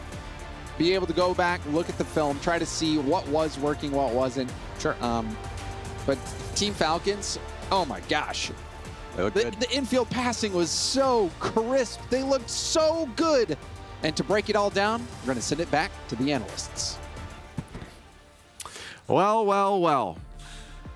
It happened the way we thought it would happen. Falcons take the dub. You saw how many fans were out there too. Even they were like, yeah, that's yeah, the one shot of the boy just the kid. You know what? I'm gonna look at my phone. Yeah, no, exactly the way we thought it would go. For EXO on the other side, though, do we see any Jarby glimmers of hope maybe for the squad? There was one shot, and I gotta say, the actual shot they had to make was way easier than the touch that they made went way wide right. Oh my God! But that was really the only opportunity that they had. The rest of this. I mean, James said it at the end of the game, the passing from Falcons. James, we were talking about it during the game, the one where TRK or Killers, he sized up Roas on the other side of the field. It's like, I was ceiling down to the ground, passed it to TRK for a free goal. I mean, it's ridiculous. I was just sitting there like, why did he hit it like that? And then the ball goes in the net. I'm like, oh, okay, his teammate's over there. So it's like, yeah, they're definitely dialed in their first series of the day. Yeah, justified fist pump there. Well done. And they move on into the next round. They'll face off either against Team Secret or Gen G. Now, I think we can make a prediction probably early, maybe Gen G. Gen G, speaking of for club championships, do need to make a semifinal to get into those top 10s there to make the podium even at that point. But one more order of business before we move on to our next matches, of course, is our Sony MVP of the match. And it's going to be Roas. I feel like the whole squad was lighting it up at Chiefs, but Roas gets it. Yeah, you could have picked anyone, to be honest. Right. They all had an excellent series there versus XO, but Roas, well-deserved. Plenty of goals, plenty of assist setups. Not too much in the save department, but they didn't need a whole lot of saves. The few opportunities XO got on the other side of the field, they pretty quickly went on the counterattack, and across the board, Roas dotting it in the net. As you guys said, anybody could have won this. We were arguing about it. It's like, we were just waiting. Who makes the next play? You know what? Give it to TRK. Wait, you know what? Killers, he might deserve that one. Right. They were just so fluid as a unit. Oh, that's what you wanted to see. You wanted to see Falcons, if they were going to go the distance in this tournament, you want to see what they're made of. This is a match where you are the better seeded team in the first round matchup. Make it look nice like aperitif. Exactly. Here's what you're in for. And it was beautiful. It was exactly what you wanted. Right. And while I didn't get the triple reset, musty double tap, it's okay. There's, there's three players on the field. Sphinx and company were a little too good for that, all right? Yeah, it's tough because, I mean, at this point, when you're playing a team like EXO where your caliber is ahead of them, you're going to have so much space on the field that it's just going to be so uncontested. That's what we said. It could have gone to really anyone, and that still might be the story for these guys going into future matches too. They all pick it up. Right. Whenever a play needs to be made, if somebody's in position, someone's going to try and make it. They're not like, hey, hang on, let's make sure we get the ball over to Killers. They don't do that. They're like, it's me? All right, it's me. Cool. Right, exactly. And I mean, the thing about the mechanics too is like Falcons, I think that's part of the thing that makes them such a threat is despite them being mechanical, they almost never rely on it. Right. They just use each other as much as possible. How many three-point passing plays did you see that? Even though they know that that they are the better team, they still value the team play and the synergy over the solo clips, and I think that makes them as dangerous as anybody in the tournament. Well, Falcons did what they needed to do. So many more games of Rocket League to go, so we'll get to another break and get to some more on the other side.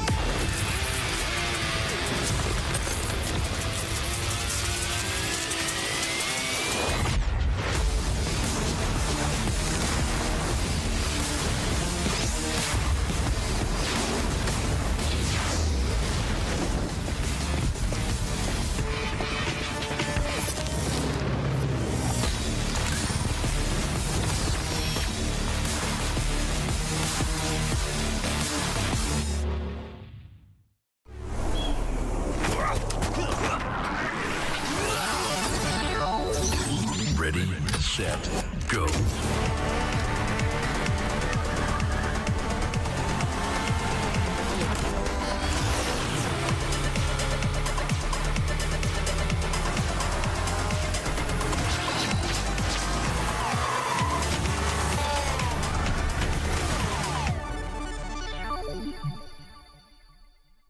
It's the EWC and you want to play like a pro.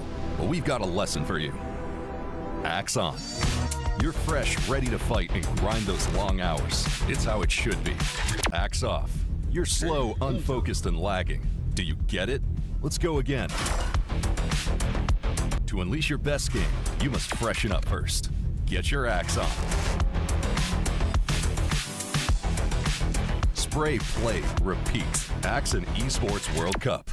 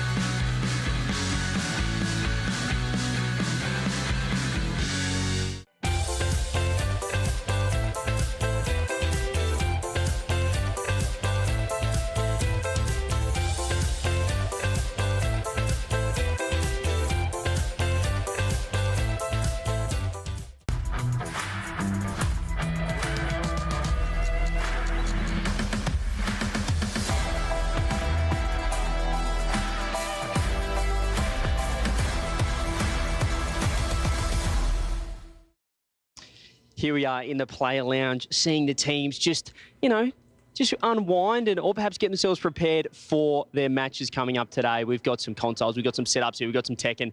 I'm here with Gen G. Apparently, Jack, how you doing, mate? I'm pretty good. I'm trying to win this, so I might be a little preoccupied. I'm just destroying Chrome and Tekken. I say that as I'm half health, but yeah. And does it feel good to beat your coach? Yeah. I'm kind of used to it. I beat him in everything I do. Apart from this match here. But I'm good. How are you? I'm doing very well, thank you. Coach Chrome, Roberto Gamizo, how you doing? Doing pretty good, yeah. That's very good. And you're pretty renowned for your multi-game ability. How do you go at Tekken? I'm rather new, but I'm familiar with it. Feeling good, looking good. How are we feeling so far? How's the week been for you, Jack? It's been good. Scrims, practice, good food here in Saudi. So yeah, I'm having a good time. Well, as you can see, it is just absolute intense gameplay as Jack has got the win. Way too easy. And that's what we do in the player lounge. Feel anything. I don't feel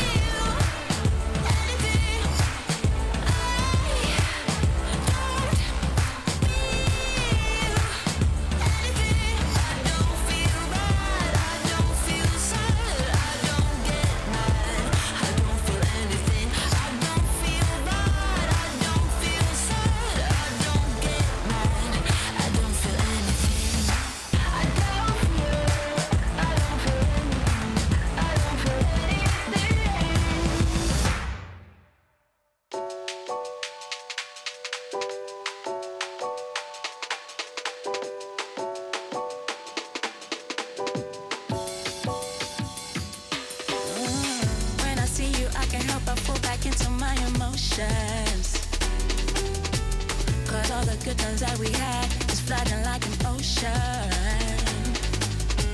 Sometimes I wish we made it through the summers. I never thought I'd lose my homie, love a friend, but it's over. I'm falling in the deep end. I cannot swim.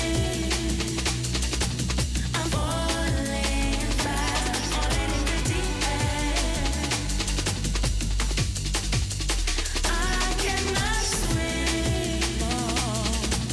I'm falling fast, falling in the deep end, deep end, deep end.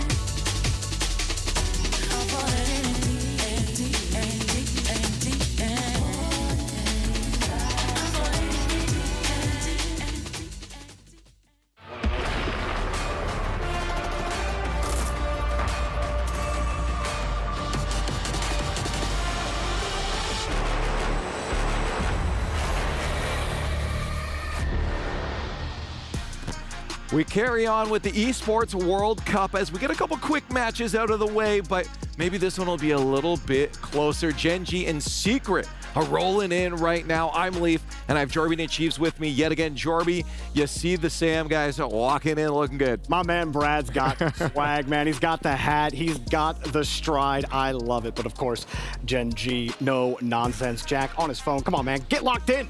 The game's almost about to begin. No, they don't need to lock in. They don't need to lock it. They're just here to chill out. It's groups. Who cares, right? No, this is an important match. You only have 2 lives in these groups. This isn't Swiss anymore. That's what they're used to. This is 2 lives. You don't want to lose one here, Chiefs. Yeah, they tend to. I'm not sure if you could classify this one, I'll say, as a banana peel match per se. I think a lot of people think Gen G is the favorite, but historically, North America does not tend to play super well on LAN, at least when things start out. So. I don't know if I'd quite call it banana peel, but you do have to make sure you're playing well in the double elimination groups. I do feel like if anybody's slipping, it would be Secret in previous tournaments. At least I've had higher expectations for this team in the past, and they've slipped on the banana peel. There's a lot of talent on this team, and I don't feel like they've really fully realized that potential. I still think it's there. And I know that you feel that way about a specific player as well, but the cards are still stacked here against Secret.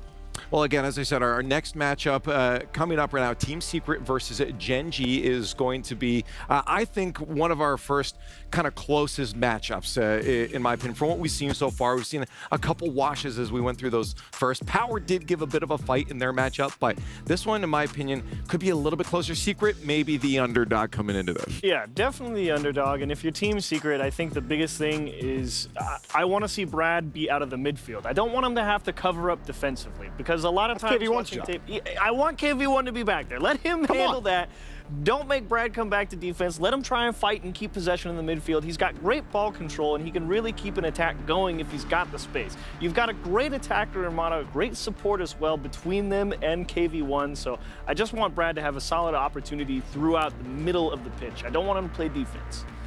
I mean, I think that for Secret, you got to think about Mata. I mean, we saw him on international lands pop off, be able to clip. You talk about Brad in the midfield, KV1 on defense. Mata has to be the mechanical difference maker on this team, especially against Gen G, who are going to be down your throat as much as possible, especially with First Killer on that team. You have big problems. First Killer's biggest benefit, he can attack out of pretty much anywhere from the side, and it always comes with so much power and aggression. So that's really his big benefit, and Chronic is kind of that same player of Brad. He likes to fight in the midfield. Apparently Jack can, you know, kind of control the ball in front or back. Yeah, apparently Jack is wherever he wants. He goes crazy. I want to let you guys keep going on this in a moment, but I do want to get the fans involved too. stcplay.gg is where you can go for the audience vote. Get your thoughts heard. We like involving you in the show, but you guys don't get to talk. They get to talk. So keep it going here. Right. We got about a minute before gameplay, so quick thoughts. I mean, we really think Gen G probably should take this one. What should Secret do to stop it? You got to make Chronic uncomfortable. When Gen G falter, to me, it usually falls on Chronic and his shooting. When Chronic's shooting starts failing, Gen G's structure falls apart. So if Secret can find a way to make him uncomfortable, the dominoes can fall in their favor. I think they're absolutely capable of doing it. And I think apparently, Jack, you just got to focus on possession, possession, possession. Give yourself the best shot at it. Well, here it is. We're going to find out if this is as close as I expect it to be. Team Secret versus Gen G. Let's go.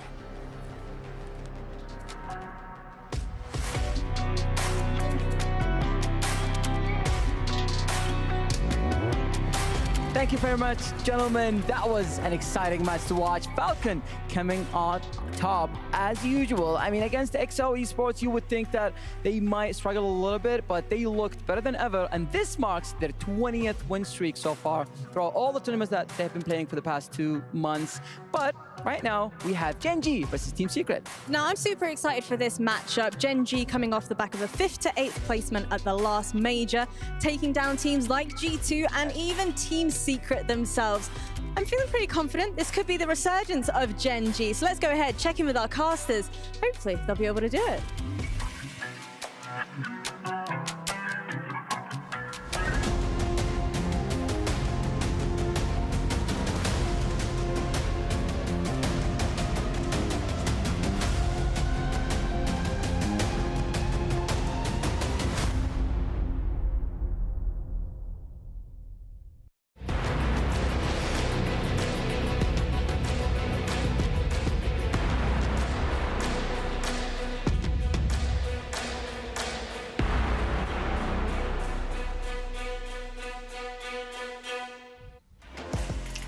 James Bott back on the mic with Corelli. And Corelli, looking at this matchup, it kind of reminds me of that Power BDS series in a sense that this is a series where we might see an upset. Gen G, the favorite, but Team Secret has everything in their toolkit to take them down. And we've seen this matchup before in Major 2, London and RLCS. It was Gen G coming out on top 3-1. And 3-1 on paper, you might say, oh, yes, Gen G's so amazing. And they are amazing. But that was a tight 3-1. A couple 1-0 games, and it was a 7-5 in favor of Gen G in the gold departments. Very, very close series in London. Of course, this is not London. This is Saudi Arabia, Riyadh.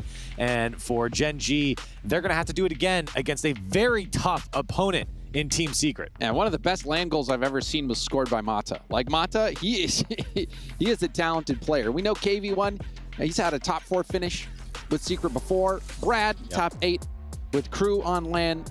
Gen G, they have won a LAN major, so this is a big test for Team Secret. We'll see how they hold up.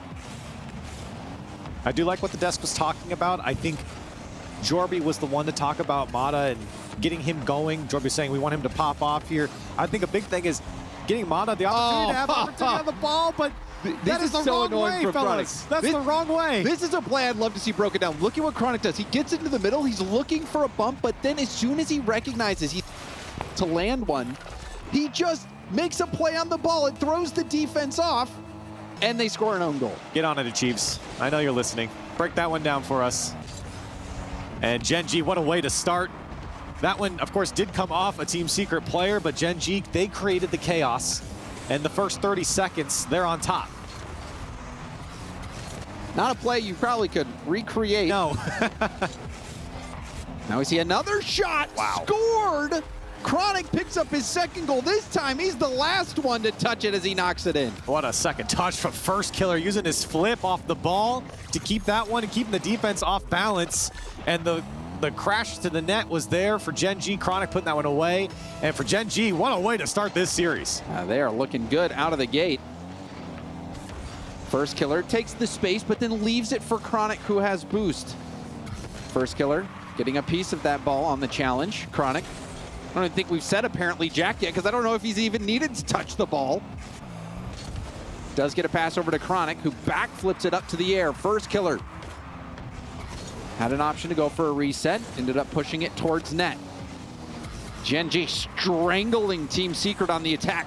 Double from First. Yeah, I want to go back to my point about Mata, but right now it's just Gen G controlling a lot of the pace of play, and apparently Jack knocking on the door. Brad making sure to stay centered. This is suffocating Corelli. But everything is going right back into the hands of Gen G. And they're cautious on the follow-up as well. Look at this ball. It's right back to First Killer. He's got help from apparently Jack, but he can't get there. Nobody can, in fact. And maybe a chance for Team Secret to get some control, as Brad might find KV1. Great flip shot, and Team Secret strike back. And that stabilizes the whole game for Team Secret. KV1 pre-flipping into that. You can see it so close. First Killer didn't expect it, and to beat First Killer in a foot race, that is something else. Yeah, it doesn't happen often. For Team Secret, what a relief to get that one. So much pressure coming out from Gen G. Like you said, the perfect word, James, suffocating from Gen G. That was the type of goal that Team Secret needed, just a counterattack that happened so quickly. Gen G isn't set. Yeah, I think that was the first shot from Team Secret. Maybe not on the scoreboard, but the first one that I saw. First Killer, little tip back, Brad. Saw that coming. Chronic's going to try to get up for the block. Tip to the side by KV1, up early as Mata. First Killer can't get the double. KV1 out of boost. First Killer being a nuisance. Chronic, late to the challenge, does steal the corner. More pressure from Gen G. All hit across to FK. FK flip, reset, double. No way he even goes for that. That's the second time he's gone for that. They scored the first time. His pass to Chronic. That time I think he was going for goal, but Gen G, again, James, absolutely controlling this game. Apparently Jack's got everyone on the screen. Look at him. Team Secret flying past the ball, and it's still in the hands of Gen G. You have to watch out, though. Team Secret already scored once on the counterattack. Will they get another opportunity? KV1 contesting Jack. First Killer to the Team Secret corner. KV1 trying to slow things down. It's a little awkward for him. Needs help from Mata. Mata now.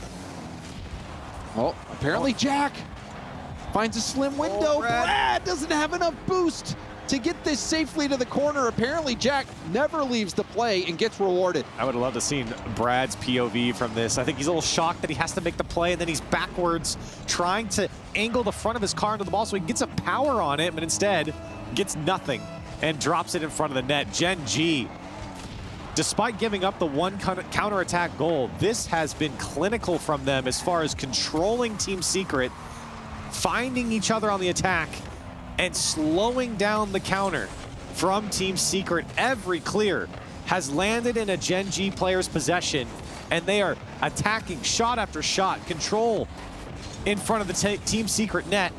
And this is all Team Secret has. It's just the quick counterattack. Still time for Team Secret to get back into this one. Mata. Tip down to Brad. Brad, not expecting that one. KV1 helps out. KV1 going for a 50. Nice challenge up. Chronic met by Brad in the air. Apparently Jack looking for First Killer in the middle. Chronic up to First Killer. First Killer dropped it back down, but Chronic didn't want to commit on zero boost. Back pass. Chance for Jack, but he's bumped off the ball. Now space for Team Secret. And now an opportunity. KV1 over one, tries to get the dunk on apparently Jack. And time running out for Team Secret. Their offense is coming alive, but it feels like it might be too late with the way Gen G's gone in game one. This one's over the head of Mata. Now apparently Jack tries to take the challenge, and good cut from Mata again.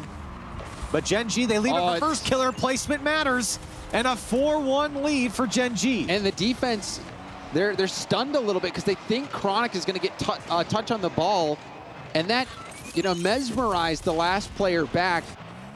They just let the ball through, and First Killer punches it in. Yeah, great shot. This was a clinical game one performance from Gen G. Yeah, I mean, what can you say that hasn't been said already? Gen G, they've controlled the midfield line. In fact, I'd say they controlled everything in front of the box of Team Secret.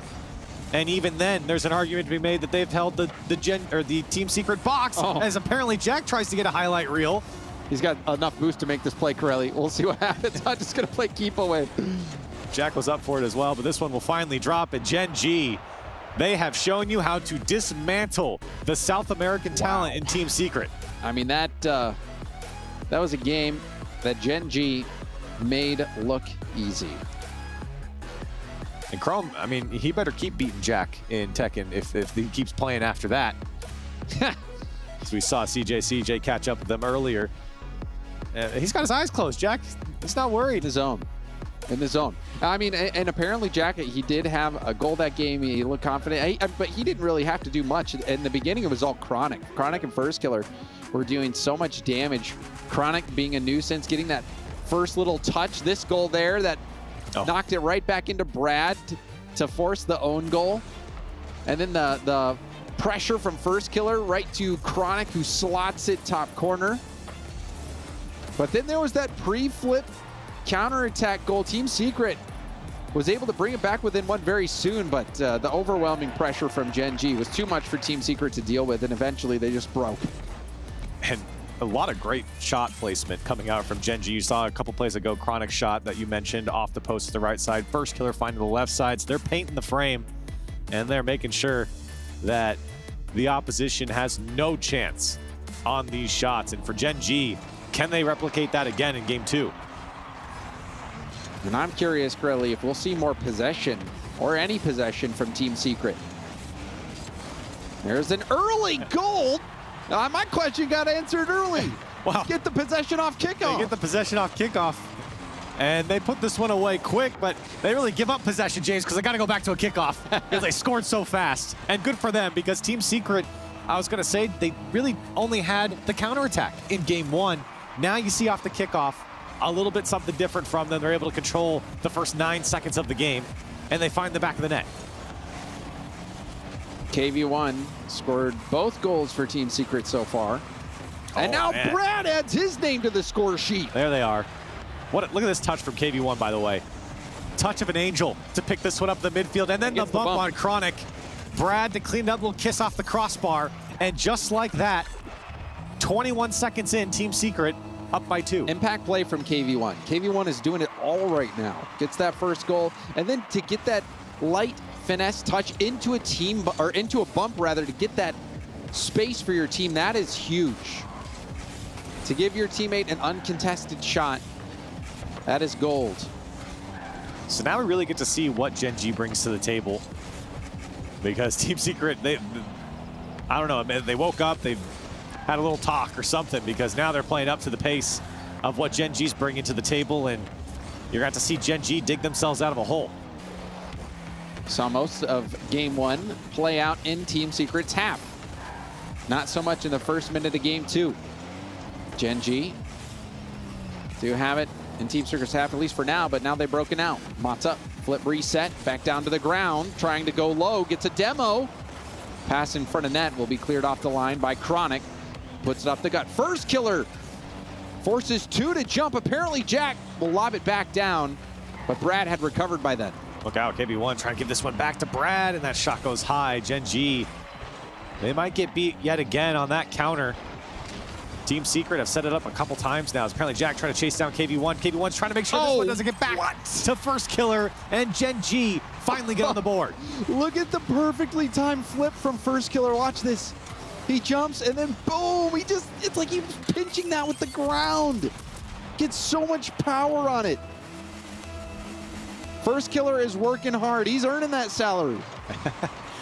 As he should. Gen G, with the performance that they had in game 1, the expectation is they would bring it to game 2, but right now, Team Secret in the lead and showing a bit more poise with the possession and certainly looking a lot more dangerous. Gen G cut the lead to just 1. Mata buys space for Brad. KV1 trying to calculate if he can dive in. Does so. Gets the ball to the middle. The dunk doesn't come through. But another quality chance for Team Secret. First killer up early, but not early enough. Got to be careful here because Team Secret, they're looking for the counterattacks. To the backboard it goes. KV1's there. Over apparently Jack, and puts it through. Beautiful counter from Team Secret. This is a completely different Team Secret than we saw from game 1. Apparently Jack doesn't get contact on the ball. Looks like he backflipped. Yeah, that was smart. Instead of taking that challenge and hoping for the best, he slowed it down. Just got a touch on it. And now first killer gets bumped off this ball, and happily so for Team Secret. This is what we're talking about, James, though. I think for Team Secret, they're going to live and die by this counterattack. And for Gen G, honestly, they haven't done a great job of preventing it. It has been something to see. A Gen G looking so good in game 1, slowing down in game 2. Will they be able to find that consistency? That very easily could have been the 4th goal for Team Secret, but now apparently Jack passes up to first killer. First killer's shot will be denied. Brad patiently waiting in net. Great touch from first killer there. Still Team Secret able to find their offense immediately after a save on their own goal line. KV1 has to be careful here. It comes down to apparently Jack. He tried to set up to a Chronic, and that's a tough ball, and he'll pay for it. Smart demo from Mata. Not letting any passing plays happen in their half. First killer with some space. Will take it to the air, pushing towards the backboard, but couldn't get it by KV1, who had the backboard defended. Mata trying to go for a demo again. KV1 with some space. Backboard to Brad. Brad, light tip off the post. It's right in front of net. KV1 didn't make the read. Even so, Team Secret continue on their march in game 2. Oh man, Brad, he was rotating out and then realized that ball was coming back towards the box, so he whipped back around, but he put it wide. But the follow-up should have been there. They're going to get in the end. Wow. Mata puts it home. What a beatdown. 4-1 for Team Secret, and Gen G, they are stunned. I'm stunned as well, Corelli. That first game had you thinking, oh, this is going to be a runaway series for Gen G. Team Secret barely got a goal on the board thanks to that single counterattack, but this game, they have been all over Gen G. So you start to think, was it just Team Secret that wasn't playing well? in game 1, or was it Gen G who reached a different level that they can't reach again? Because right now, I'm thinking it's the former. The Team Secret did not show up in game 1, but they are here in game 2. As Gen G, they're running out of time. Final 30 seconds of game 2. Gen G, they have been playing defensive. They've been getting pushed around by Team Secret. First killer, trying to save some face. Hope slowly dwindling away for Gen G. They do get one. 9 seconds left, but still a 2-goal deficit, Corelli. It's enough that it's possible, but it makes it quite improbable, James, at this point. Gen G, maybe we'll see something cute on the kickoff. This is where you got to have that set piece. See if they bring anything. Okay. Look, a little bit of a delayed kickoff. It does give them possession. Unfortunately, KB1 was all over, and it was just too slow for Gen G. So Team Secret, give them their flowers. Game 1, not good against Gen G. Horrible, I'd even say. Game 2, they showed us the real story. Team Secret. And KV1, I think, has been brilliant throughout. Game 1 and Game 2, he was the one who scored that pre-jump or pre-flip goal in Game 1. And then this game, you know, that light touch into the air bump, scoring goals himself. He's a complete package. But it was a team effort all around. Mata with some key demos. Brad up there on the offensive, getting the job done.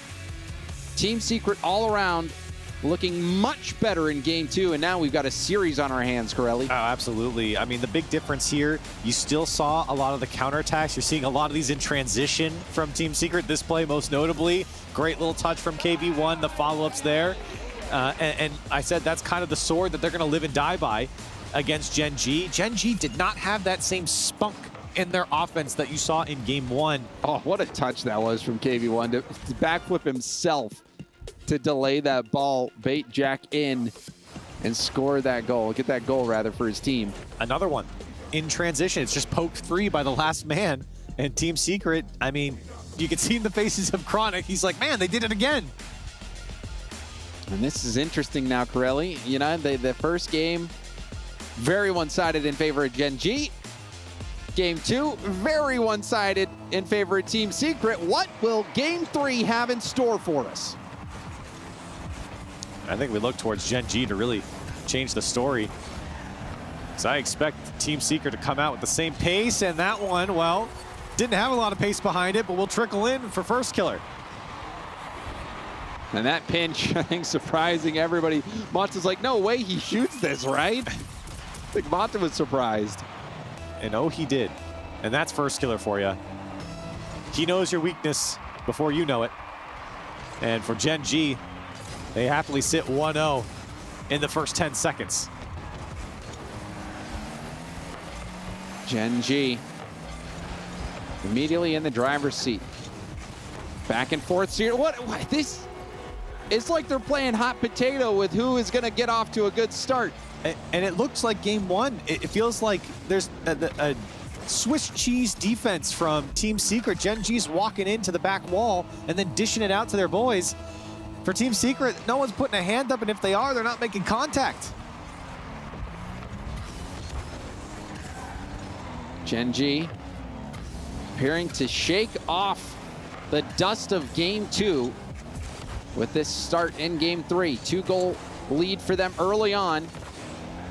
First killer looking to make it 3. Tried to land a bump, couldn't find a demo.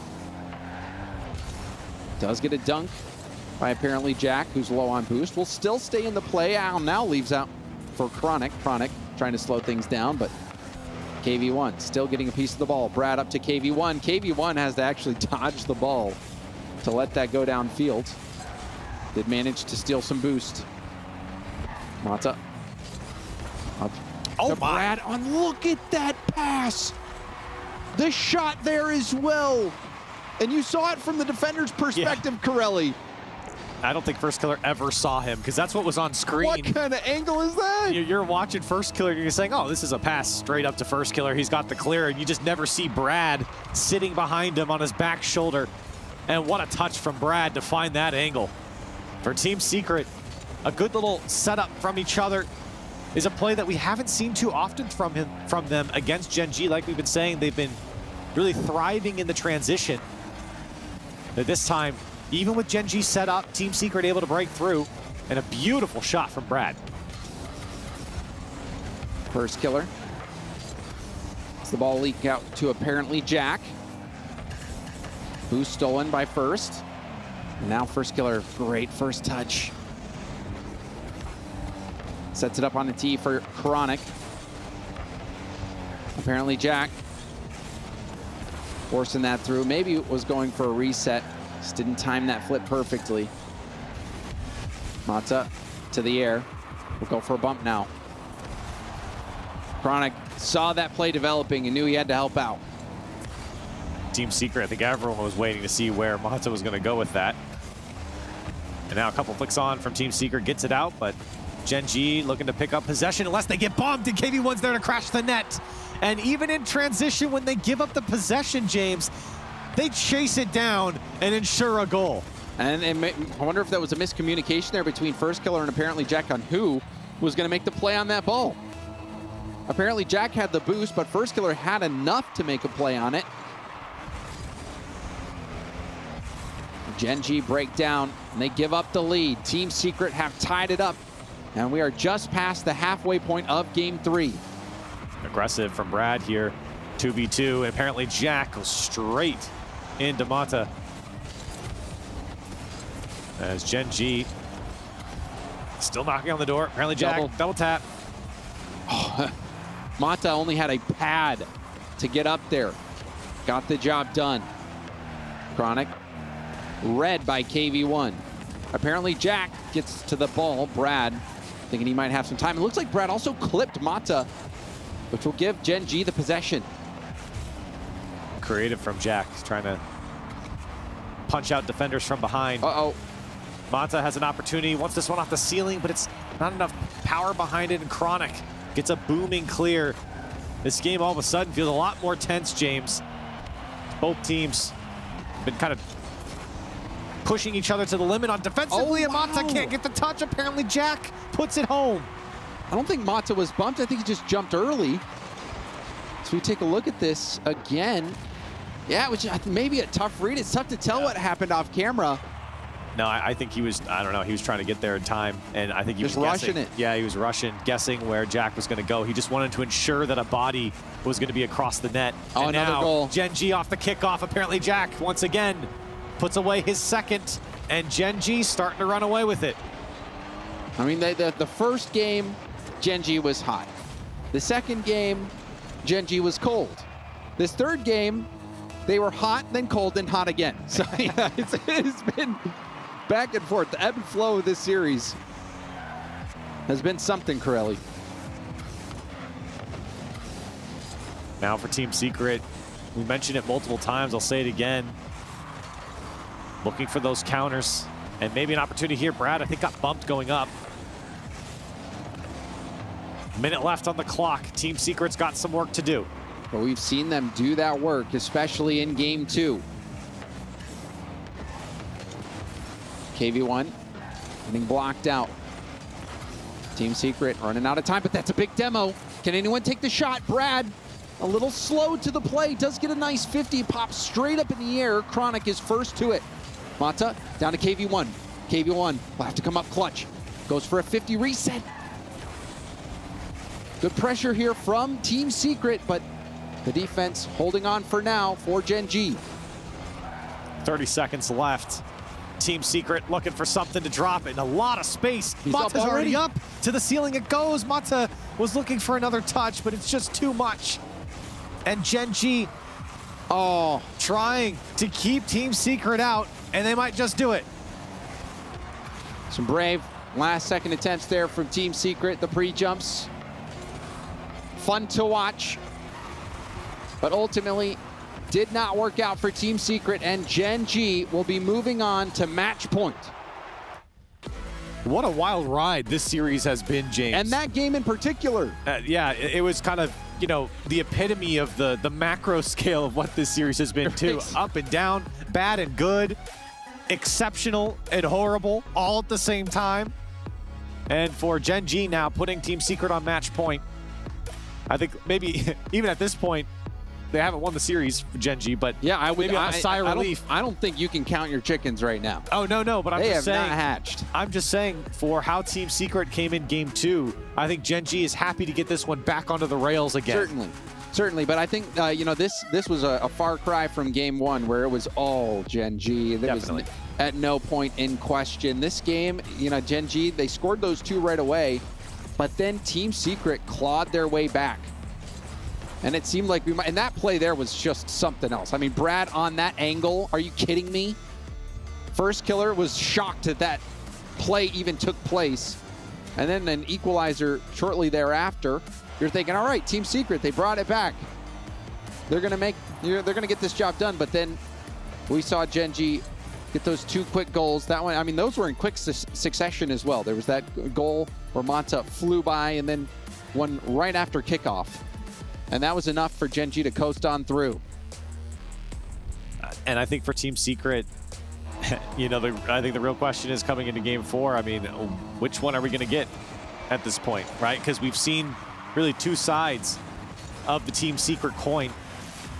Sometimes it's good, sometimes it's bad against Gen G. And Gen G now, they demo the last man. It's wide open. Chronic's going to put it home, and Gen G start off on the right foot. And that demo was huge. I mean, KV1 last back. Apparently, Jack, so annoying. When apparently Jack is playing his game, you'll see him upfield causing problems like that. 11 seconds in, we see Gen G get the first goal of what could be the last game in the series. Team Secret trying to play upset. But Gen G, they've been able to hold on, at least for now. First Killer, little tip. Apparently Jax was still going for that ball. And this is an all-out attack from Gen G. Now, what a touch from First Killer. I mean, he's flipping around, you know, 360. And another touch from Chronic back to First Killer, who's still in the play after his initial touch. For Gen G, like you said, James, everyone getting involved and everything going perfectly for them on that attack. That's the First Killer factor as well, where he's up in the air, he's got space, no one around him, he's got boost, he can make a play, and he'll just do things you don't see coming. And even though his touch didn't score, that helped ignite the play. Apparently Jack also getting involved in Chronic finishing the job. Chronic, late pass over. First Killer has a double. What a pass. Oh, it's just perfect. It's on a dime. It cannot be drawn up any better than this from apparently Jack. Look at that touch. It's beautiful. Perfection. And for apparently Jack, what a gift in front of the net.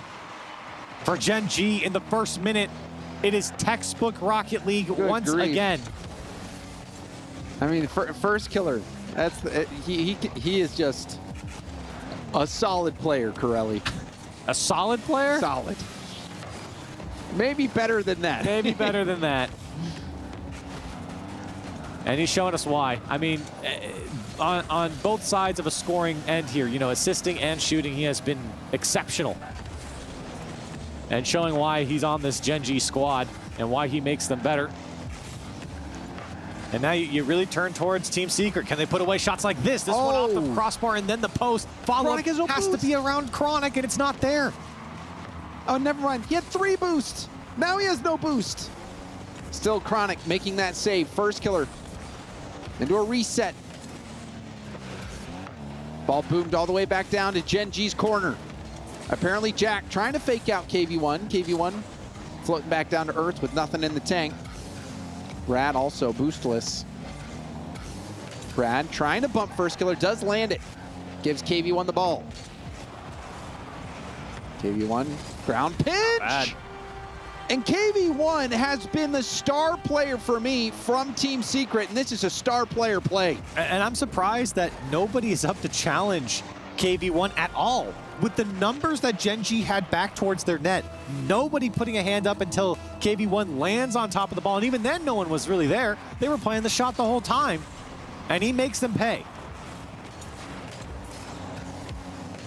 First killer. Extra little touch, forced 2 defenders to go. Low boost situation for Team Secret. Corner did spawn, but apparently Jack stole it right from Brad's hands. Chronic, another challenge. Ball stays up high. Mata, that's all he can do. First killer, picking up the pace. Rebound out in front of net. There's the shot, and the shot isn't what Chronic was looking for. Yeah, a lot of food left on the table there from Chronic. With 2 minutes left, Gen G, I mean, they're in the driver's seat right now. Just don't want to give any chance over to Team Secret, who have struggled to get their offense going. Maybe a chance here with Brad. Apparently Jack hoping for a 50. Back out to Mata. Mata to the backboard. In a race against Jack. Brad gets a piece of it. Where's the shot? There's a dunk. KV1 with a boost steal as well. Chronic gets a bump on Brad. First killer trying to be annoying in the midfield. KV1 has the ball. 1v1 situation. KV1 comes out on top again. This guy's a magician. Defenders don't know what to do with him. I mean, there's one in the net there. And he goes right over the top. KV1 once again chopping through Gen G. He's doing it by himself, and Team Secret are within one. This game has gotten interesting, Corelli. Is that on target? It is. I mean, we've seen a few goals quickly after kickoff in favor of Gen G. Oh man, Mata. And that's tough. I mean, you get one back from Team Secret. You're within one. You've got, you know, just over a minute left, and then you give up the kickoff goal. That makes your heart sink. Back to a 2-goal deficit. Team Secret trying to claw their way back. Right now, KV1 seems to be the only player with talents. Somebody else needs to step up and do some damage. Brad to the sidewall. Couldn't find Mata. KV1 around one. Bounce pass up to Mata, who's bumped off the ball. KV1 gets a bump. Brad, can he get around it? That one's too high.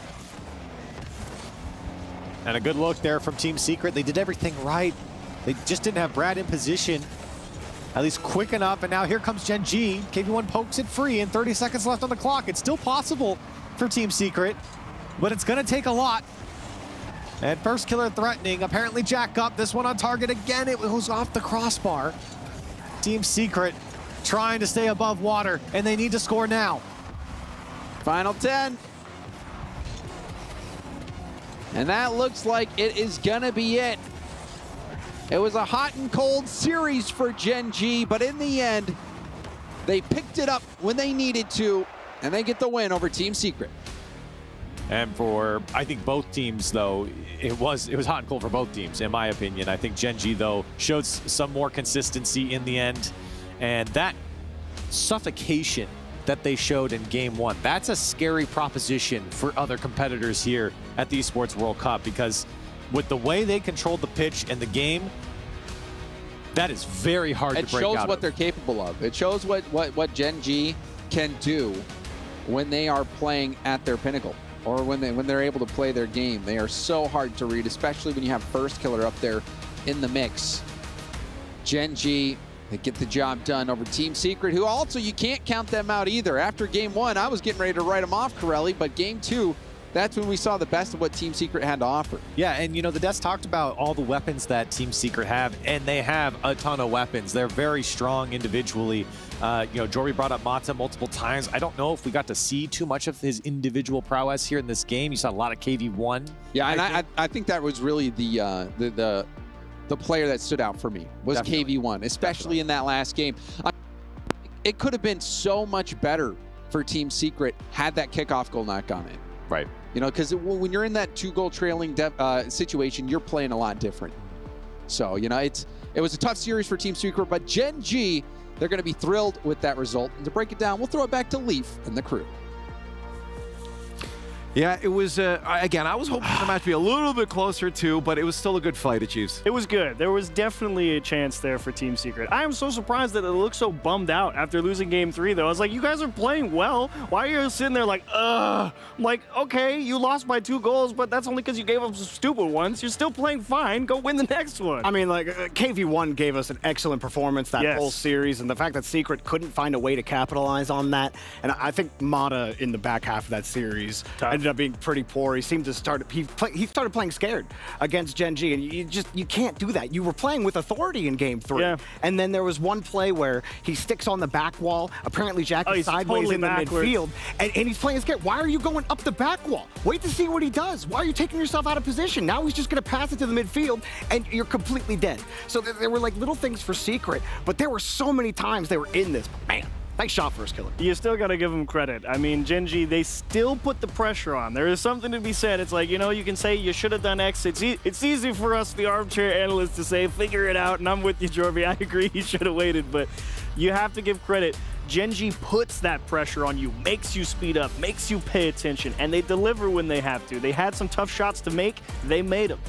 I think that, you know, I talked in the pregame about Chronic and how when he ends up coughing up the ball, that's when the dominoes start to fall apart for Gen G. And we saw that in the first half of the series. After Game 1, Chronic in Game 2, there was a couple of moments he literally coughed the ball to Secret and they killed him on a counterattack immediately. But apparently Jack helped cover that up midway through the series, coupled with a couple of Team Secret mistakes, and that really helped get them through. And of course, consistency from First Killer. Right.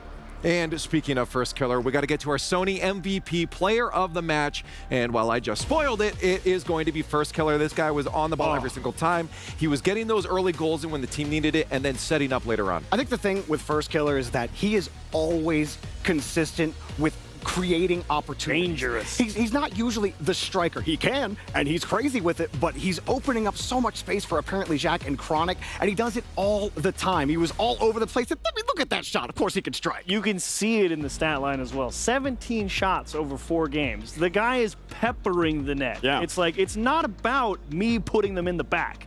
They're just going to be dangerous, and they're going to make you work on defense. That's the real value of a player like First Killer. It's the speed and the danger that he makes teams respect. And I feel like apparently Jack on this team, right? He likes to sit downfield, and he causes a lot of that chaos. Like, it's not just First Killer opening that space, but also apparently Jack kind of starting it. Well, we have so much more Rocket League to go, so but there's more. We're going to get to another break, and on the other side, some more exciting Rocket League. See you then.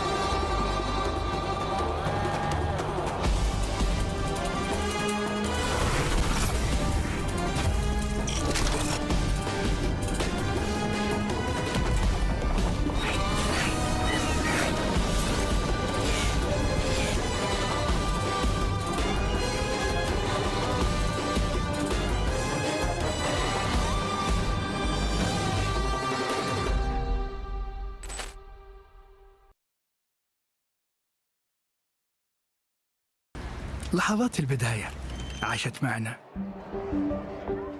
كنا نحسبها وقت للتسلية بس. نحسبها بس ذكريات. عبود أعطي أختك اليد يا ولد. ابتكرنا فيها ابتكارات، وإذا بغينا قلبناها خرافات. كنا نحسبها بس لمة وصحبة وسهرات. انتبه نوب ترى نوب. لكن كنا نشوف عالم ما حد يشوفه. ليت يشغل وقته بشيء يفيده. عالم كبر وعاش فينا، عالم الحماس فيه يوصلك كل مرة لحلم أصعب، بس ما يصعب عليك. بارد معك وين ما تروح.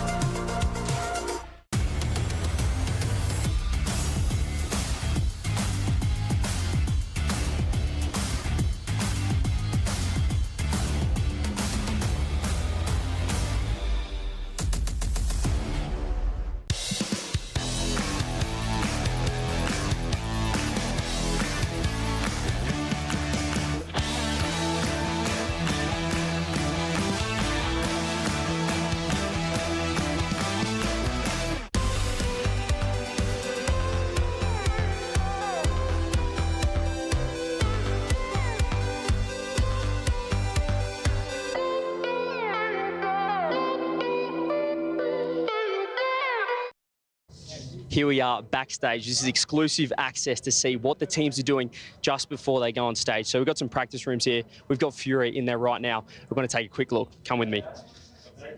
So this is the final practice room, the warm-up. You can see they're watching the previous series. Fury are about to take the stage. We also have someone special here, Fallen, one of the GOATs of esports. How you doing? Coming here with a quick little interview with Fallen. Now, how are you enjoying your time here at the Esports World Cup? Hello. Getting to know more about the game, the other players. For me, as another professional gamer from a different game, it's always amazing to see different call-outs, the way they prepare for the game, so very interesting. And how do you enjoy Rocket League compared to Counter-Strike? I have tried to play a little bit before. It's an amazing game, a little bit harder to play, I would say. Most use it for FPS games, so yeah, I have a lot to learn, but they're teaching me how to do the flip reset. Maybe 4 more years practice, I'm going to do it. Oh, a few flip resets from Fallen, I like that. But here at the Esports World Cup also, you played a show match with Neymar in Counter-Strike. How is he at Counter-Strike? Yeah, he is much better on Counter-Strike than me on Rocket League, that's for sure. He's very good in CS. So you don't think there's a future for you in perhaps Counter-Strike if you ever retire from, in Rocket League if you ever retire from Counter-Strike? Yeah, I'll tell you that. I already got 2 majors in CS. Now it's time for me to win a new one in another game.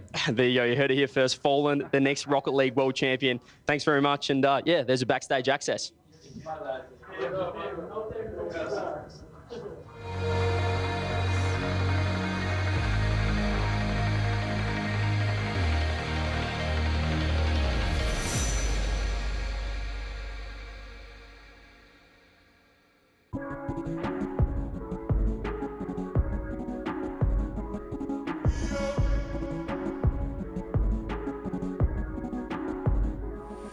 There's a million shining stars, and I don't wanna be alone tonight in this darkness.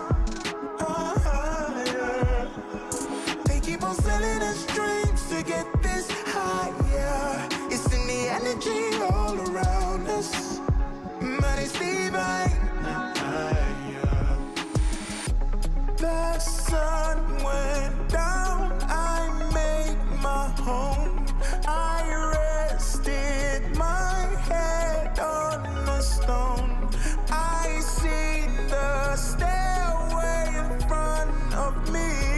Who is this in my dream? I was tripping, uneducated, buzzing, riding the wave, spaced out. I left the room, came back again. It's almost noon. A sea of people, their hearts beat. They saw the sounds, witness the crease. They're impatient, couldn't take the weight. And after 40 days, they met their graves. From when a new generation rises, the truth in their hearts reside. From the east to the western lights, they'll rise up and claim their right. It's in the stars, my friend, look up again.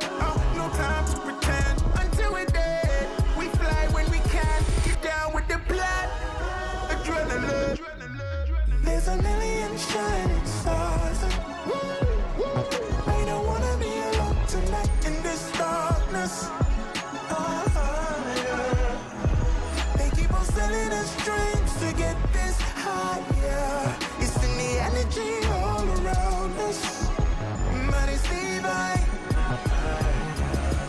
There's a million shining stars and I don't wanna be alone tonight in this darkness. There's a million shining stars and but it's divine.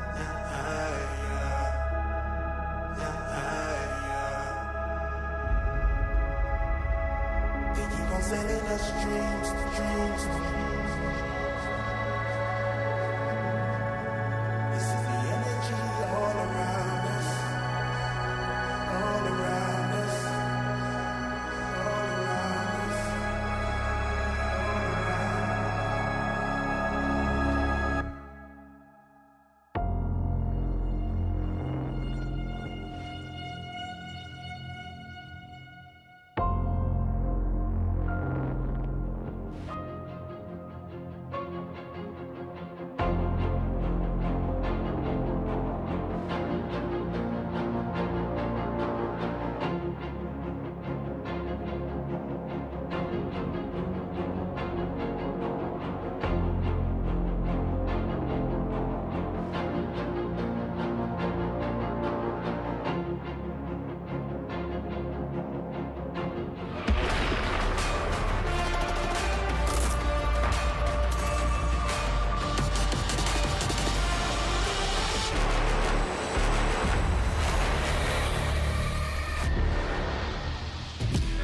Halfway there through the day one here at Esports World Cup, and we do see the next teams rolling in. Furia versus Nicosia Ballers coming up next. I'm Leaf, and some new faces joining me, Johnny Boy and Cole. How you guys doing and enjoying the day so far? Oh, great. We've just been hanging out. We've been enjoying, well, first of all, the what we call the oven, also known as the outside. Yeah, it really is a shock coming from Scotland here every year, but it's brilliant. I mean, I feel like I get more sun in the 1 week here than I do in the other 51 weeks in Scotland. So maxing out on that before I go home. That's great. And of course, this next matchup going to be Furia versus Nicosia Ballers. Before we get to that, Cole, I do need to comment. We saw CJ hanging out with Fallen before. Oh my days. We need to put him on blast real quick. We do a little bit because we were really impressed that CJ was getting to interview a CSGO legend. He also said, Fallen, would you like to join CSGO after you retire? It was like, he's definitely done that. But also, should we replicate the handshake? Yeah, you ready for this? Oh, nice. Sorry, I'll get back to you. Ready? Nice to meet you. What was that handshake, CJ? You are a human being who is capable of doing a handshake, so I have no idea what that was. The less about it, the better. But of course, a Furia legend, and it's Furia that we're about to see. Yeah, that was crazy, but hopefully this next matchup's going to be better. Maybe not, though, because Nicosia Ballers definitely have quite a significant road ahead of them as they go up against Furia, because Furia is one of the top teams in the world. One of the teams that we look towards as being a consistent now in that top 8. Nicosia Ballers, bit of a hill. This is tough. I mean, a lot of these day one matches are tough, and this is going to be, I think, one of the tougher ones where they really are the underdogs. And one of the problems for them is that Furia are one of those teams that love to play against the lower level competition, the teams that they're expected to beat. It's when Furia run into the real top teams that they tend to struggle a little bit more these days, but they can absolutely body a lot of teams early in these competitions. I mean, even against the very top teams, we saw Furia beating Team Vitality at the recent London Major, so more than capable of taking down anyone. It's going to be tough. Sub-Saharan Africa's second team, essentially, really tricky for them, but I'm sure they'll do their best. We'll get some more thoughts right after here, but we do have a bit on Furia. Let's take a look.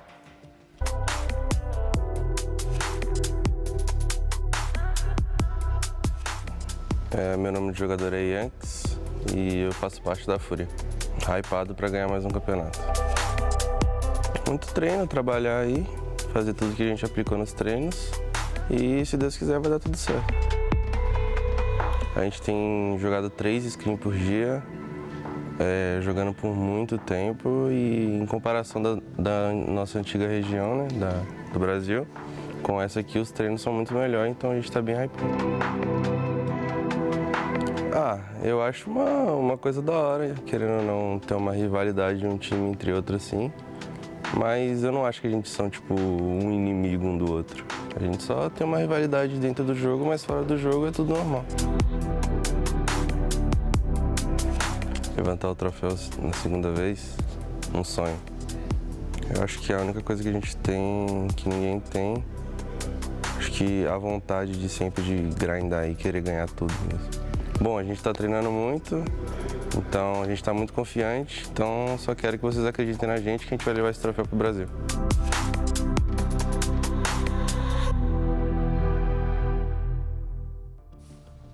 Well, that's the question is, what do you guys think they have that nobody else has here? Because I would say they have a Yan. I was going to say Yan as well. The man is utterly unstoppable at his best. But I mean, taking nothing away from Lost and Drafinio as well. Fantastic teammates. Certainly Drafinio is not afraid to get shouting and get in his opponent's faces. I'm wondering, Johnny, if they're beating on Pro Nicosi Ballers, will it be as explosive from Drafinio if they're winning? Will there be any controversy right there getting in their faces? No, I seriously doubt that. But, you know, one of the things I want to bring up about Furia, I'm a bit biased here, but they've got, I think, the best keyboard and mouse player in the world in Drafinio, so that's something that I always love to see as a KBM player. That's fair. A lot of people say, you know, maybe you could have been a little bit better at Rocket League if you played controller. I promise you guys, I would be terrible at controller. Horsauce was one of the best looking earlier too on Power, KBM as well. Anyways, we want to get you involved again. It's time for the STC Play audience fan vote.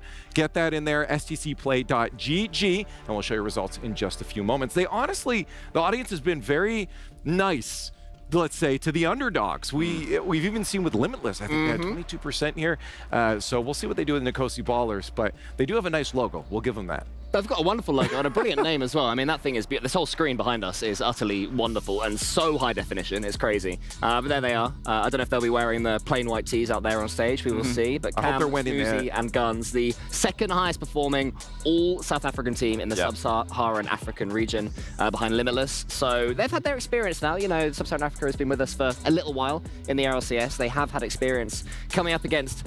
And maybe these guys haven't had experience going up against the best, but they've played against players who played against the best. So that sort of trickle-down version of Rocket League ability is starting to come to them, but it's so different when you're out there, Johnny. Oh yeah, I mean, this is a tough format for them. You only get 2 chances, and then you're out. So they need to make the best of this, and they've got to try and just go out there and enjoy themselves, be aggressive, be confident. You're not going to beat Furia just sitting in defense. They're not a team who you can do that against. You've got to go and just try and get some goals, try and get maybe a game, and then take it from there. But, you know, we're not expecting them to get a game, personally. I'm just going to spoil it. I don't think that they're going to get a game. That's my prediction. But that's more to do with Furia's excellence rather than the Ballers. You know, it's a tough match, really tough match. We'll be looking at them in lower round 1. That's where I think they can maybe get something of a foothold in the series. It's the start of their journey as well. I mean, it always is the case when these new teams fly across the world. What can you do? What is your target going into each game? Is it to get a goal? Is it to keep the other team below 3? Whatever their targets are, they have to make sure they do their best to hit that. And even if they don't, they will learn so much. You know, you learn from playing people better than you. Furia are a better team than them. That's okay. That's expected. There's no pressure against them at all. I think that's a big thing. It's like we do talk about this a lot when it comes to some of these underdog teams about, you know, we're giving the benefit of the doubt. Don't worry, that's not what they're here for.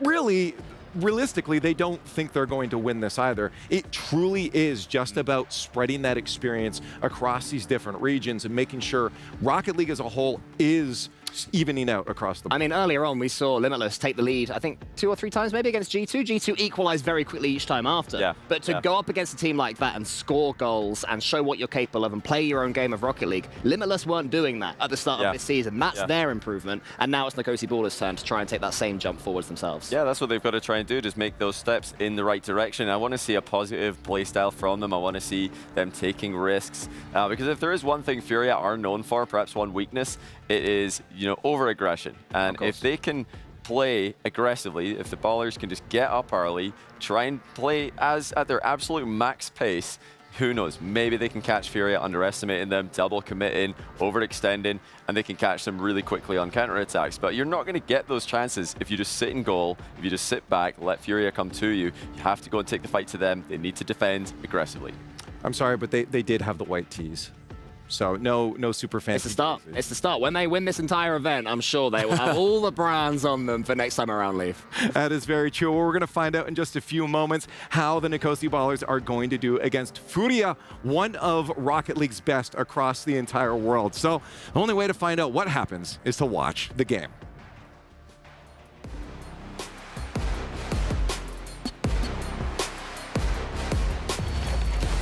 Oh me, oh my, Fancy. Groups A and B are done and dusted, and now we're diving into Group C. Well, let me tell you now, Furia, coming off the back of a 3rd to 4th place finish at the London Major, I'm feeling like their chances are pretty good. They might be, but keep in mind that them and Nkosi Ballers, they've never played a match before, and there's not much to expect from the team. And if we learned anything from the Esports World Cup is that anything can happen. We've had so many upsets on this stage particularly, so let's see what's gonna happen for the next match. Casters, please take it away.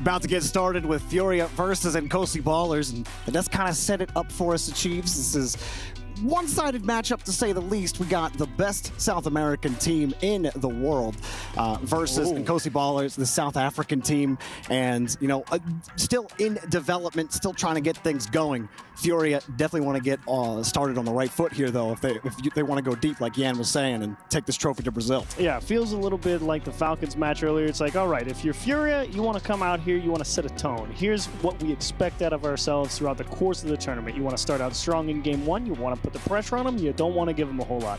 If you're Nkosi Ballers, you're looking to just keep things close, keep yourselves in it, stay within 1, stay within 2, give yourselves at least a fighting chance. If you're within 1, you can score at any time. Anything can happen. So Nkosi Ballers, I don't know if I necessarily agree with Johnny's assessment of go out there full bore. Why not? I feel like you want. I think you do. I want to keep the extra gear, but I'm just a scaredy cat. Maybe if I play too passive against Furia, I just get smacked around. Johnny did say that over-aggression is Furia's biggest kryptonite, and he's absolutely correct about that. God knows how many times I've watched them just over-aggress themselves into a loss. So yeah, go full bore against Furia, because they're going to be bringing that to you. They start off with the Spanish. The fake kickoff to start for Furia. For Snoozing and company, we'll see how they try to set the tone. They get the start here on offense. That's what you want to see from them. Try to pin Furia back, and if you make them feel like they're not getting anything done, then they might start getting overly aggressive. They might start making mistakes. They just might. But a lot remains to be seen for Nkosi Ballers. Can you hang with the mechanical pressure Furia is going to put on you? And right now, they're putting them through their paces. Not a whole lot of danger right yet from Furia, but they're saying, hey, we're coming at you early, flip resets, make sure the defense is disciplined. Guns, heavy touch, as Nkosi Ballers losing some consecutive touches and facing already that Furia harassment. Is having to save the ball off the post. It's skipping away from them. They're not able to follow up those touches on defense. And Furia continue to press them here in front of the box. Nice pressure indeed. Lost continuing the attack. Now Drufinho, now Yanks. Furia unwilling to give up an inch of ground if they can help it. Cam, good enough job. Only had 2 boosts. It's not going to get the job done. Boost total's looking okay for Nkosi Ballers, but where the ball is right now ain't looking good for him. Yan will punch in the first goal. Start to finish, we have played about a minute and a half. All of Furia haven't been out of the orange half. Gotta give them a lot of credit. It's not easy to stay on the attack cycle that long, even if you do control mid boost. More likely than not, someone makes an errant touch, but nothing. Clean Rocket League to start out for Furia. Now for Yan and Lost, they spent a long time in North America continuing to hone those skills. But you know what? We're not going to talk about that because Nkosi Ballers almost had a good shot. Unfortunately, put it into the dirt. But Furia have become a more disciplined team over time, but you can't get the aggression out of their identity. And they don't want that, right? You want to be an aggressive team. You want that identity. It's important to have that, but you also have to have a measured sort of aggression and really assess those risks. I guess in Nkosi Ballers, it's a good time to figure out what risks are valuable to take, because maybe later in the tournament you do end up playing your rival Vitality, as Yan was saying, seeing them as in-game rivals. But so far, And Kosi Ballers able to get that clear downfield. Not able to do much else. Yan gives him a little mustard. Yeah, just a little extra mustard on this one from Yan. It's a tester, you know. Look at the pressure downfield. Rufinho in the box, forcing the defense back to handle Yank's pressure. They didn't feel like they could go up and challenge. They were already backward, kept going back and back and back, and Yan took everything with the extra musty flip. The bot kickoff from Furia. Maybe showing how comfortable they're feeling right now. And honestly, I don't think the pushes have been that bad from Nkosi Ballers, but you're seeing the control difference, the ability to move the ball with authority, ball security. And you can catch Furia out here, but Yan wants that. He wants you to boom the ball back to him. Yeah, there's nothing wrong with setting a deep third, a nice testing shot. Good save from Cam, but right now, if you're Nkosi Ballers, the only thing you're looking for is possession. You say, okay, we need to find a way to take one good 50 in our corner because clearly the ball's getting stuck there a lot. We just have to find a way out. Will also pull back, goes up to threaten the quick touch, and then he sees Nkosi Ballers come up, pulls back. Full comfort right now for Furia. Lost, tried the soft touch. Doesn't work out for him. And immediately, as soon as Nkosi Ballers at least works towards the midfield line, Furia instantly back past the ball. Nope, still our ball. You don't get to come out just yet. You got more work to do.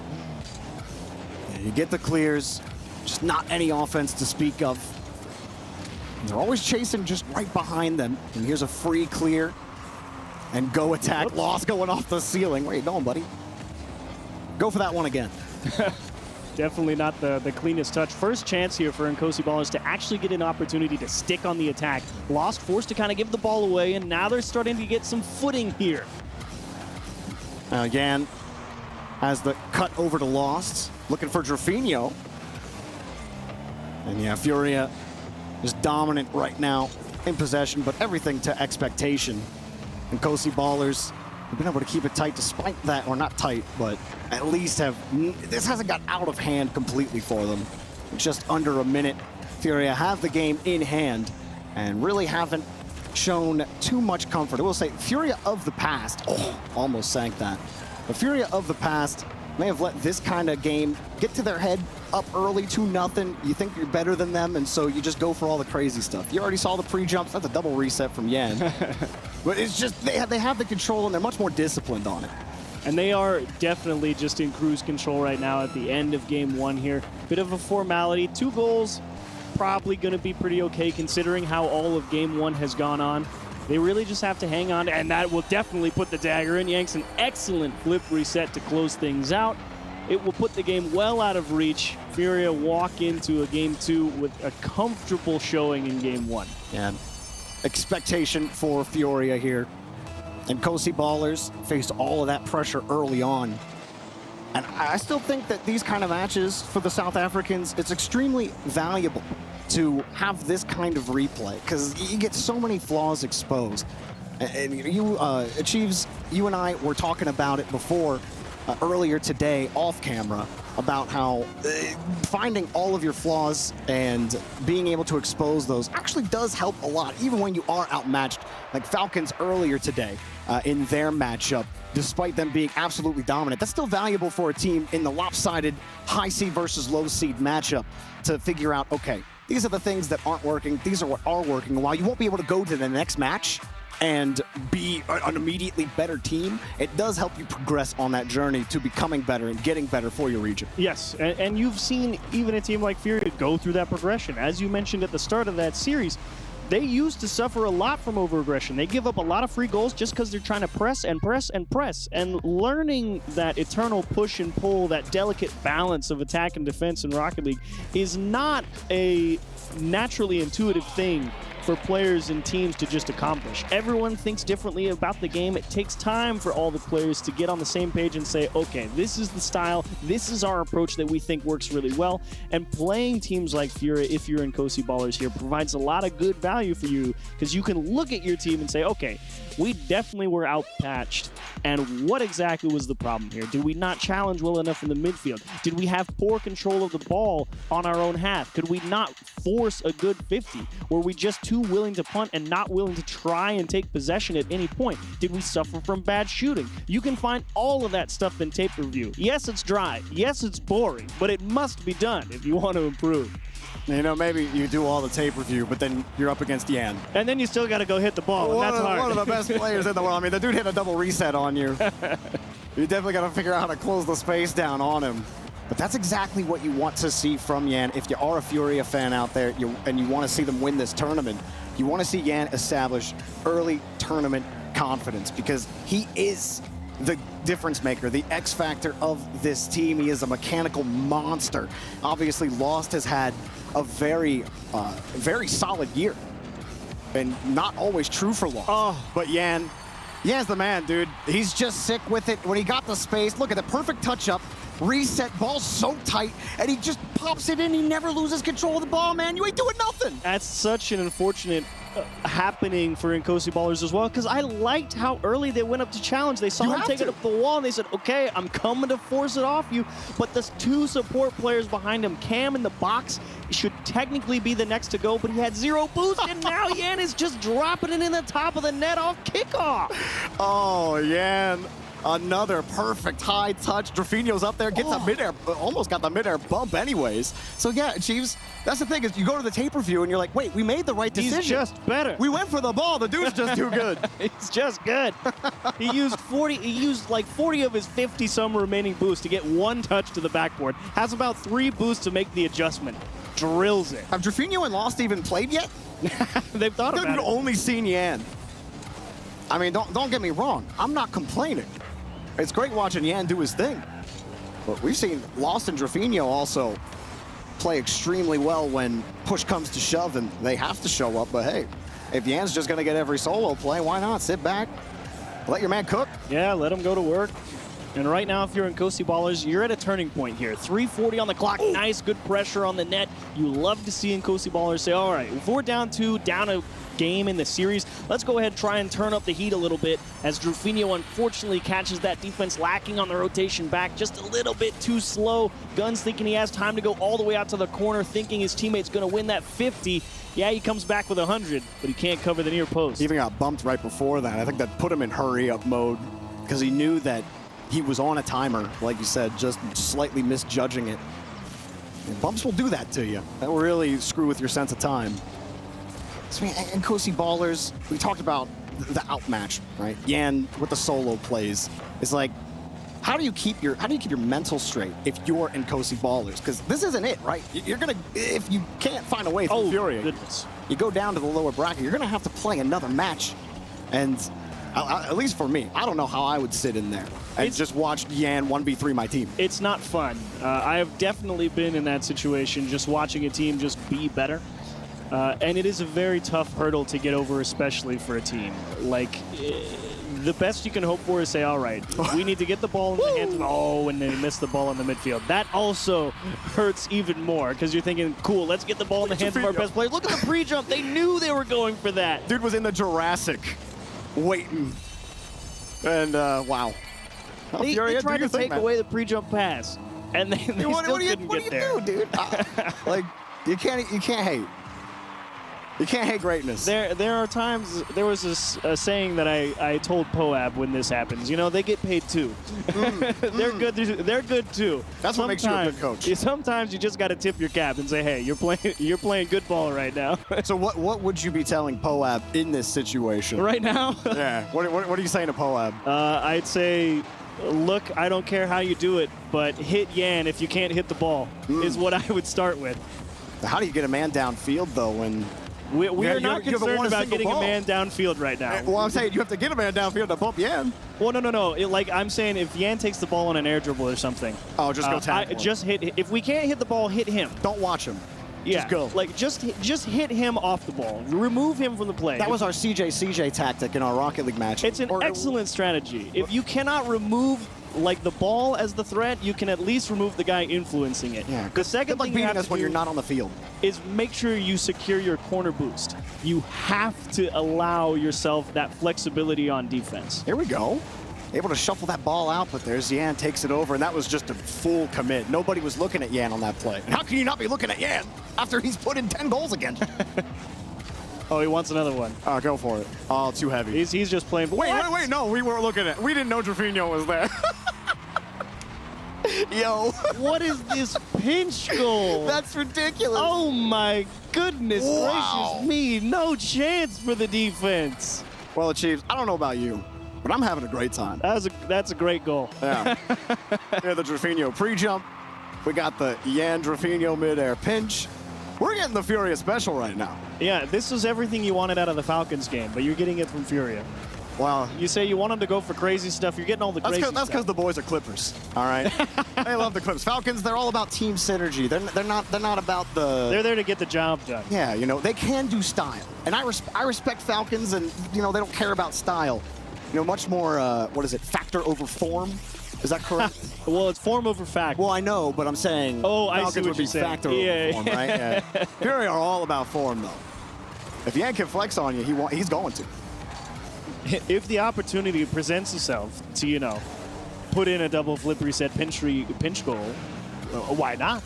You know, in the pregame video, when Yan was talking about what the difference maker for Furia is, I think we both really just wanted him to say, me. He should have. I'm the difference maker. Look at him. Come on. There we go. It doesn't matter what you do. Send players in the air. Keep them on the ground. Try to bump him. Too bad. What's going on up here, boys? They're trying. I have to give credit. Nkosi Ballers, they're down 8, and they still know they have to get up. They have to go try and take the ball away. Because if they do... At this point, though, you've seen over the past 8 goals that maybe pressing him's not the way to go. What if they just tried? Let's just stack the net. I see you're live coaching right now for Nkosi Ballers, because before you were like, you know what, demo Yan. And you're like, wait, you guys aren't demoing Yan. But they're not playing to hit Yan either. They're playing to hit the ball, right? They're playing to try and take the ball Which away. is fair. I mean, you have to hit the ball. But the other idea is, look, if we can't get the ball or Yan, right? Well, I mean, you can always stack the net. You can always stack the net and hope for transition. I think they stacked the net earlier, and Yan still put it through. Probably. That was the double. That was the reset musty. Yeah, if they stack the net, they're gonna get Drafinho pre-jump pinched into the top right corner. Also, didn't he do the double reset pass to Drafinho earlier too? Lost, where you at, dude? Drafinho's getting all the food from Yan. Get some meat, dude. That's definitely a questionable touch there from Drafinho. He earned it. Yeah, you've earned enough respect. Yeah. Oh, and the fake. Tactical. Oh my goodness. Absolutely tactical stuff from Yan. He can do it all. He can hit the ball. He can double reset. He can miss the ball. Look at Lost just turn off this. Nope. I'm sorry, I said Yan. He scored the goal. My brain did the switcheroo. Cam just locked in on following that progression. The new Lost was going to be the next to play it. Whoa. Oh, a fake kickoff? We're fake kickoffing up 9 goals? Yeah, we need 10. Put on the 10 burger. Oh, they're going to get it. There it is. Oh, he's going for the pass. Oh, they're going to get it. Shuffle. Oh, the block. Does he go for it? No. All right. 2-0 in the games. Well, Nkosi Ballers, I got to say, look, I've had games that have gone like this, okay? But I was at home, and it was only a best of 1, all right, in ranked. I don't know how you can... just mad respect to be able to sit on stage, get through these games. That's tough. I mean, oh my Fury's just a gosh. better team, man. He's killing them. Ian's just sitting there like, yeah, 9 goals. Dude's been chilling. How many smiles have you seen out of Yan though? I mean, he could do a worldie and he doesn't care. But if you're Fury and you just put up 9 and you're just like big chilling, like yo, we're getting pre-jump pinch goals into the net and stuff like that. Wouldn't you feel like they'd be a little more like, yeah, that was awesome, like in between the games? But they're just like, yeah. I like your question, but I really just want to watch this highlight reel. Because really the match was just a Yan highlight reel with a little splash of Drafinho. There he is twice. Wait, show him again. Are we going to get all 9 goals? Oh, probably not. Yeah, if they score 9 goals again, it'd be cool. Just quick shot highlight. Oh, look at he's up off the sidewall. And he's got it. Oh my. That's unfortunate too, because Nkosi read that, right? They were on it, and he just couldn't hit the ball. He couldn't reach it. Oh, he still placed it too well. That's the gut. The gut punch. You see it. They're like, we're so close. You're always 1 step forward, 2 steps back, and that unfortunately leads to a 9-goal deficit. Game number 3, Furia showing their powerhouse here in the group stage against the Nkosi Ballers, and wow, the cards were always stacked against this team. Is it a valuable learning lesson, or is it just a backyard beatdown? Oh, guns. If we get another 9-goal game, it might be the second one. Might not be much of a backyard left. Yeah, you. Oh. And the low 50. Drafinio's like, that's cool, yeah, and you do all that stuff in the air, but I like the simple groundwork, starting with a fake, getting with a low 50. Yeah, game 2, all about the air game. Game 3, here comes the ground attack. Brutal game. Brutal. What a start. I mean, even for like G2 Limitless wasn't this much of a stone. No. Ooh. But it's not. That was the best look they got. That was the best look he got at the with a corner double. They just couldn't make a good mark of it. Furia didn't even believe it was going to happen. Did they try and drop past that so they could still score? I think he was just trying to drop the ball and go demo. Oh, look at the shimmy shake from Yan. Double fake challenge. Skip into turnaround. Yeah, that'd be so frustrating. You're like, okay, we have control of the ball, and Yan just like 45-degree turns with no momentum, and your car just goes flying. Okay. And to be fair, I understand the hesitation on the attacking side there, because Furia has just been straight cutting into every 50, not afraid to just turn and take a fight. Yeah. And so you start getting double faked when you're about to take possession, and you're not sure when the hit's coming. Perfect touch, Drafinio. Follow-up not as good, but you don't need perfection. Every touch, even right there, Yan's like, they've earned nowhere enough to go with that respect. ball. Just let it go. They've earned enough respect that they know if they jump, Nkosi's going to expect them to hit them. I'd be waiting too. You'd have to, because you know you're late already. I mean, they can't get control of this ball at all. Every clear, and look, you lost, cuts off the passing lane. Just too wide out. They can't even turtle up and get close together because the 50 just gets right around them. Well, you got to be careful here if you're Furia. You are dangerously close to overextending. You're all trying to fight in the corners with zero boost. It just takes 150 to go wrong. You're on the receiving end of a lethal counterattack. Well, if Rocket League had a Kilimanjaro, I think Yan is getting real close to it. Although I suppose Drafinio did score the first goal of this game. And he's starting to stack it up as well. Oh. Yan with those pre-flip touches. Just so immaculate. He's so fun to watch on the mechs. Lost pumping it downfield. I think the big story for this Furia team, you know, while they were able to take down Vitality in London, there's still that question mark on them because everyone's going to be thinking about how they played against G2, which was lackluster, right? And so you're thinking farther in this tournament for Furia, and you see what this team is capable of when there's really not much challenge for them on the pitch. But we've also seen them against a powerhouse like Vitality and be able to dominate in a game like that. But I think, for me, the question for Furia is can you put together the consistent performance? It's against those tougher matches later in the tournament. The thing that always bit Furia is that they end up starting pretty slow. But this is a fully confident Furia. You haven't even seen any free... I feel like Furia, a year and a half ago, give up a free goal or two to Nkosi Ballers because they're just all committing down the field hard. But there's none of that. None of that this time around, and Yan just seems to be leveling up. Yeah, this has definitely been your statement game. We said you wanted to be a tone setter. You got it. We know game 3, you know, it's 1-0, a minute 30 on the clock or so. Doesn't feel like you've seen a whole lot, but it's been the same story. Start of the series. We're in the orange half. We're camped out. We got the marshmallows. We got the tent. We got the sleeping bag set up. Wait, are you setting up the fire or am I? Oh, Fury is. I got 99 fire making. They are camped out in the midfield, man. Lost has 99 attack. 98 maybe. Pretty close. Drafinio taking his chance at the net. This one just high, and there's the follow-through. They will definitely give themselves the insurance. They don't want OT. You never know, right? You never know. A much more respectable scoreline for Nkosi Ballers for sure. But I don't know how much worse it could have gotten after game 2. And, you know, they still have the lower bracket to think of, and I really do think it's only, like, not to kick a horse while it's down, Chiefs, but it can't get any worse when you go down to the lower bracket. Like, this is one of the toughest teams you're going to face here. And chances are, in the lower bracket, you might have a better chance in this in that series than you do here. And this scoreline, they're not able to get control of the ball. Fury are all over them. This is where those overly aggressive teams will really catch you out, especially with the mechanical prowess and the raw skill of someone like Yan and, I mean, all of Fury are really. really just showing you what is possible with this team. Actually getting through another goal near the end of the game. Yan puts another one out. I think I know who's winning MVP of this series. That's a pretty good guess. Yeah. I'm going to guess it starts with a Y and ends with a Z. With maybe an X there in the middle somewhere. What's that spell? Yanks.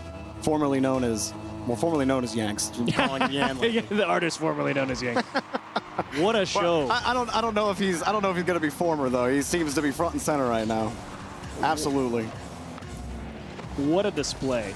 I mean, you got to tip your cap. You know one team is the favorite, right? Yeah. But it is not often you get to see a team that is the favorite go out there and say, yep, and here's why. What a display. That was quite the show that Yan put on. Drafinho and lost the accompaniment, excuse me. Wow, why is that word so hard to say? Yes, the accompaniment. Accompaniment. I'm going to stop. But either way, Drafinho, drink that water. You've earned it. Statement sent. Say what you want about strength of schedule. I mean, how many of the teams are going to look at that scoreline and be like, okay, but I want to see how you do in the next match? That's what I'm saying. You know, say what you want about who they played and how they did it. You still got to have the bravery to say, yeah, I'm going to pre-jump. Yeah, we're going to pre-jump pass and pinch it into the top right corner. Yeah, we're going for that. The mid-air pinch was crazy. Not worried about it. I'm not worried about it. We're coming for you. Like, look, they were still on the field. I feel like we've been not punching down. We've really just been gloating about Furia. But hey, that was an absolutely insane game from Furia, and we'll take it down back to the desk to break that one down. Furia and Nkosi Ballers. Leaf, boys, what do you think? Well, I think that we've just gotten all of our top plays for the day. I feel like I can't put those in, though, because for Furia, it looked like essentially free play out there for them. There wasn't a lot of challenge the other way. Not to say anything mean about Nkosi, but that's what happened. Certainly game 2, I think it turned into that. It was way too easy for Furia. But, you know, credits to them that they kept the fun going. And Yan, I was wondering if he was going to be breaking any records of his score. He was over 1,000 points in regulation. I'm not sure how high up that is in the grand history of things. But, yeah, it was a bit of an outclass situation. I was hoping Nkosi would get a goal. But I didn't. Yeah, that's the unfortunate thing. You know, they do still have that to look forward to, perhaps, as they go into the lower round one. But yeah, tough match. I mean, we've seen Furia blow out some of the best teams in the world on some of their best days, and they did not hold back, which, you know, shows respect. They weren't coming in here just messing around. They used this as a true stage warm-up for their match tomorrow in the upper round 2.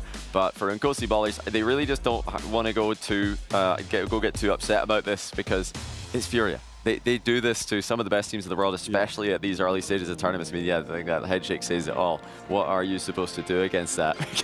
I like that moment, though, where they sort of read the pre-jump, didn't quite get it, but it shows that they're alert, shows that they're there. But yeah, as time went on, I mean, it was clear that Furia was going to decide how many goals they were going to score. They were making touches that the Nkosi Ballers weren't expecting.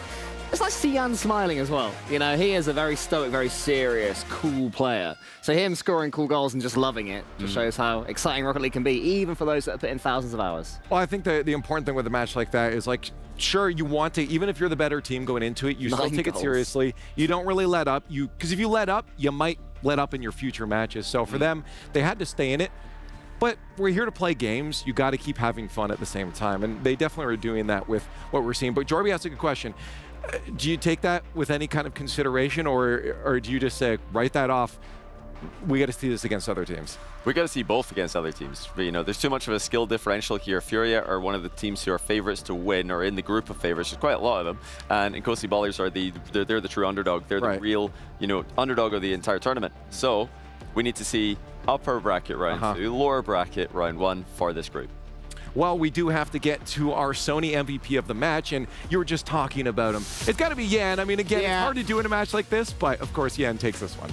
We said after about 20 seconds, this is going to be Yan. I mean, when you score 9 goals from 23 shots, you know that Yan was just being fed by Lost and Drafinho. You know, even when Yan put what was an attempted pass, Lost faked him out and got the goal for him. It was just a stunning example of how good this player is when he's not being blocked by top-level defenses. The things he is capable of, the moves he's capable of comboing together are sort of fairly unique. And as was mentioned in the commentary leaf, he is still someone that is in the conversation for best player in the world. Mechanically, he's not behind too many players in the world. I enjoyed this one here too. Just the delay. I know, it was, you know, the defending maybe could have done better, but it was the delay to get past 3. Just they were still playing heads up Rocket League and looking at what's in front of them. I mean, Jan, the problem with Jan is that you cover the reset angle. He could just take it over your head. You try and go, you know, early. He'll, you know, just go a little bit faster. He seems to have that ability to just accelerate the play in the air immediately, based on what's happening in front of him. He's not jumping into the air here thinking, okay, let me just go for a flip reset here. No, he's jumping, seeing what the defense does, and actively countering it. Full control. And mastery of speed in the air. Well, that's it. We don't really need to dwell on this one much longer, do we? Okay, let's set it to another break. After that, though, we do have Twisted Minds versus Team Vitality, so stay tuned.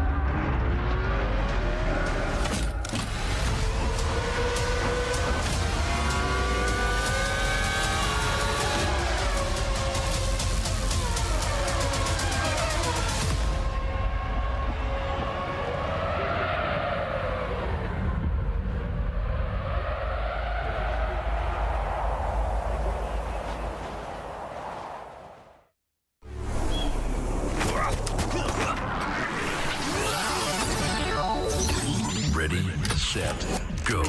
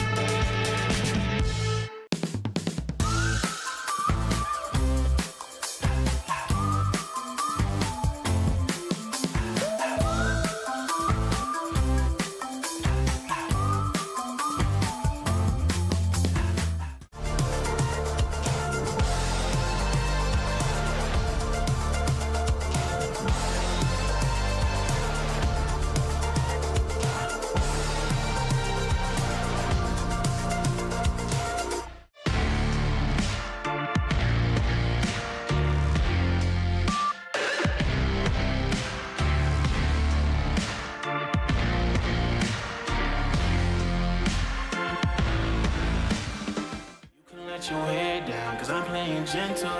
You can let your head down, cause I'm playing gentle. Girl, you stay on my mind, all the time, all the time, on my mind. Girl, you stay on my mind, all the time, on my mind, all the time.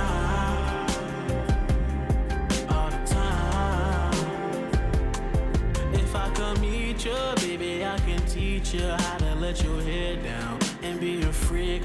Singing like a Anita. Sweet love. Have you thinking about a preacher? Also, how I need her. Girl, we can kick it. Have you ever had Chinese after 9 on a Friday? It gets so different. Cuddled up tight, perfect like a fitted. Arm around me, then you pick your head up for me to kiss it. You stay on my mental, you keep me sharp like a pencil. You can let your hair down, cause I'm playing gentle. You can let your hair down, cause I'm playing gentle. Girl, you stay on my mind, on my mind, all the time, all the time, on my mind, on my mind. Girl, you stay on my mind, all the time, on my mind, on my mind, all the time, all the time.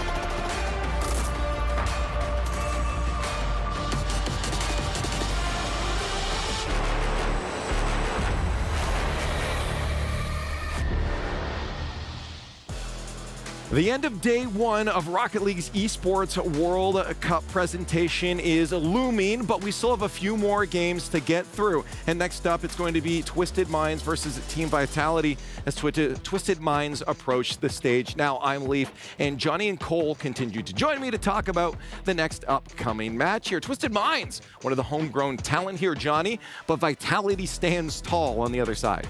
Yeah, we've not seen the French teams in competition for a while, so this is going to be great to see them back on the stage.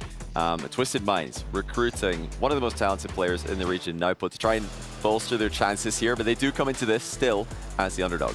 Of course, they're up against Team Vitality, and the crowd will be there, of course, so I hope that they'll be rooting for Twisted Minds. I'm sure they will. The fourth player. Yes, exactly, but Team Vitality, you know, they've had their experience of being against the crowd and performing well despite that, so I'm curious how much of a level of that will be. I think it's fair to say, Johnny, that in this one, Team Vitality probably firm favourites, I think. Oh, for sure. I mean, Twisted Minds, they're a solid roster, but they have been underperforming with various rosters. I mean, the MENA 2 team really all this year been underperforming largely compared to expectations. Well, again, we have more players at home that we need to get involved as well too. STC Play fan vote is up, so go to stcplay.gg and get your thoughts in there. Let us know how you think this is going to go. Is Twisted Minds going to be able to stand up against this French monster on the other side?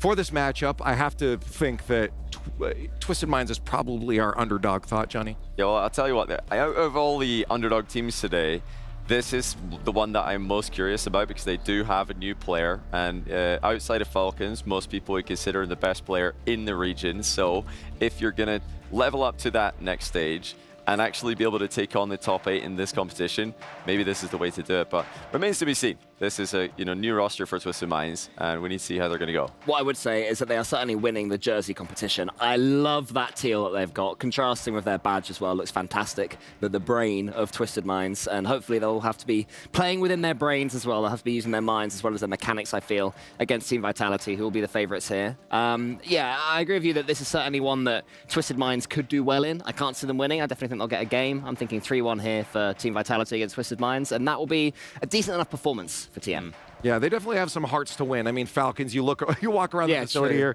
they're definitely the local favorites. But, I mean, again, as I said, you have some homegrown talent here. They're still going to have some support going up against Team Vitality.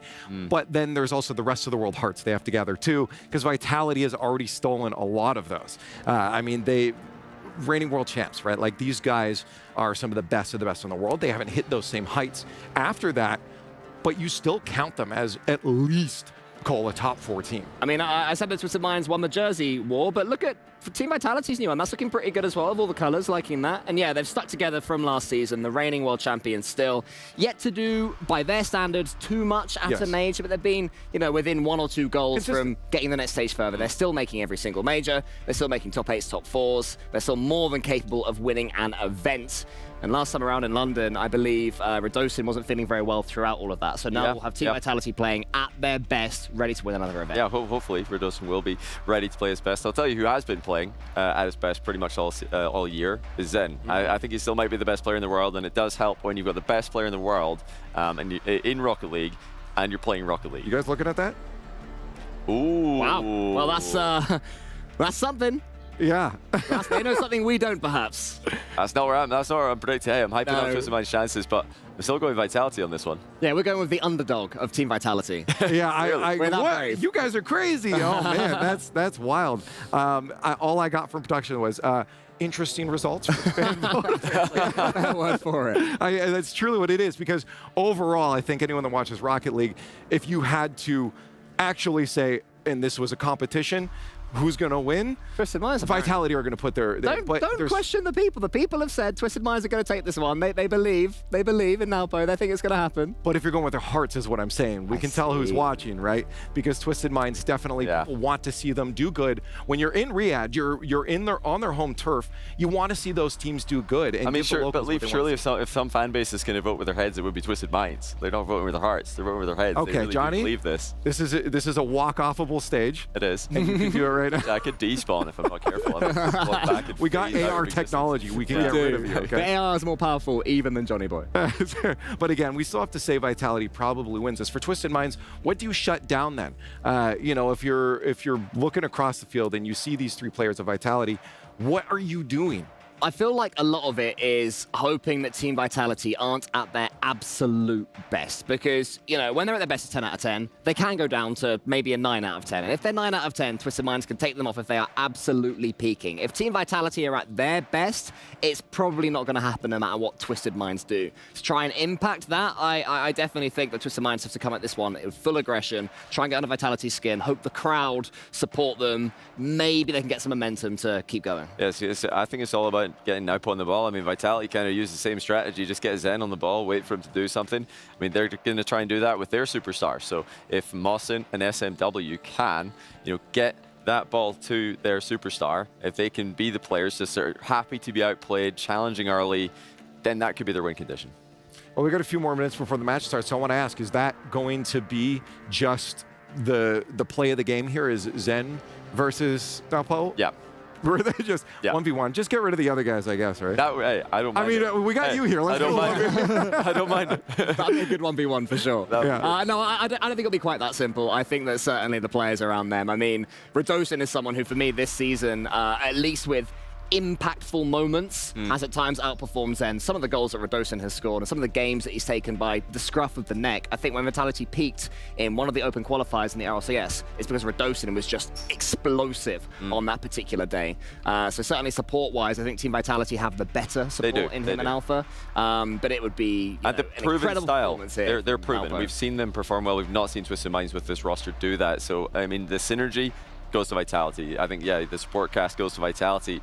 and they also do have the best player in the world. So they've got to be the favorites here. I'm going 3-1 as well. I think, I can't remember if that's what my pre-event predictions were, but I'm gonna say 3-1 now.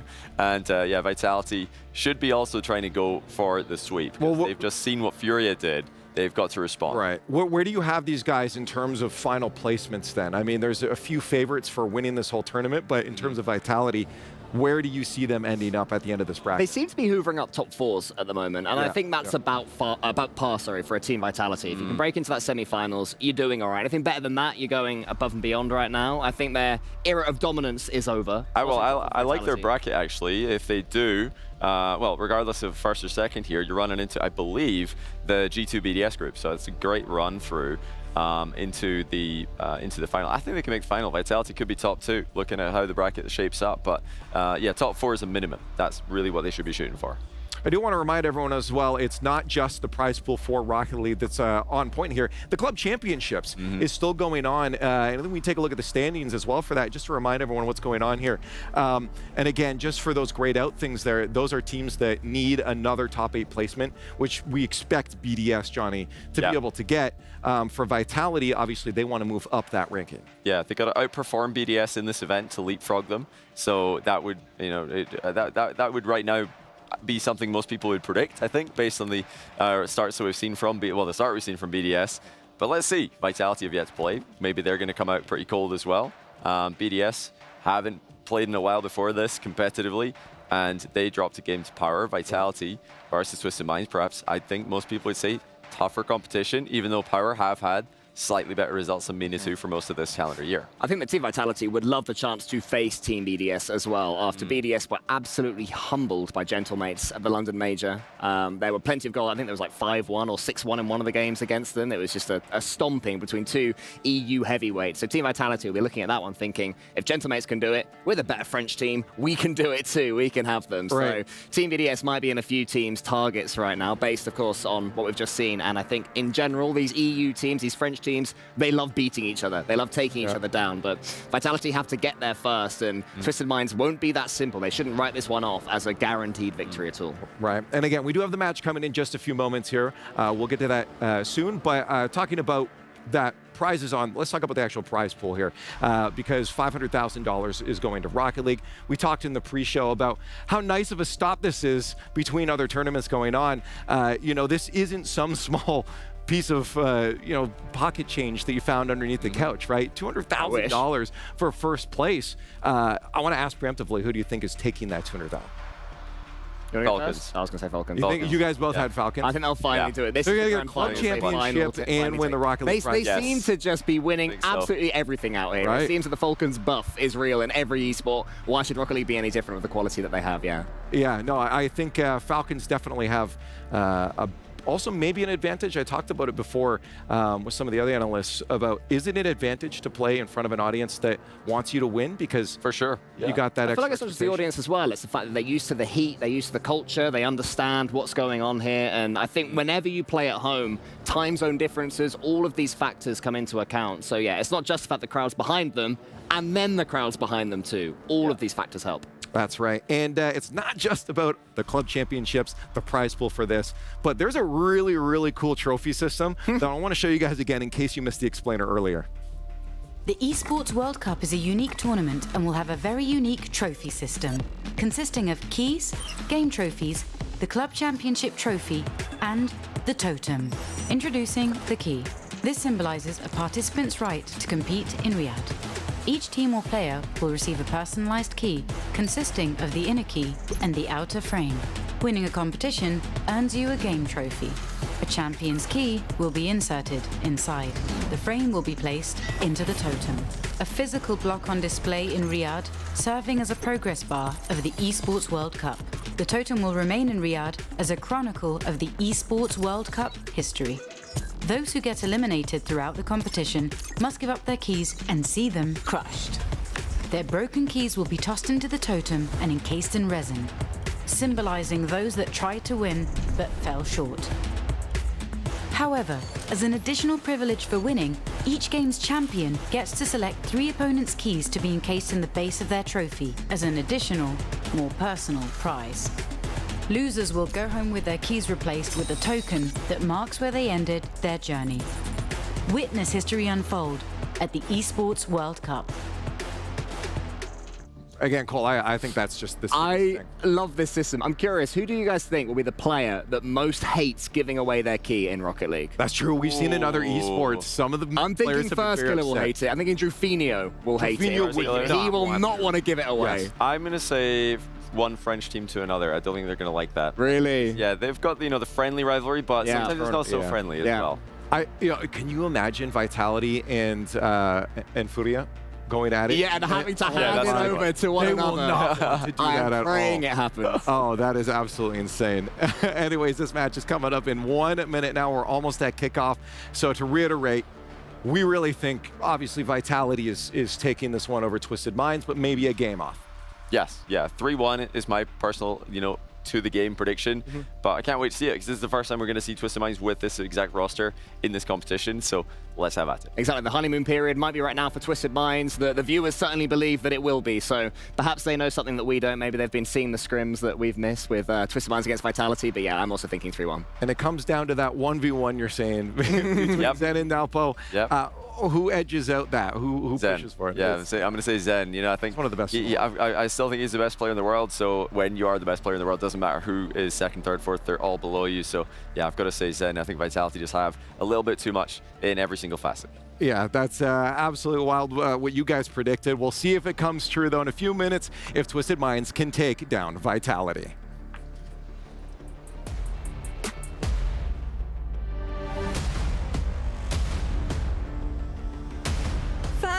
Fancy. I'm so sad. We've only got 3 more series to go. But Team Vitality, with their loyalty, despite all of that, have been struggling as of late. Oh boy, I'm excited for this series. Absolutely, it's going to be a banger of a match, especially that Twisted Minds has a lot to show for. With Nubo coming in as the newest addition to the roster, nobody knows what to expect from the team. Specifically that Twisted Minds are on a 3-win streak right now. Yes, Vitality and Twisted Minds were both in London Major, but they never had a chance to face each other, so literally nobody knows what's going to happen for this match. All I know that it's going to be an exciting one. So Jasmine, let's send her away to the casters and start this match.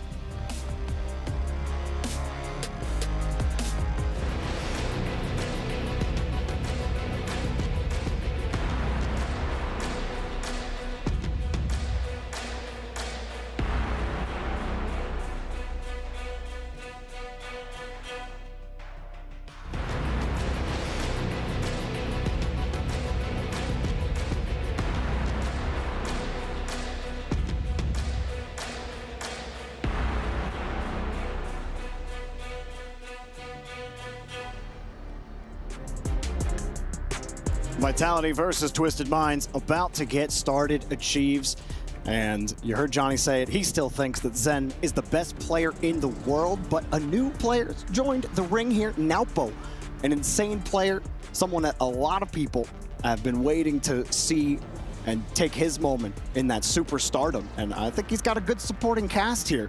Venom out, Mawson, Naupo in with SMW, and I'm curious to see how Twisted Minds take this against Vitality. The last time we saw Vitality was at the London Major when they got 4-1'd by Furia, excuse me. Yeah, there's a big opportunity here for Twisted Minds to earn a lot of respect, taking out the current world champions. And if you're Twisted Minds, I think a big key is you have to force Alpha and Zen to do extra work on and off the ball. You don't want to have Radosin coming through out of the midfield like he likes to do, winning those big challenges, because his whole strat revolves around the idea of, look, I'm going to keep everybody honest. I'm going straight to the net, hard as I can, as fast as I can, with authority, and I'm going to force people to respect me. And I'm going to take that pressure by default off of Zen and Alpha, these two big playmakers. So if you're Twisted Minds, you win that matchup, you start making Alpha and Zen have to do extra work, maybe you get a little extra room yourself. Well, on Twisted Minds, who used to be the feature piece, and feels like the feature piece has moved to Naupo, but SMW on this roster, in the previous iteration with Venom on it, he was supposed to be that mechanical powerhouse. And what I want to see out of SMW in this series is discipline. That's the main thing I think has hampered him in his own personal journey.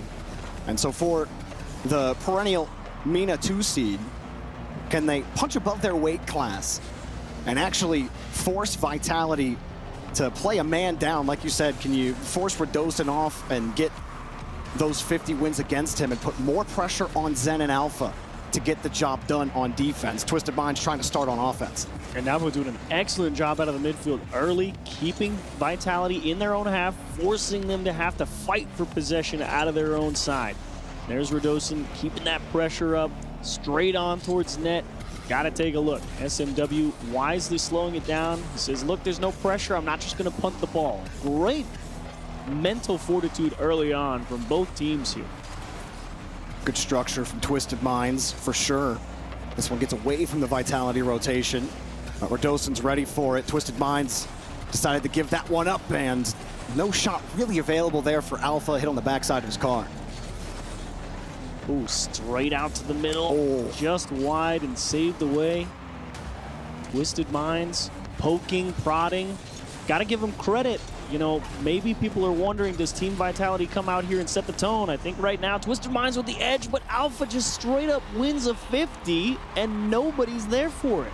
And what happened? You end up rushing this. Malpo gets deleted, right? SMW's coming from behind. He saw the demo happening. He tried to come out of net early, and you know, you can't really pick a battle there. You just got to go into war if you're SMW on that play. Take your best shot, and Alpha, advantage of position, much easier for him to play it. He has nothing to lose. I mean, you said it, like the structure for Twisted Minds was looking good on offense, and one demo completely negates all of it. I mean, that's Vitality, right? They've faced the highest pressure situations. They've come back in situations where it looked like they were defeated. They've been through it all as a team. And Twisted Minds, they're still developing as a roster. Nalpo's still getting that experience at this level on LAN, and that's a decent shot, but Zen in position, got the touch. Alpha downfield, has a moment, and it's taken away. Great job, SMW coming back out of the midfield, not making his teammate in the net have to take that 50. If you can get there, take it away. Let the guy that's deep stay deep. You want him to have maximum flexibility. Love the structure from Twisted Minds, continuing to stay strong, even though they find themselves down one at the halfway mark.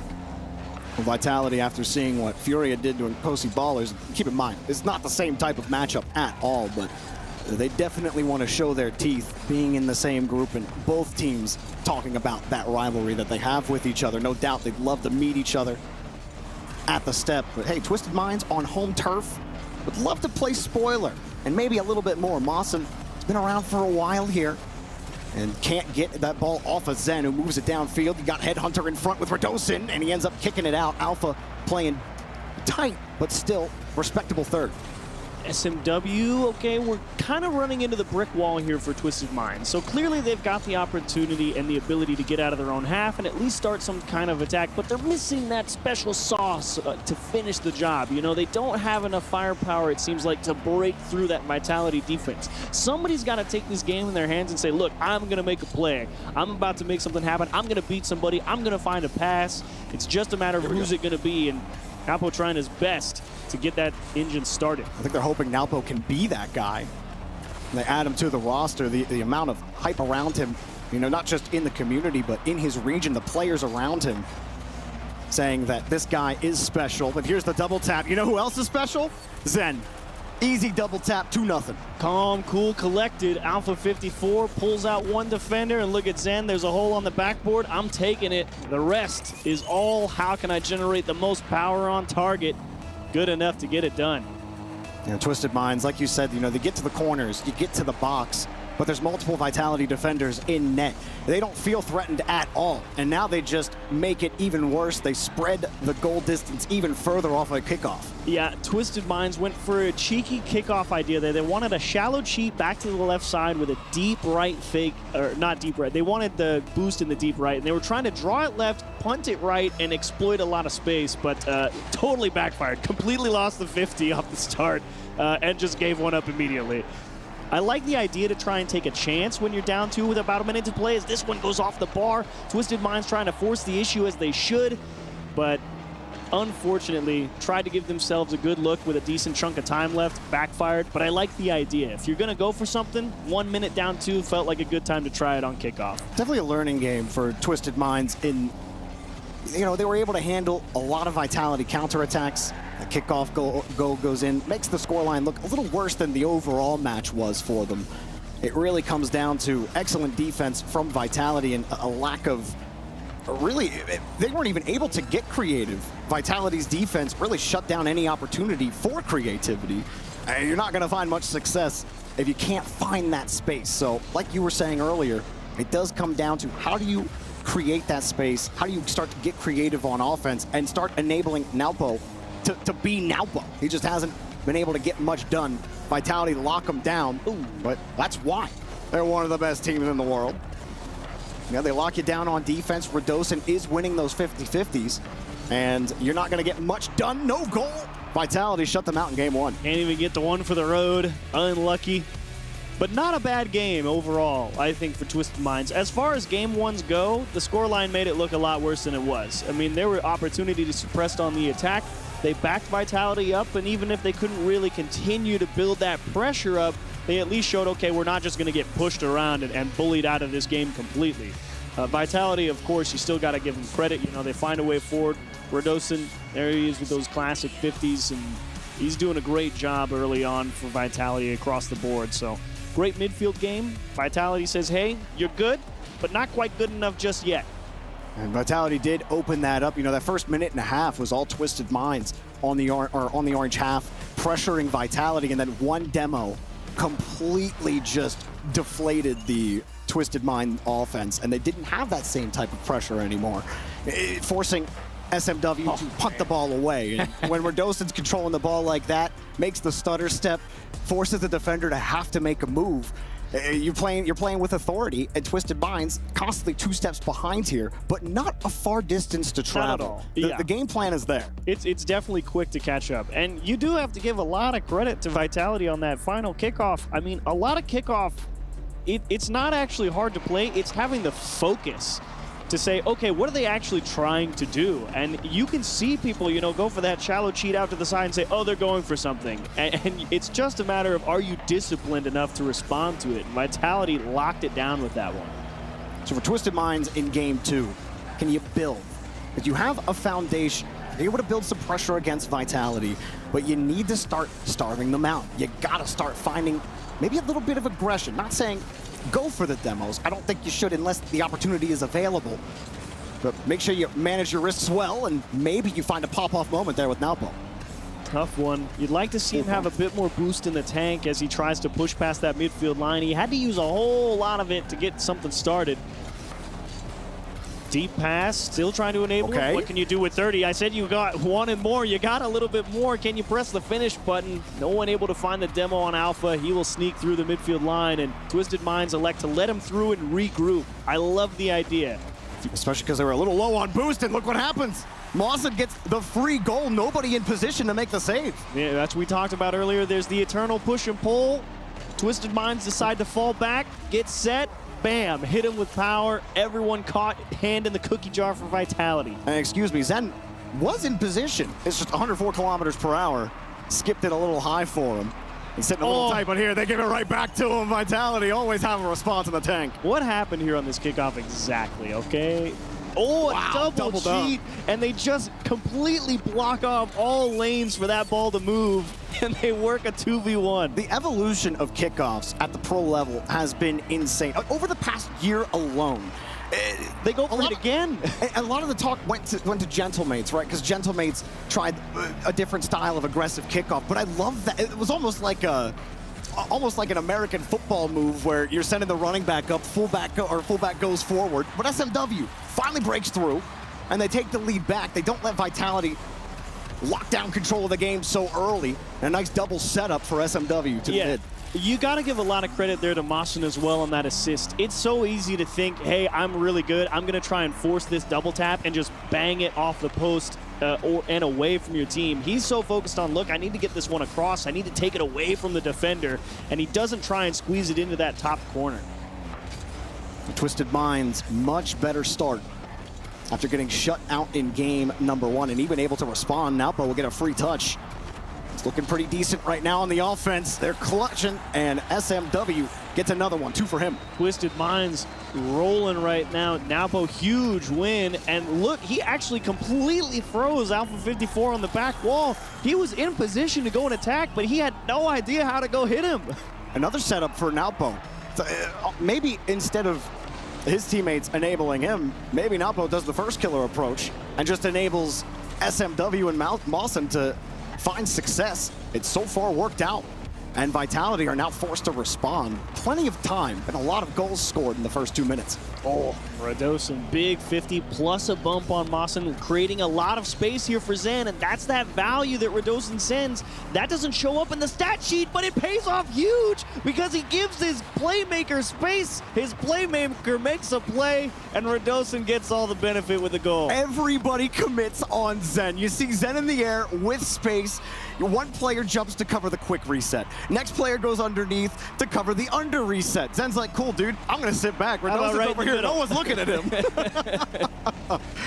Oh, man. That's how you win a world championship. Let your good players play. Ridiculous stuff. Drops it down. I mean, that's, you know, being a mechanical powerhouse like Zen, who doesn't always flash the mechanics, flashes them when he needs to. He can take over a lobby, but Vitality love having that synergy, love working as a unit. Oh, lose the ball there.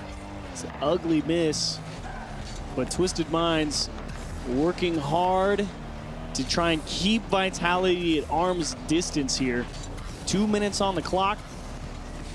A lot of time to keep a team with as much firepower as Vitality has. Oh, but they super overcommit. This should be free. Oh, and a nasty hop with 0 boost. Never mind, Vitality gets thrown a bone. I didn't think it could get any worse, and then it did. But just for Twisted Minds this time, SMW has the reset, goes underneath, and I don't even think the demo mattered. SMW throws it on the ground. Twisted Minds up by 2. What a win from SMW. Radosin coming with authority for that 50, and he just slipped right by him, let his teammates get out in front, and again create that lane. Way to be patient on the approach.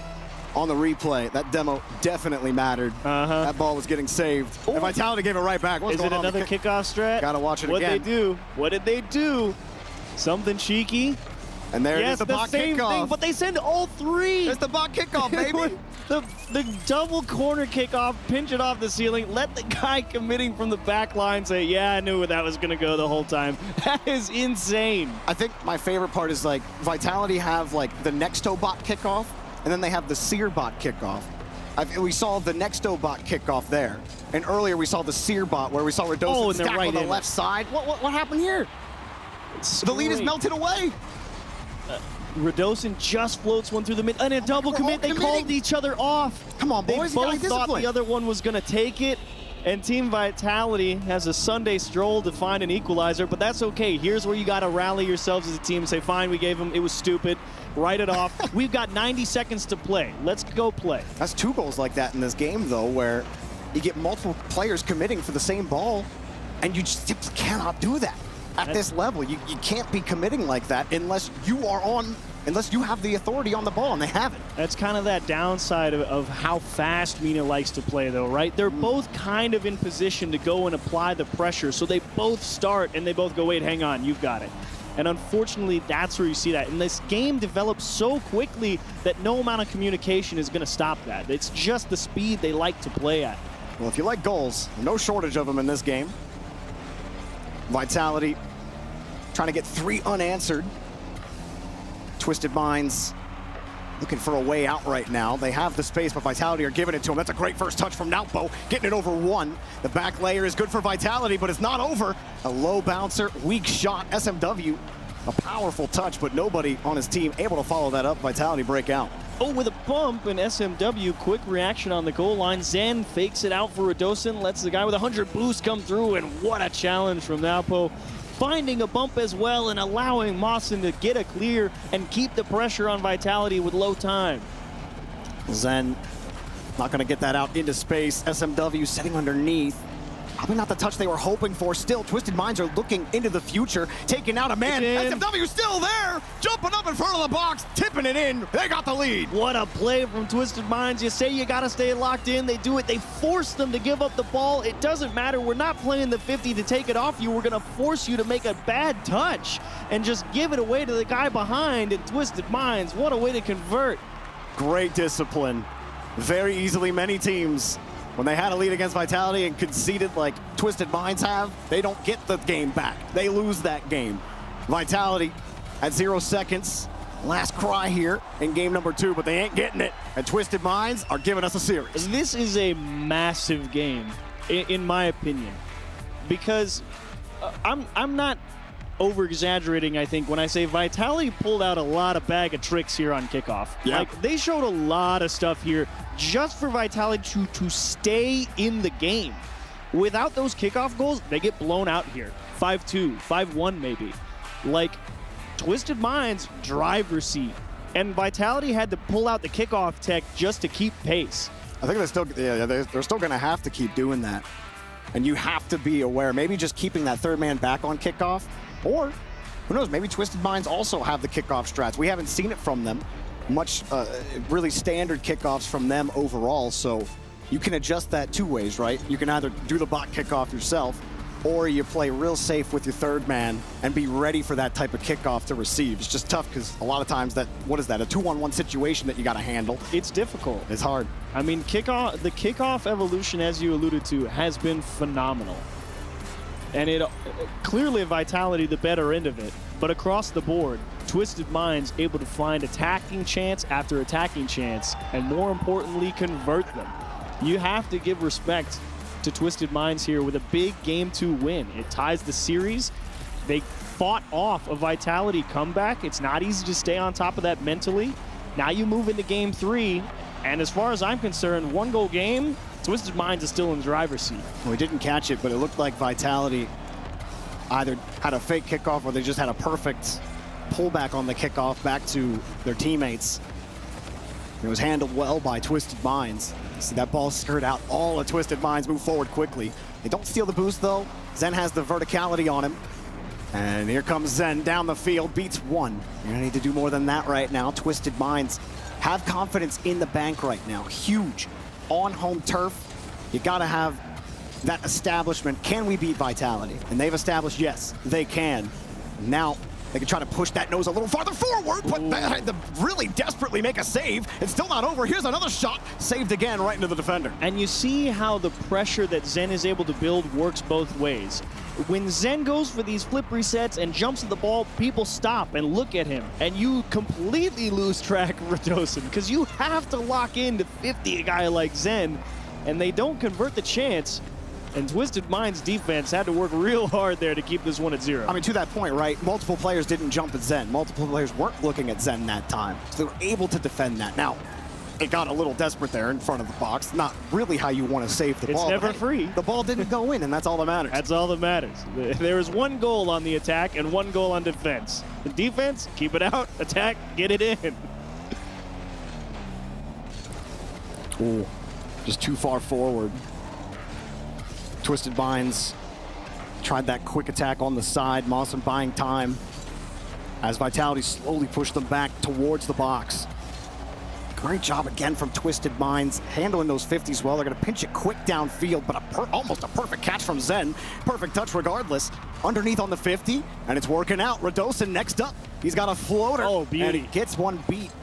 Vitality is still going to have to work to get this through, and that kill into the corner was huge for Twisted Minds. But Radosin, he's forcing multiple defenders to manage his 50s. Here's what I'm talking about with him creating so much opportunity. Alpha's just camped in the box because it's the only chance, and now Twisted Minds has to finally spread out. They go to get boost, but Radosin had spot so much time that he's able to go steal a corner, come back, and score a freebie. I think there was tunnel vision again on Twisted Minds on defense. All 3 players were stacked right in the middle of the box as the ball came across from Radosin.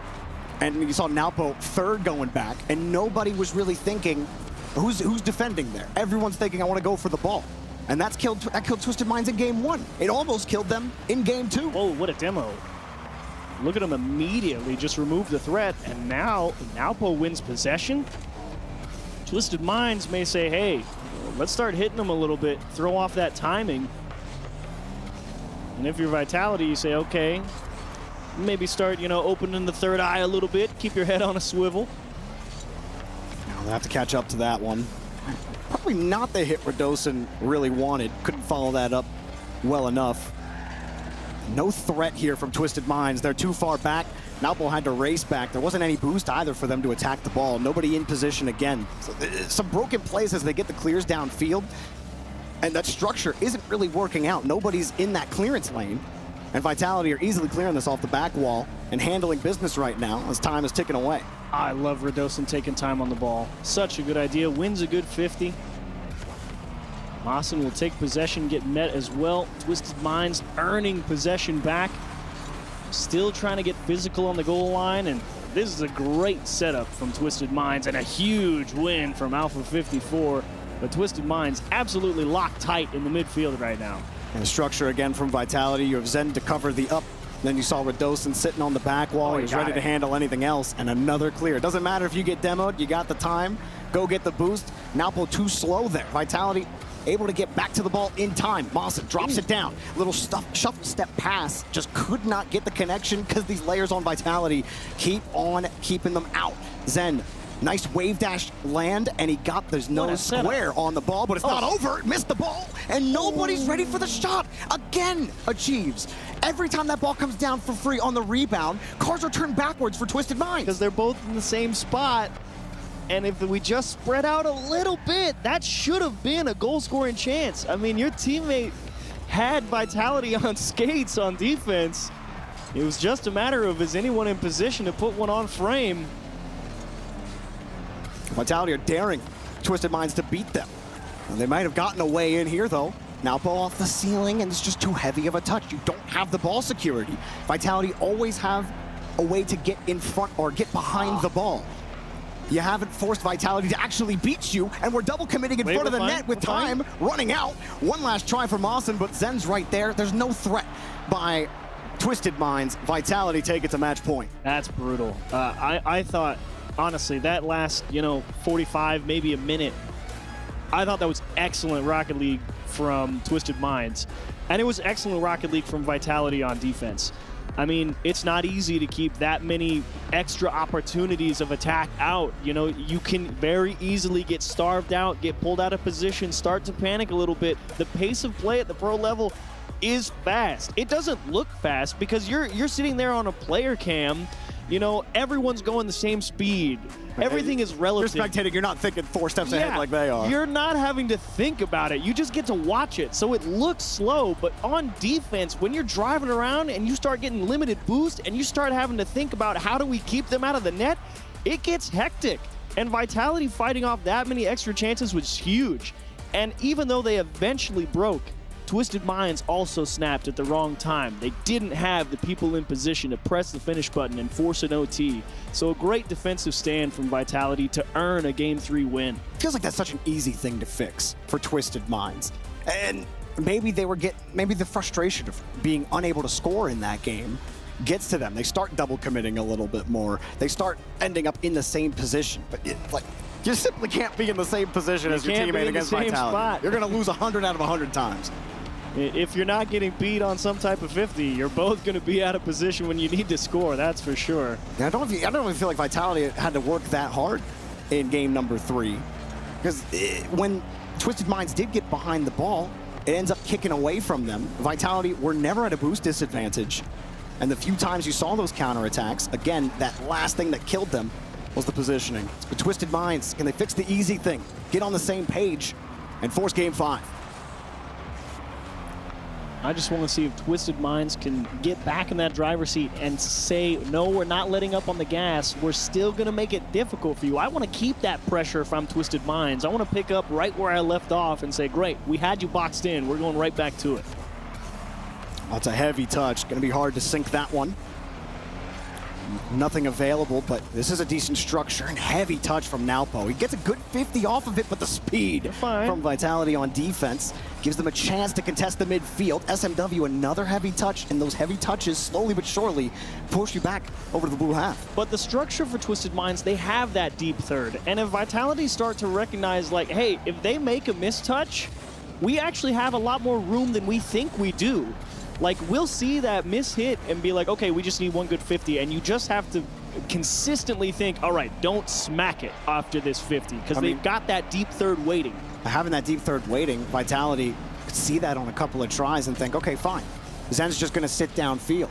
Now you got a 2-on-1 the other way, because they haven't had the ability to control the ball as well. Vitality's so good at just throwing it right back to the midfield and forcing the deep third to make the play. If you're constantly putting that pressure on the deep third, and there's no way for them to clear it out, eventually you might be breaking them down. They're controlling the midfield boost very well. Twisted Minds have to work twice as hard to work half the distance. But Twisted Minds has still kept that pressure up. Vitality hasn't really had a good offensive chance yet here in Game 4. We played 2 minutes, and yeah, they're forcing them back, but I don't care if I get forced back. I care if I get to play on the attack. And Twisted Minds doing a great job preventing Vitality from starting much. Here's your first chance. Radosin, can you open a door? And as long as your deep third has 100, there's always a chance to keep that pressure going. And they force Vitality out through a demo, but Zen gets a nice controlling touch. Look, they're scared of him, and now they're getting deleted. Trying to get behind him. It's a demo derby. He's trying to take everybody out. Radosin, I think he got demoed there.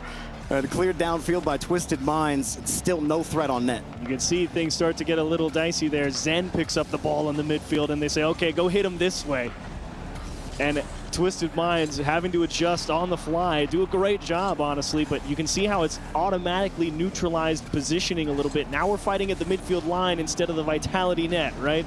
I mean, that play, I'm really wondering, because SMW pre-jumped, Napo had control of the ball, and then Napo went for the solo play. Does SMW, it's like, oh wait, that angle's covered. And I don't feel like that's the way through this Vitality defense, but yeah, there you go. Zen just rockets it right into the net. Twisted Minds could not get control of this ball, all set up by Radosin. I love Radosin. he just wanted the flip reset just so he could do something. He got the butt touch. Yeah, you can get anything you want. But if you get the flip reset, the defense will say, hang on, did he get it? And it allows Zen just to sneak forward and just absolutely crush a race to the ball. Zen brings it down. See, Twisted Minds have to respect Alpha, too far off the ball. Alpha doing what he can to bring the ball down. He's got a free lane to SMW, wins it to Mawson. Mawson chasing it, gets over another and turned off on the rebound. Bang. Vitality gets a set up, still a top shelf, could not nail it, barely saved. What a save from Alpha 54. Sometimes it's 1v1 in the net, and he made a big one there in a difficult spot.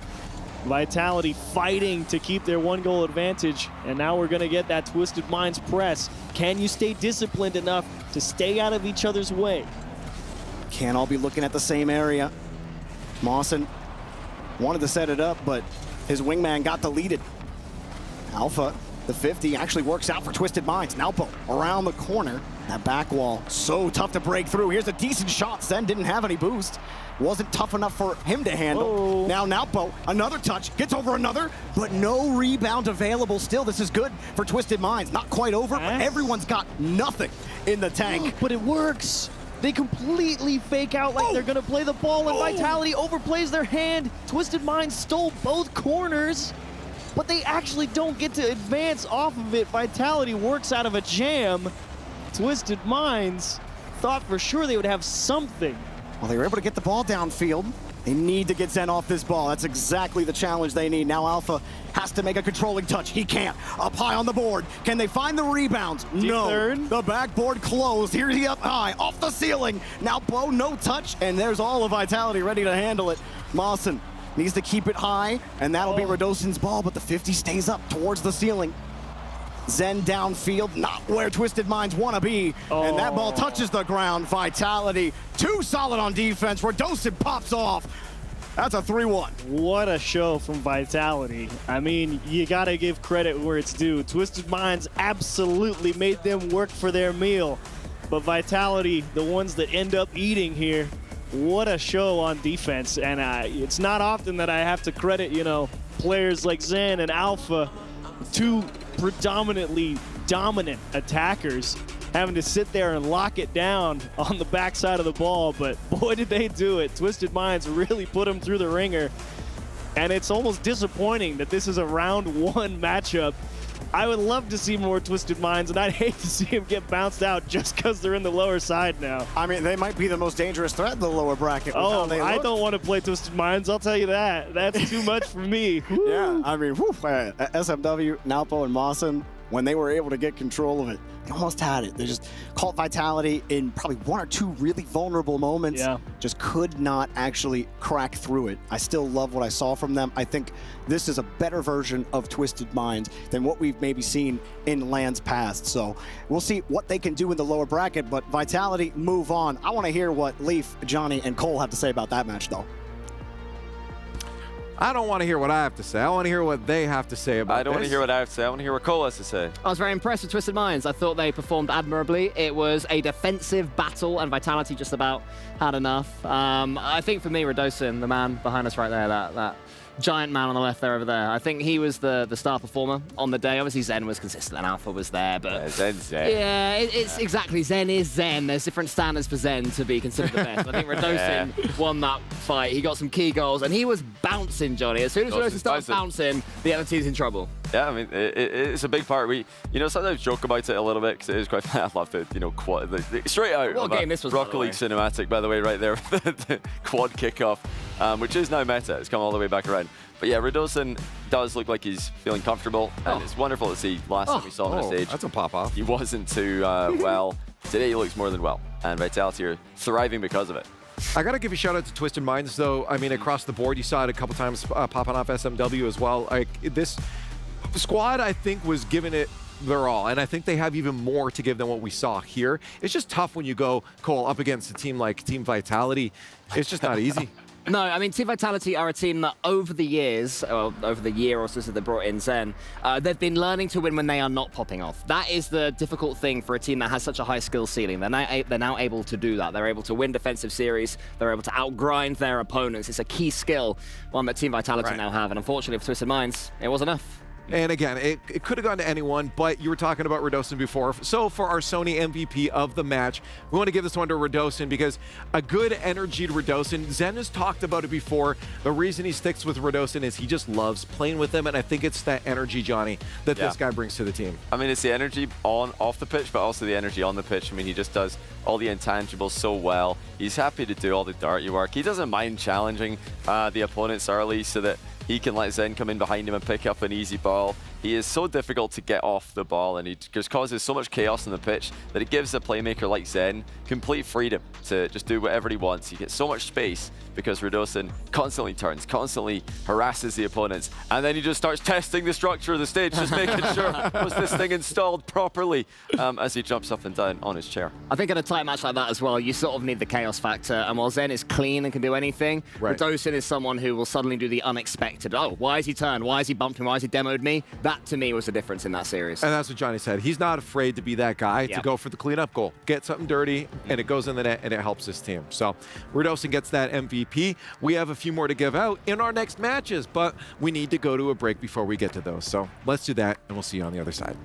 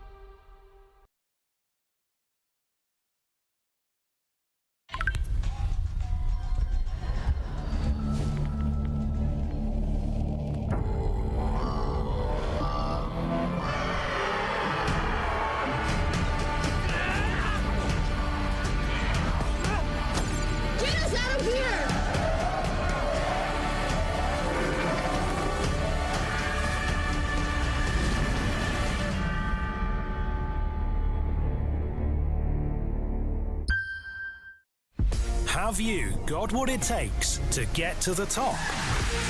It doesn't matter how high you climb. To reach the top, even the biggest champ needs a break. So you can recharge, dive back in, and dominate.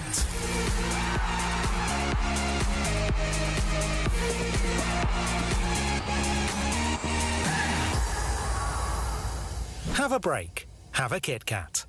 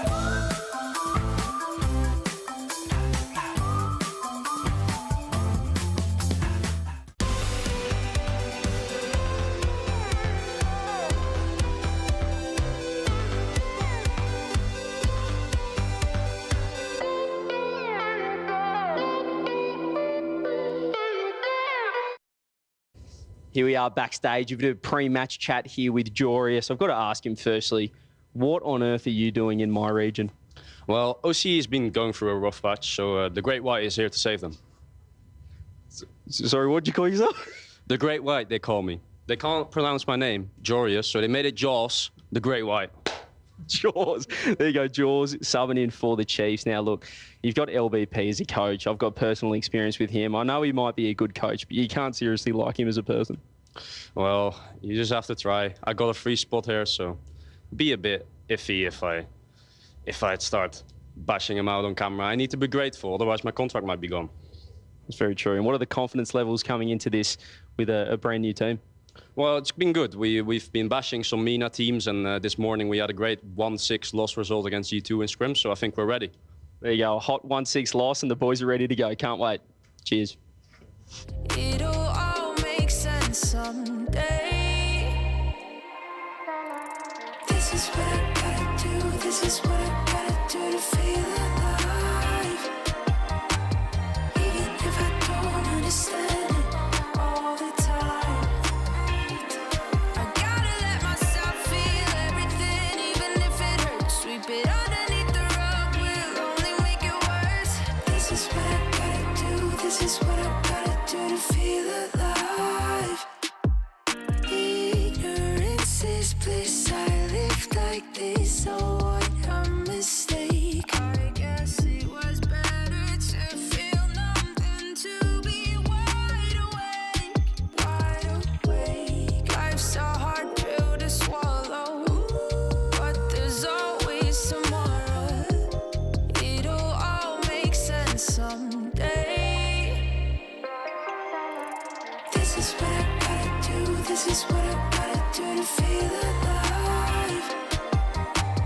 Even if I don't understand it all the time, I gotta let myself feel everything, even if it hurts. Sweep it underneath the rug will only make it worse. This is what I gotta do. This is what I gotta do to feel alive.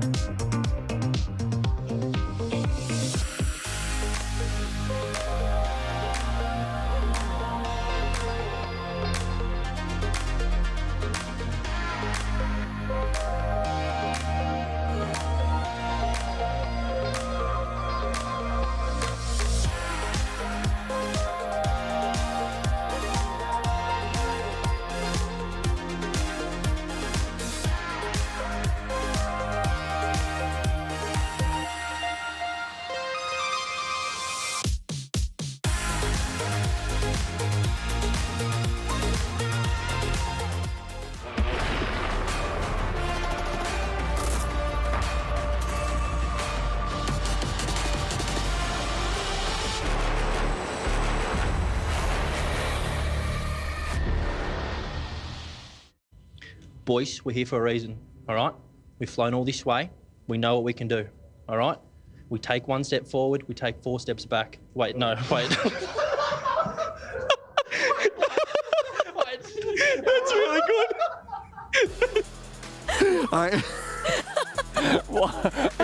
How did he mess that up? It was gonna be funny, and I was like, oh, it's gonna be like kind of like, no, that was like actually funny. Sometimes comedy is funny because there's truth in it. Oh, come on. Well, LBP, CJ told me about that earlier, and he said, look, okay, let's get a little rehearsal, a little practice one in. They did that, and CJ's like, no, you're locked in. That's the one that we're going to be using for the show. So cheers, LBP. That's really funny. Well, anyways, the next matchup coming our way is going to be Gentlemates versus Chiefs. And again, I have Herc and Stump here to talk about that one. You know, I think Chiefs in this matchup, probably a little bit of the underdog. Herc against Gentlemates. Yeah, I guess an underdog is one way to go about it. This is a pretty interesting one. If you guys didn't know from the video or you haven't heard it and seen it on Twitter, Jorius coming in to play with them. He got a spot on the team. It's going to be really interesting because you actually don't quite know how leveled up this could get, or if it's like, oh, we threw in like our one ranked friend that's a bit higher than us. We're going to just see how it goes. I think against Gentlemates, you need to not just have one player pop off, you need to have the entire squad on the same page. Jory is clearly a stunning player. Got repeated top 8s, much to a detriment in North America, but still a very, very good player. Gentlemates, a little bit better. Again, guys, want to get you involved. STC Play fan vote is up. Go to stcplay.gg. While you're doing that, we're going to give a little bit of a listen in to Seiko and see what he has to say. Right, here we are backstage with the Gentlemates. I've got Seiko alongside me. Seiko, now you've had a great career, world champion, major champion, but would you say your highlight is losing to me? Nothing, bro, you're bad. What? You're bad. Oh, well, there you go. That's pretty rough from me. Now, you're playing the Chiefs right now, about to tackle them. LBP is on the team. Well, he's coaching. He was the coach for me as well when you did get the loss. So are you worried about this match? Not really, bro. You're not in. Absolute confidence there from the Gentlemates and Seiko. Well, best of luck. Thank you. Absolute legends as the favorites coming into this. Who do you think's going to win it? Oh. I mean, I've had Gentlemates from day one. That's my favorite overall. But I do kind of see maybe a game. Maybe getting taken? A point? Maybe a game, maybe a point, maybe a few goals. But it's Gentlemates. It's going to be Gentlemates, realistically. I also think Gentlemates, I have them going the whole way, and the only way to find out if they do is to see if they take down the Chiefs right now.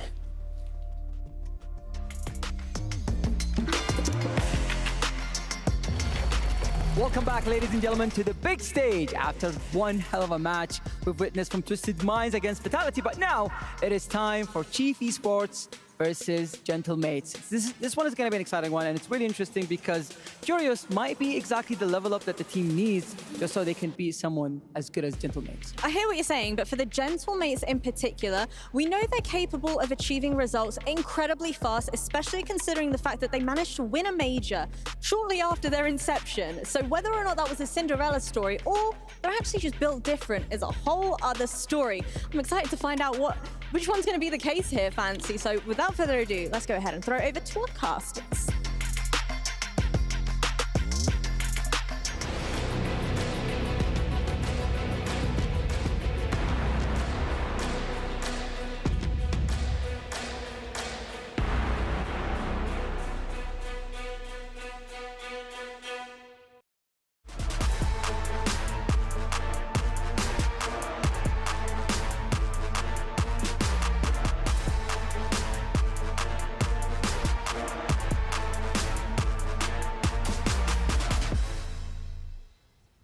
Well, here we go. It's a brand new look for the Chiefs of Jorius, but will it be, Johnny Boy, the same old Gentlemates on LAN? I expect it to be. I mean, if anything, they're going to be more angry because CJ's just, got Seiko He's fuming. poked the hornet's nest. I mean, in the range of facial expressions you're going to see from Seiko, that's the angriest I've ever seen him. So he is going to come out, all guns blazing for the Chiefs here.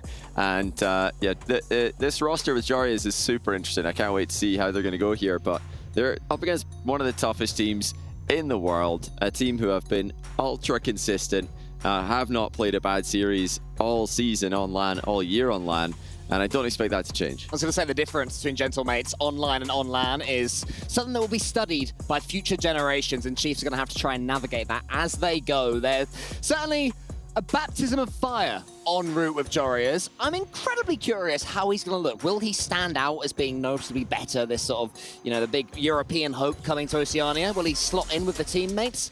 I've got no idea, Johnny. I mean, I'm hoping that it goes well, because it would be so interesting to see him continue this journey that he's on, just going around the world and collecting stamps on his passport, competing in different regions, going from Europe to North America now, joining OCE, and that's a bit of a dodgy looking start for Gentlemates before they get things right back under control with an infield pass. But yeah, all eyes on Jorius here on the pitch as we see how he's going to look in his debut for Chiefs Esports. Speak for yourself, mate. I'm curious how much rage Seiko has bottled up after that interview of CJ, whether he'll be going for the triple flip resets to try and show off. But yeah, we are going to have to wait and see as this one goes on. It's Chiefs that have some early defending to do over there in the orange.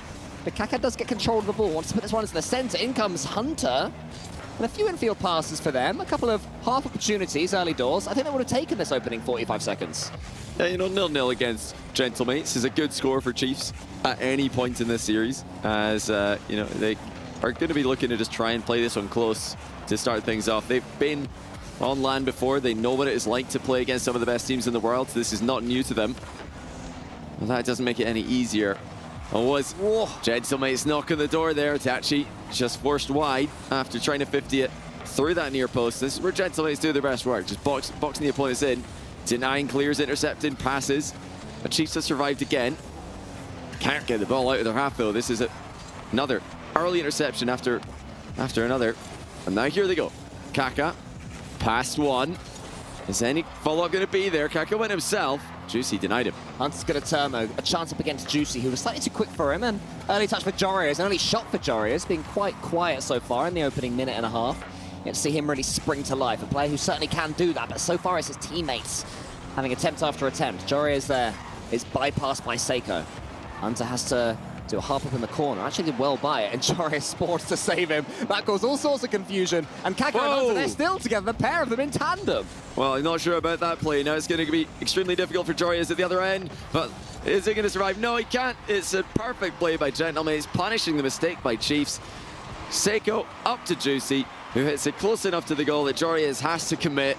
And then it's back to Seiko for the finish. It's tough that because it's already going to be slightly chaotic seeing Jorius join this Chiefs roster. When he's spawning in front of them, making them panic and go for a jaunt around the pitch holding hands, that gets even more complicated. But Chiefs are going to have to shake that one off. They might do that now with Kaka coming in for the shot. And drop against Seiko. Itachi should put this one to the side safely. Kaka takes out an opponent. Juicy's out the game for a second. But Seiko is way too clean with it and gets it back to the Chiefs' half. I mean, yeah, definitely an unforced error for Chiefs to give Gentlemates the opening goal. That's something they cannot afford to make. I mean, obviously they've got to take risks in this matchup. They are extreme underdogs, but I don't think double committing on a completely free ball and team bumping qualifies as an acceptable risk for me. But here's a good chance for Chiefs. Hunter, flip reset, top ins. Oh, Juicy's there to save it, but what a shot by Hunter. They're certainly asking some questions of Gentlemates. A couple of opportunities for solo plays for Chiefs ESC. Can they get that follow-up that they need? Itachi gets this one towards Juicy, though, down the other end. Kaka has to try and squeeze that one away. Can't do it, and it's two. Yeah, the slot there by Juicy as Itachi perfectly passes it off to him. I mean, the two of them didn't have any boost, but it didn't matter. They're able to pass perfectly, shoot perfectly. It's all about placement there for Gentlemates. 2-0. It's looking like a pretty routine game for them at the moment. No problems coming out of Chiefs, and really Jorius has been quiet. I mean, something Gentlemates will always be is patient. They won't be coming out trying to, you know, for all our jokes about Seiko and CJ, trying to overpower their opponents. More than happy to ease their way into the game, take their time. They know that chances and shots will come up, but here comes Jorius to finally open his account, perhaps. Saved again by Gentlemates. On the goal line there, defending has been impeccable. Itachi has to get this one away and does. And Gentlemates are just showing that when they are reduced to their last line of defense, they're still not going to panic. You know, one piece of good news for Jorius in particular is that he is no longer blinded by his own hair. I remember that the last time he had long hair, you couldn't see his eyes on the player cam down in the bottom left there. Now you can. He's gone for a different hairstyle. got to be better for his direct in real life vision there. The real life camera settings are going to be much easier to see through. When Zen cut his hair, it didn't go too well for him at the start, so it doesn't always play out like that. I'm curious what's going to happen when Daniel eventually cuts his own hair. So oh no, don't suggest the that. Future to consider. Who knows? It may happen one day. Fairy Peak did it too. You know, but it's growing back though. I mean, Jory's here and making a comeback here, as you'd expect it to at his age. But this is about the only comeback they're going to get in this game, unless they can pick things up very quickly. 42 seconds to go, but this might be a chance. Hunter making it awkward for Itachi, who just makes it look easy. Flip reset in defense, 50-50 to follow up. It's just such a great exchange there for Itachi, doing so much with so little. That's what Itachi does, but here comes Juicy. He's got barely any boost, sets up Seiko. Gentlemate's trying to see this one out. Every attack that they take doesn't need to be goal scoring right now. It's just taking more time. Jorius, though, gets something spicy. That's why he's in the team. Out of nowhere, Jorius pulls out what might be goal of the day. Ceiling pinch from the halfway line. Top corner. That is unbelievable. We're wondering if he's going to show up. Well, there he is. OCE Jorius. Maybe the best version yet. This game is alive. 20 seconds left, and Chiefs has it from the kickoff. Hunter up against Juicy. Juicy watches it go wide, has the composure, gets it back to the halfway line. Jorius getting more involved now. We said he can strike in an instant. Kaka off the backboard. Jorius going to be up for that one. Hunter's hoping the ball falls to him. Hunter's already up. It's going to go slightly over him. Is it? No, onto the backboard. Cleared away. 1 second remaining. The ball remains up, though. Seiko up against Jorius. Jorius has a full tank of boost, and he gets the flip reset. Kaka's hoping to get a touch. Jorius keeps it up. Will it fall for a Chiefs player? Not quite, but maybe just a warning. I mean, what a goal by Jorius there to eventually make it quite a respectable scoreline, only 2-1 down. And you think that one of those goals was easily preventable if Chiefs had not just needlessly double committed and left Jorius alone in defense. Okay, we might have a series in our hands here. Now, game differential doesn't matter in this format. A win's a win, a loss is a loss. So they do need to win the entire series here if they're going to have any point in a game win. But that'll give Chiefs some confidence. They didn't just go out 2-0, or they didn't just lose game 1 2-0 pitifully. They held on, kept it close enough that when a goal goes in like that, okay, now, game on. They've proven they can hang. It took them 3 or 4 minutes to really get into it. Gentlemates were pretty comfortable throughout most of that, to be fair. As you can see from the goals coming in right now, not big mechanical outplays, just slowly working their way towards the opponent's goal. And then suddenly, Jorius did his thing. He had the sighter earlier on, and then this one, air rolling all the way to get maximum pace on that pitch at the ceiling. Perfectly into the top corner. You know he scored goals like that in 1v1s before, Johnny. Even better in threes. I mean, that's just unbelievable. I mean, it wasn't their only good chance of the game. We just saw right before that. Jorius did have another chance that had 2 defenders and Gentlemates scrambling on the goal line. Also, Hunter flip reset to the top corner. That was a great opportunity. They are creating chances to score that look scary for Gentlemates. Gentlemates are going to need to step it up here if they want to 3-0 this one comfortably.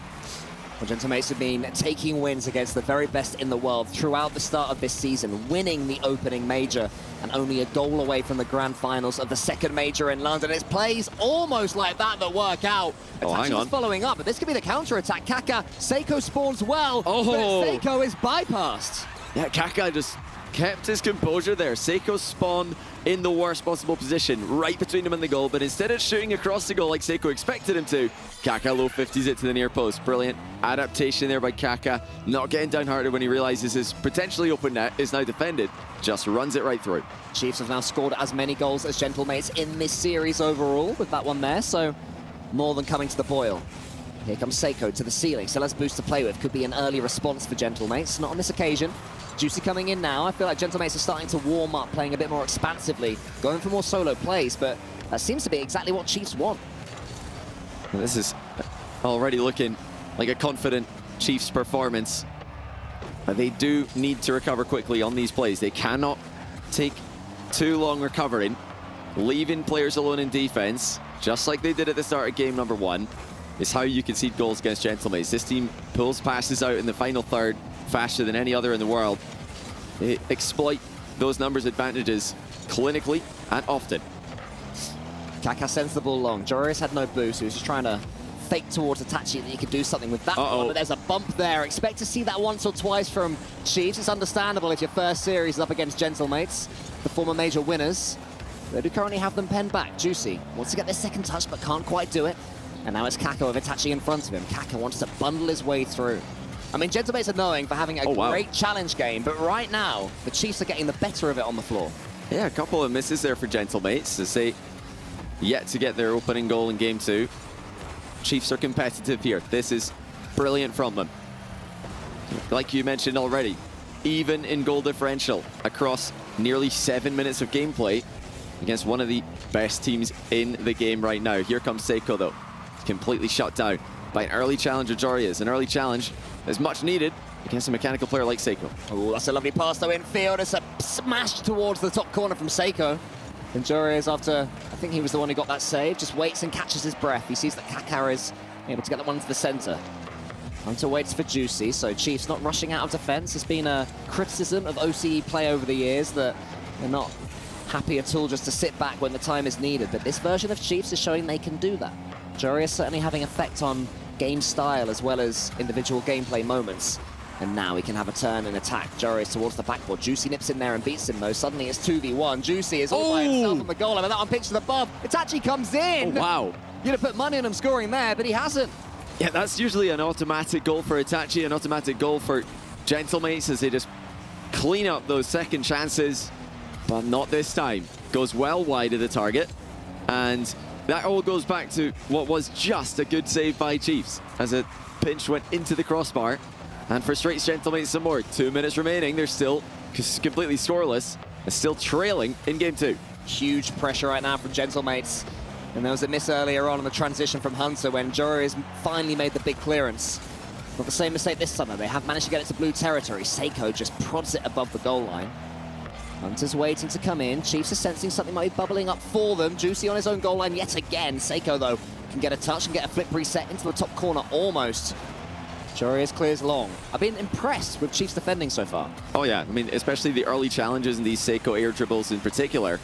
They're forcing Seiko to make that play early. You had to flip reset early there to get past the initial challenge. That just makes it easy for Jorius, who was behind, to collect the ball. A minute and 17 seconds left for Gentlemates as they still look to make something happen. But now here comes Jorius. Ceiling double. Dunk. Oh, in wow. For 2-0. Wow, the man is good for some stunners throughout the series. And that one was no different. It had to involve the dunk. And there it is, perfect positioning. Jorius is flying right now for Chiefs Esports. Just unreal. Nobody saw this coming. We all expected this to be a sweep in the favorite of Gentlemates. We all wondered, would Jorius gel well with the youngsters from OCE?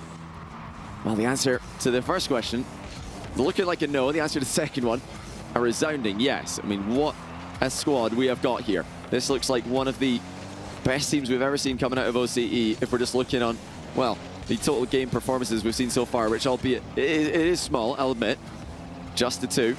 Can they hold on now? Gentlemates will press, looking for late goals. Here's Jorius, the final piece of the OCE puzzle. Haven't made a top 4 since season 4, I believe it was. Such a long time ago now. Maybe even later in the RLCS, but it's been a while, it's fair to say. Here comes Kaká, with Hunter to his left. Kaká gets it almost over the top of Itachi. Gentlemates still on the back foot. They have to send this ball forwards. If Chiefs can get a counter-attack, they could punish even more and improve their goal differential, just for their own sake of confidence.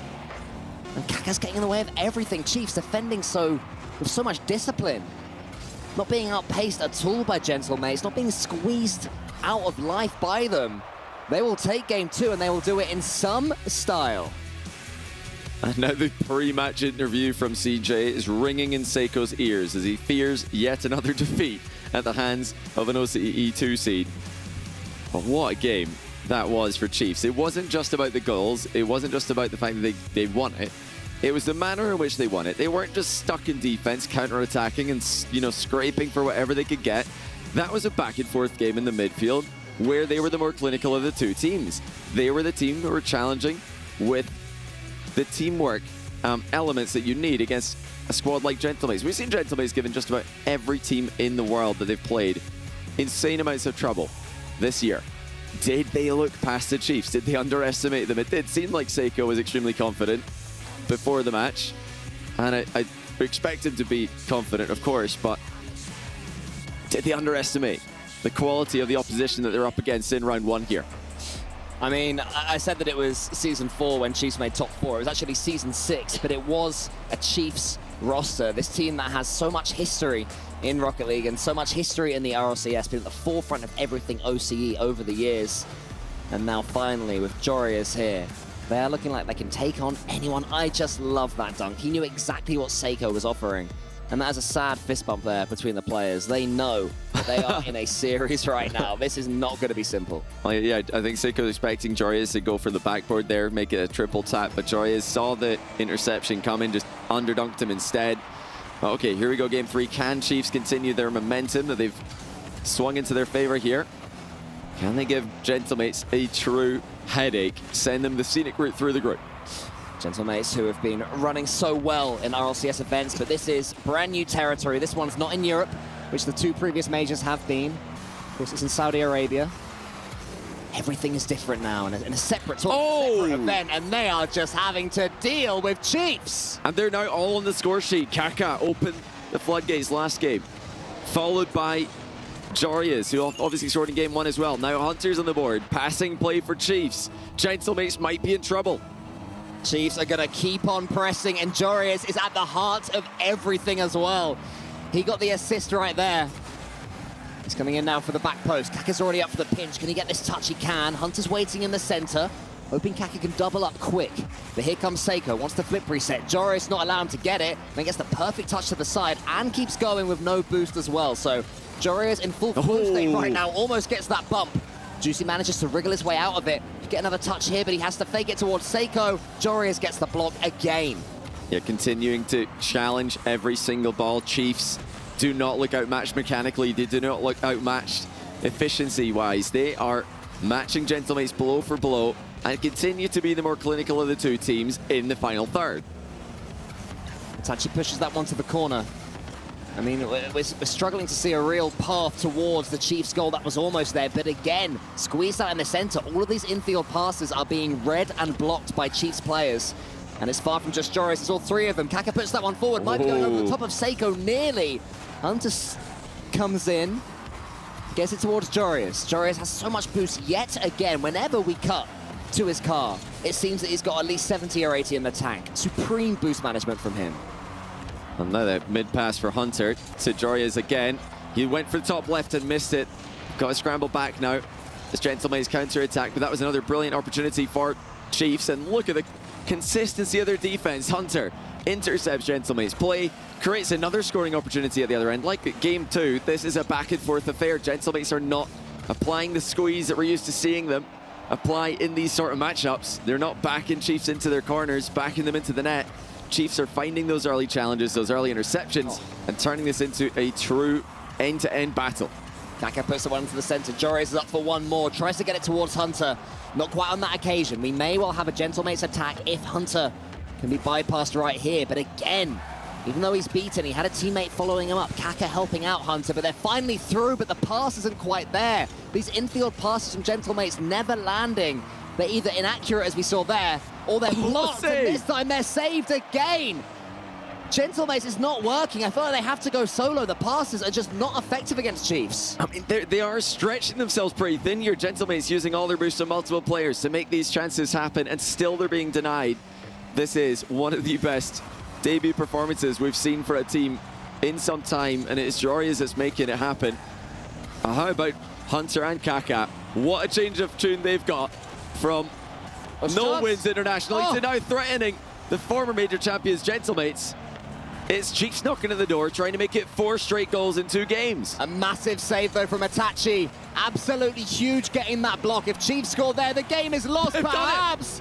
And Jorius just goes and dunks him. Jorius spots an opening and completely pre-jumps Seiko. I mean, he is in the zone right now. Complete flow state from Jorius. Read Seiko's mind, and it really is emergency time for Gentlemates. This is not what they expected. Look at them pulling out the kickoff strats as they win it to the side. Chiefs still able to get some kind of control here. Will Gentlemates find an opening? No, denied at the near post. Still, chance for Gentlemates though. Looking for their first goal in 2 games. Not going to happen that easily. Again, the sideways defending here from Chiefs. Massive. Kaka gets another one across the goal line. And just slows it down just for a split second. Then he speeds it up. Jorius waiting at the back. Kaka has 100 boost. There's 200 boost between the two defenders, but somehow Gentlemates get it past at least one of them. But Joreuz was there for the 1v1. Juicy, one more attempt. Itachi's in the center. It's still not getting to him. It is never getting to the man in the middle. And when it does, it's either charged down or the shot is saved. Yeah, a little 1-for-2 play there is from Kaka as well. Joreuz defending brilliantly. Kaka defending well in that last exchange. 51 seconds, and it's another 2-0 lead for Chiefs. This is crazy to witness. One of the biggest upsets in Rocket League history, if this can be completed. And they're going for a third. They're going to get it. It's Kaka committing aggressively. They are not happy with the 2-goal advantage. Jory is up, looking for the bump on Juicy. Kaka doesn't even need him to land it, just slots it bottom left. It was a smart finish there from Kaka. Knew that full pace it would probably get blocked, so just took a little bit of pace off the ball. And that was much more effective, but that's a great kick off there from Gentlemate. Seiko tries to squeeze it in, and Kaka doesn't even let him have that. I mean, Chiefs giving them nothing. Huge defensive stand by Chiefs. When they need to put a foot in, they have every single time. They are trying to hold on to that clean sheet for the second game in a row. This is personal for Chiefs. They probably realize that at this point, the lion's share of the work is done. This is their game, but they want the perfection. They're not happy with a 3-1. And why would they be? This is fantastic from them. What a turnaround from the nervous start to game number 1. Since then, they've scored 6 goals unanswered against Gentlemates, one of the tournament favorites, and now they've got double match point. When Seiko goes to sleep, the man has nightmares about the Chiefs coach right there, LVP, who masterminded the famous CJ win against Team Endpoint, and now perhaps is masterminding an even greater upset. And I mean, look at Gentlemates right there. That is deep in thought, Seiko. That's something we've never seen this year on LAN. This team usually looks so relaxed. They look so comfortable. They're joking, they're laughing, they're leaning back, even in tough matches, timeouts. They're just so calm and composed. Not anymore.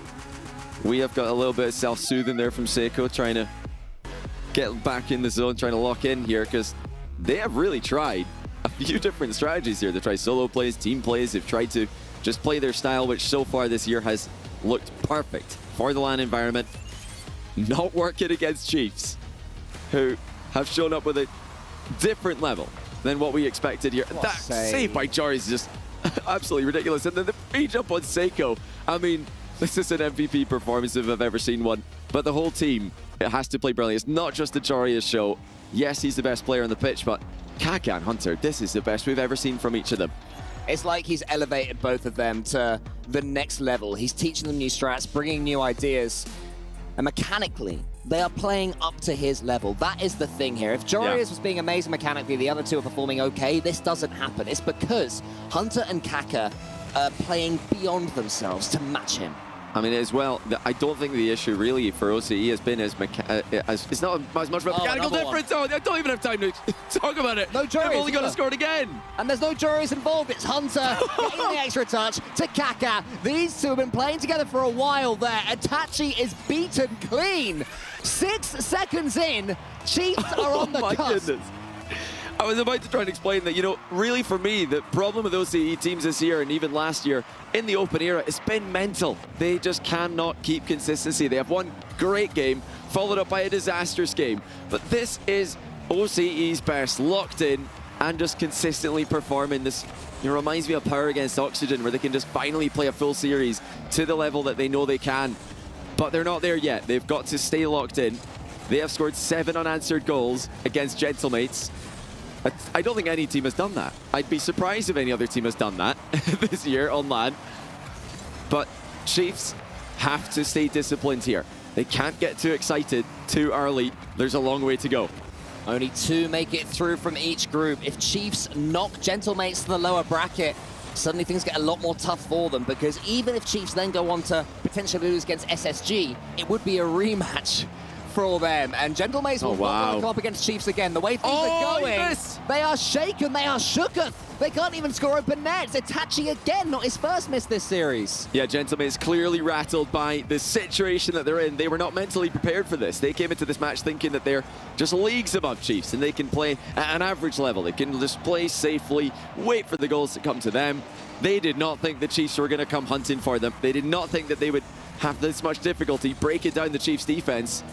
Well, now Hunter's faking out the last defender. Seiko collects the pieces. But they're stretching thin again. They cannot make too much of an advance before they're getting sent right back into their half. That's a great save by Itachi, but it's going to be the follow-up for Hunter. 2-0. They're all over them. They are pummeling in to our first major winners of the season. It is shot after shot, strike after strike, upset after upset. And again, it's all three Chiefs players. The synergy that they have at this early stage of this team is unbelievable. Here comes Seiko, finally, surely they're going to score. It was an own goal, classic OCE. Australia's back, baby. Well, Juicy got to the middle, and Seiko probably could have scored that. He hit the inside of the post, and Kaka flipped into it, sent it into the post. I think if Kaka just drove into the ball there, he probably hits the post and it bounces clear, but he tried to put it back corner and failed. Still, 1-goal lead for Chiefs in what is amounting to be, I mean, don't think I'm even exaggerating for a second here, ladies and gentlemen. This will be one of the greatest upsets in Rocket League history if Chiefs can get across the finish line here. 3 minutes to go. Finally, Gentlemates get their goal, but what on earth was that by Seiko? I mean, they don't look themselves yet. They've got so far to go if they're going to get back to their best. I mean, it's actually, with the irritable bump pass is going to cause them problems. Jarius can't get there. Seiko makes it 2, and that's more like it from Gentlemates. I was wondering how much impact that 1 goal would have, and it seems it has been a shot in the arm of the Gentlemates. Suddenly Itachi is doing what Itachi does best, getting those aerial demos, making it as simple as possible for his teammates. But take nothing away from the finish from Seiko. That was not simple. Jarius was diving in, couldn't quite get there in time, despite having the 100 boost. And Chiefs, now it's your turn to have your mettle tested. From a 2-goal lead to a 0-goal lead, it seemed like your opponents could not score. Suddenly, they've reminded you that they are world-class opposition. Chiefs are going to have to come back at them. Yeah, this is the defining moment. How will Chiefs respond to Gentlemates picking up a goal off a mistake and then creating one with an outplay? They're holding their own for now. And they've got some defending to do here. Hunter, the only player with 100 boost, Joy is going to try and keep control. Oh, he picked up 100 on spawn there. That's going to be massively helpful.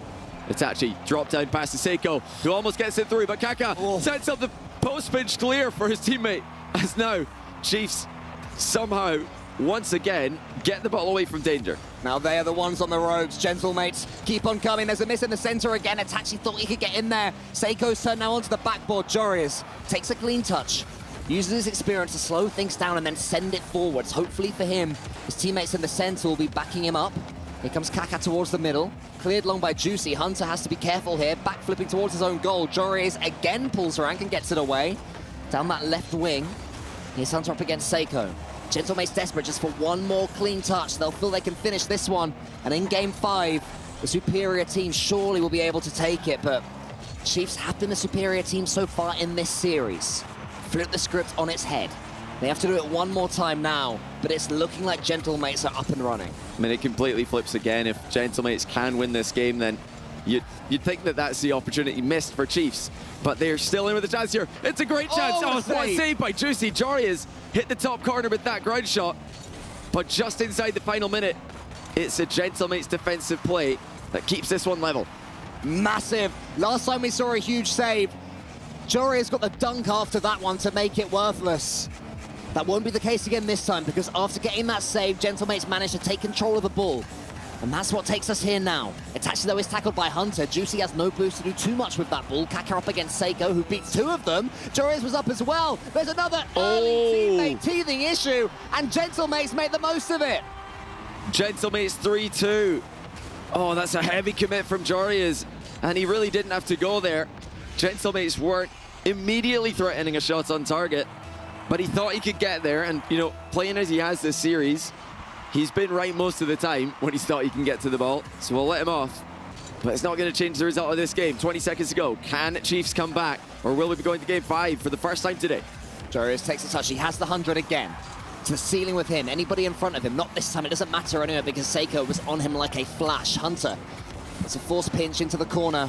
Juicy's just waiting for it. Gentlemates showing the game management that's taken them to the very top. This is where they love to be. When they have the lead, They are dogged in their defensive responsibilities, but Chiefs have the ball. Kaka to the city. It's going in, but it's saved. We will have game 5. Gentlemates have weathered the storm for now. I mean, Gentlemates very close to simply being out of this series and into the lower bracket in the group. It took a Chiefs defensive mistake, I think, to get them back into it, really. I mean, it was a small mistake, and we'd have to take a look at the POV for Kaka to determine whether or not it was an own goal. But, you know, it's a mistake we've all made in Rocket League, where you flip into the ball as it's right next to your post in defense on the back wall, and you end up own goaling it. A lot of the time, if you just simply drive straight into the ball and don't jump at all, don't flip, you just poke it into the inside of the post and it goes clear. But yeah, like I said, we're not sure yet. We didn't get a POV on it, so it might have just been impossible to save. But I think probably the bigger mistake was that third goal. Double committing unnecessarily. That's been the biggest issue. The double commits, the heavy, heavy double commits that are occasionally popping up for Chiefs. All the way back in game 1, it cost them. Game 4, it cost them again. But I'm still so impressed with what I've seen from this this new team. And whether this is just a one-event experiment, or if they're going to try and make this into a bigger thing. I think Kaka probably did have a save there if he just drove. But yeah, I want to see more of this team. I'm so excited watching them play. I'd love to see Joyas make the trek over to see. His big brother lives in Australia, so why not? I mean, I feel like Jory is going for crazy double commits that lead to goals against. It's just him assimilating to the OCE way of life. So respect to him for that. It does lead us to Game 5, the first of the day, the first of Esports World Cup in Rocket League. The decider, Champions Field for any new viewers, is where the decider always is, and it's almost Gentlemates that take first blood. Yeah, they got kickoff pressure there, delayed kickoff with that side aggressive cheat. I mean, they've done that a few times in this series. Just cheating up and just alongside the kickoff and trying to win it in that direction. But now here come Chiefs. Oh, it's off the post from Jorias with his redirect, and the pass was clean there for Chiefs. Gentlemates have looked nervous still, even in their comeback win there in Game 4. They don't look like themselves. They look like they've been utterly rattled, but can they make a champion's response now? Juicy threatening, but misses with a tight angle double. I mean, if they're going to play their best at any time in this series, I can't see it being in game number 5. I've got a feeling that if Gentlemates are to take it, it will have to be an almighty grind. But let's see, perhaps I'm wrong. Perhaps they're just warming up throughout. Here comes Juicy. Done too much this series. I know what he's capable of mechanically and hasn't had it all his own way, nor have any of his teammates. Joria sends that one long, follows it up as well. To the ceiling with him, hoping Juicy will try and go into the center. Juicy instead goes down the line. He was forced there where Kaka was waiting. More good team play from Kaka and Jorias. Now Hunter with a teammate in the center. Gets it through. In comes Jorias for the shot, but it's charged down by Itachi. Well, nice recovery by Jorias there, just letting his car bounce off the back wall instead of trying to recover and losing all his momentum on his wheels. Chiefs continuing to use team play and offense in order to generate opportunities. Back pass from Seiko. Juicy's got every option in the world. Decides to go solo. He's passed one. And then flip reset into the middle is going to give Itachi a free ball. Reset from him. Loses control of it. And now Jory is just faking that he's got boost and is going to ignite it late to continue on that play. Gentlemates are really knocking at the door now, though. Saves coming in consistently for Chiefs. Yeah, dominating the midfield, dominating the boost as well, Gentlemates. Our favourites are truly warm now. But Kaka keeps control of this ball. That's what Chiefs need to do. They have to get hold of it, and they have to keep it, even for a couple of seconds. Get some shots on target, make Gentlemates feel spooked again. They've more than done that. They've taken the lead. Once again, in a back-and-forth game, it is Chiefs who break the deadlock. 50-50 spilled into the middle. They pounced on the second ball quicker than the two teams, and it's a pass into a finish that breaks the deadlock. Chiefs again with the lead on match point. Jorias has clean control of this one again. Oh, the double tap could have been sublime there. The unexpected second hit. There's a pass there. Oh, it's a little bit behind Hunter. I like the idea from Kaka. Not quite the execution. This is game 5, where the nerves are even more impactful. The hands are starting to sweat under those hot lights. You have to be able to deal with that at this level, and Jorias lets that one roll across him, goes for the perfect pinch. Can't quite get it though. 50, Jorias just muscling his way through. Now here comes Kaka with the air dribble. He's going to continue bouncing on with the ball here as Jorias tests the crossbar's integrity from the near post. It's Chiefs just giving Gentlemates a taste of their own medicine here. Gentlemates try to clear the ball to the sides. There's a Chiefs player there every single time they do. Reset, double for Jorius, denied by Seiko. Big clearance from Seiko as well, but Hunter was in the perfect position to be able to take that one and keep on going. Uses this boost to almost squeeze past Itachi. Kaka's coming in. A master of the near post pinch based on the last game where he got the own goal. Couldn't quite do it on the opposite side. Now Juicy was about to spring, but Hunter, the ball falls to him. Not for the first time this series. Chiefs continue aggressing, continue attacking. A miss comes through from the China Mason defense. Good cover of mid. As the ball spilled clear, now counter-attack threatened. Jorius deflects in middle, Itachi's there. Saved by Hunter, it's deflected very high. That's awkward for Seiko. Oh, he almost got that on target. And now Chiefs are up against it. You know, credit to Chiefs. They've stayed aggressive. They've continued looking for follow-up chances. They know one goal might not be enough as they get closer and closer to winning the series. Every time they get that ball back to the Gentlemates half, it is like a victory in their hearts. They have to keep it here. Hunter tries to get the block. Gets backwards to get some boost. Kaka does all sorts of good work there. Seiko again has to be speedy in his own goal line. Kaka somehow is still there, refuses to rotate out. And now it's Hunter's turn. Kaka gets in his way though. The comms have to remain on top. You cannot chuck yourself at the ball. That's what happened in the last game on Utopia. That's why they double commit. Let Gentlemates take the lead that ultimately won them the game. Yeah, I like that they pulled out of the double commit there though. They didn't just full send the double commit like they have in the past. They actually effectively communicated and left the ball for just one player who's called it the earliest of the two. Now with 35 seconds to go, we're getting very close to a Chiefs win. Gentlemates, I'll be quite happy sitting back and defending, but will they continue to play like this if it gets closer and closer to a Chiefs win? Gentlemates disciplined for now, but they can't play like this forever. They've got to get out of defense. Juicy's got no boost either. He can't do anything with it. We are on the cusp of one of the great upsets in Rocket League history. Itachi with Jorius in front of him. Itachi does get past him. Hunter has to get the clean pitch. It's a bit central. Seiko shoots, but it's battered away by Jorius. Now Juicy's turn. There's still no boost. Nothing in the tank for Gentlemates until Itachi gets the touch. When this lands, it's all over. Chiefs take the dub. Coach LBP successful yet again against Seiko. Chiefs remain in the upper bracket. The Gentlemates have to ask some serious questions after that one. Is it OCE or ICE? How was that for a Game 5 performance after choking the Game 4 on match point? They get it done in 5 against one of the tournament favorites. An all-time upset. And Josias, perhaps, needs to be a rename from now on. I mean, this guy, get him into Australia full time. That is one of the just best performances I've seen from him.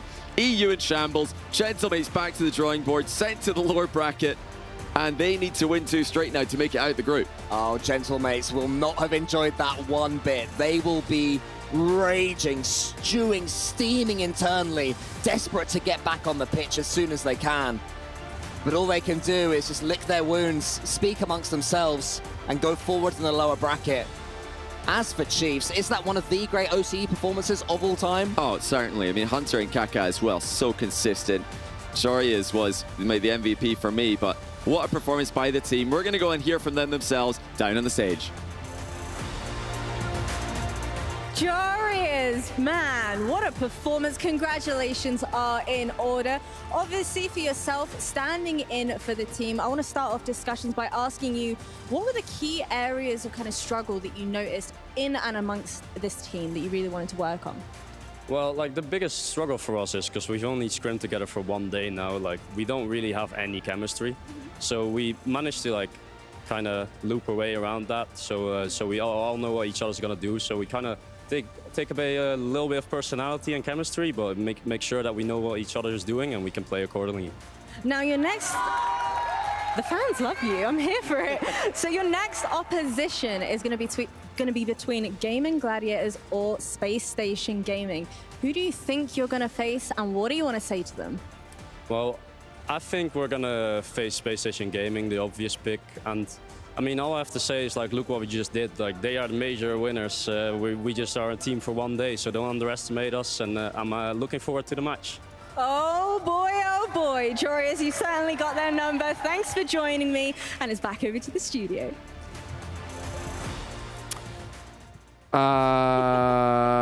So any words? I said they were gonna get a game. I didn't mean gentlemates. I didn't think they were getting the one game, but holy, I mean, Joreous put it into perfect words. They've been together for one day. You cannot count them out anymore. Yeah, I mean, I think that's what a performance from Joreous to literally say, there for one day. He has had so many woes over in NA. Yes, they got top 8 over and over and over and over again, but that was a man possessed. A new level from him, and you can't win that series when it's just one player popping off. Hunter and Kaka, they were putting in performances of their lives, recently losing their teammate Finn to retirement. Finn, I hope, is looking on from home and being like, lads, this is what we trained for. Well done, because that's one of the all-time great OC performances. This is one of the greatest upsets in Rocket League history. I feel like everybody at home, you, me, 100%. across the world, that sentence got said a million times over. And I mean, I didn't really know what to expect when they brought Joreous over. I think I was like everyone else. I questioned it a little bit. I was like, oh, I understand. Like, yes, you're going to bring in an import and see what happens. But my gosh, to upset gentlemates.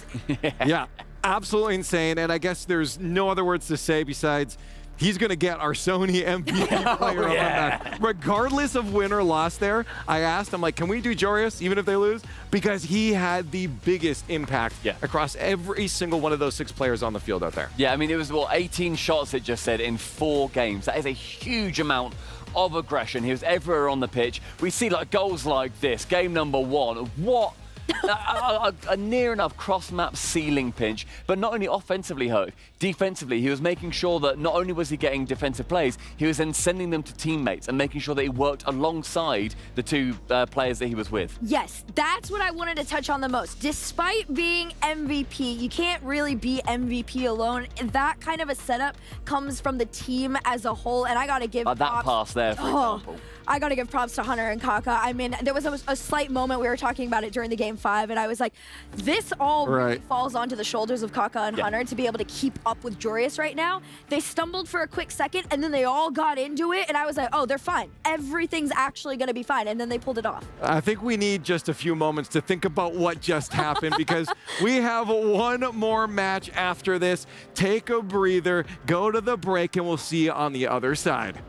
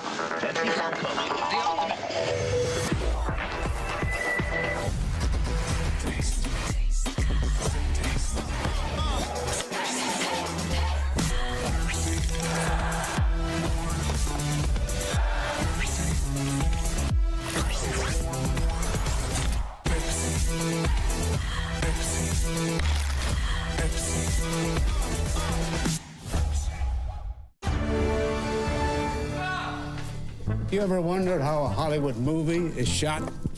On a Sony. You review it on a Sony. And how do you make that sound epic? You record it on a Sony. Lunch break on a Sony. So why wouldn't you watch it on a Bravia by Sony?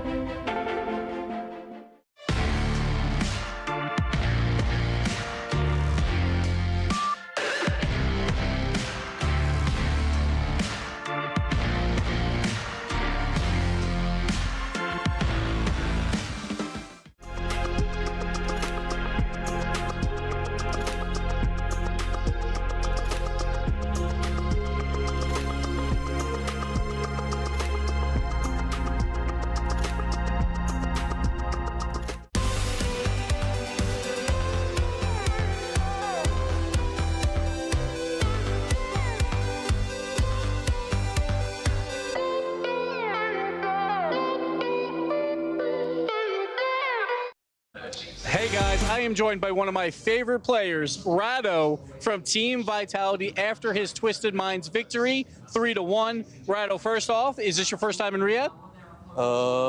It's my second time in Riyadh. Okay, okay. So what's your, all right, name your favorite food from the 2 visits. I don't really have a favorite food. Like the food, like every food, it's crazy, so it's good. Like, yeah, crazy good, crazy Yeah. good. Yeah, yeah. So, all right. Mine's shawarma. Love the shawarma here. Like, I've never had it before. Yeah, yeah. It's great. It's fantastic. Anyway, like, enough about the food, enough about Riyadh. Last year, it was Gamers 8, and it was a crew battle format. So a mix of 1s, 2s, and 3s. Now we're more traditional 3v3 only. Which one do you prefer?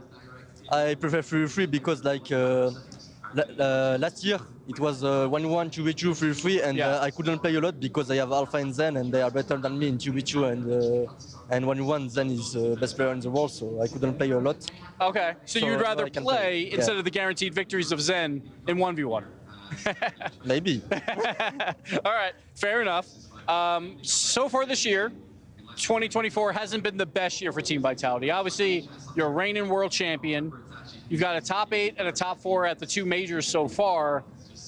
What needs to change this weekend and to the World Championship to get you guys back at the top level? This tournament first, like eSport World Cup, like it's a bit of training for us because we trained a lot between the off season of last major. So I think the train pay today. So I think we just need to practice more a bit, and it will be good for the world. Okay, fair enough. You just finished with Twisted Minds. It was a 3-1 win. Game 2, very high scoring. Twisted Minds won, I believe, 5-4. Yeah. Then you locked down defense games 3 and 4. 1-0, 1-0. What changed between games 2 and 3?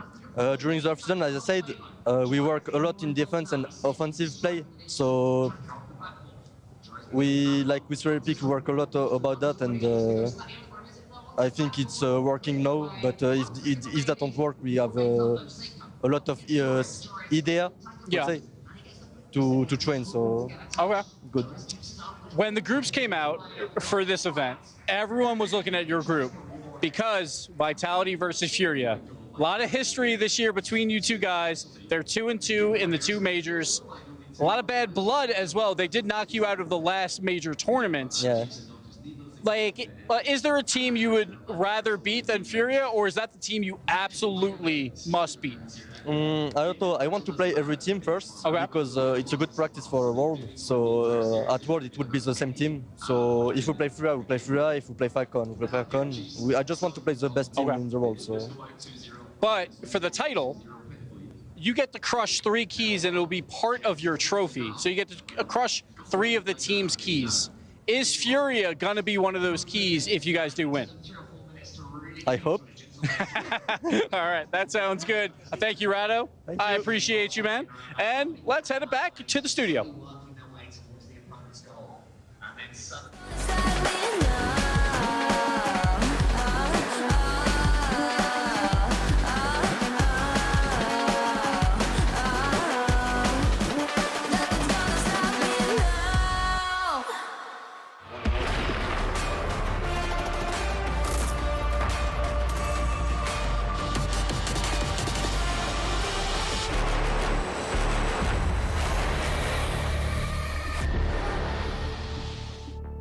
One more match to go here at the Esports World Cup day number 1. There's 4 days, so lots more Rocket League. Don't worry, you haven't missed all of it. But our next matchup, Gaming Gladiators versus SSG. I'm Leaf. We have Hurricane Stumpy here. Stumpy, hello. This matchup gets to round out the day. And I think it's going to be a decent one as well, because we've had a lot of those high-octane matches, but right now we're going to be seeing another massive region in North America take on one of our emerging minor regions in APAC. We just saw what can happen when then you have OCE versus EU, and they do the same, maybe? I feel like at this point, we all have to kind of stop saying, like, can they? We've seen it so many times today. Limitless did something crazy. Power pushed to the limits as well. We just saw the upset with the Chiefs. At this point, I'm like, you know what? Nothing's impossible. That's fair enough. And I want one more time to ask you guys to get involved, please, if you can. Get us your votes. stcplay.gg is where you got to go if you want to make sure that your voice is heard about our next last matchup coming this way. But the voice we want to hear right now is from one of the participating teams, and it's the Gaming Gladiators. Feels amazing to be in Riyadh. It's my second time here, first time. You know, it was an amazing time. It was a prestigious event, and this year it's even bigger. So it's a very big event for us to be here. For this event, we've been boot camping. So we've boot camped in Serbia for, I would say, 2 weeks. And yeah, I mean, it was a lot of hard practice, long days for this event, because, you know, it's very important for us to go far in it. I would say natural chemistry is something that we would have over most teams. We've boot camped, I would say, now over 3 months. In the last 4 or 5 months now, basically most of the time boot camping. And we've gotten to know each other very well in person and in the game. So I would say team chemistry. To the people that are sleeping on us, I would say they don't really know how much practice we've put in the last 3 months that we've been practicing boot camping, and I hope we can show a big surprise.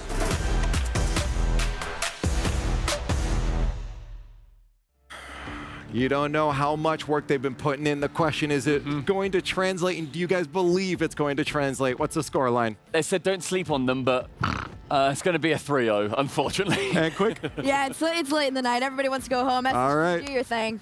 We're all about efficiency. Let's get our last match of day one on the roll.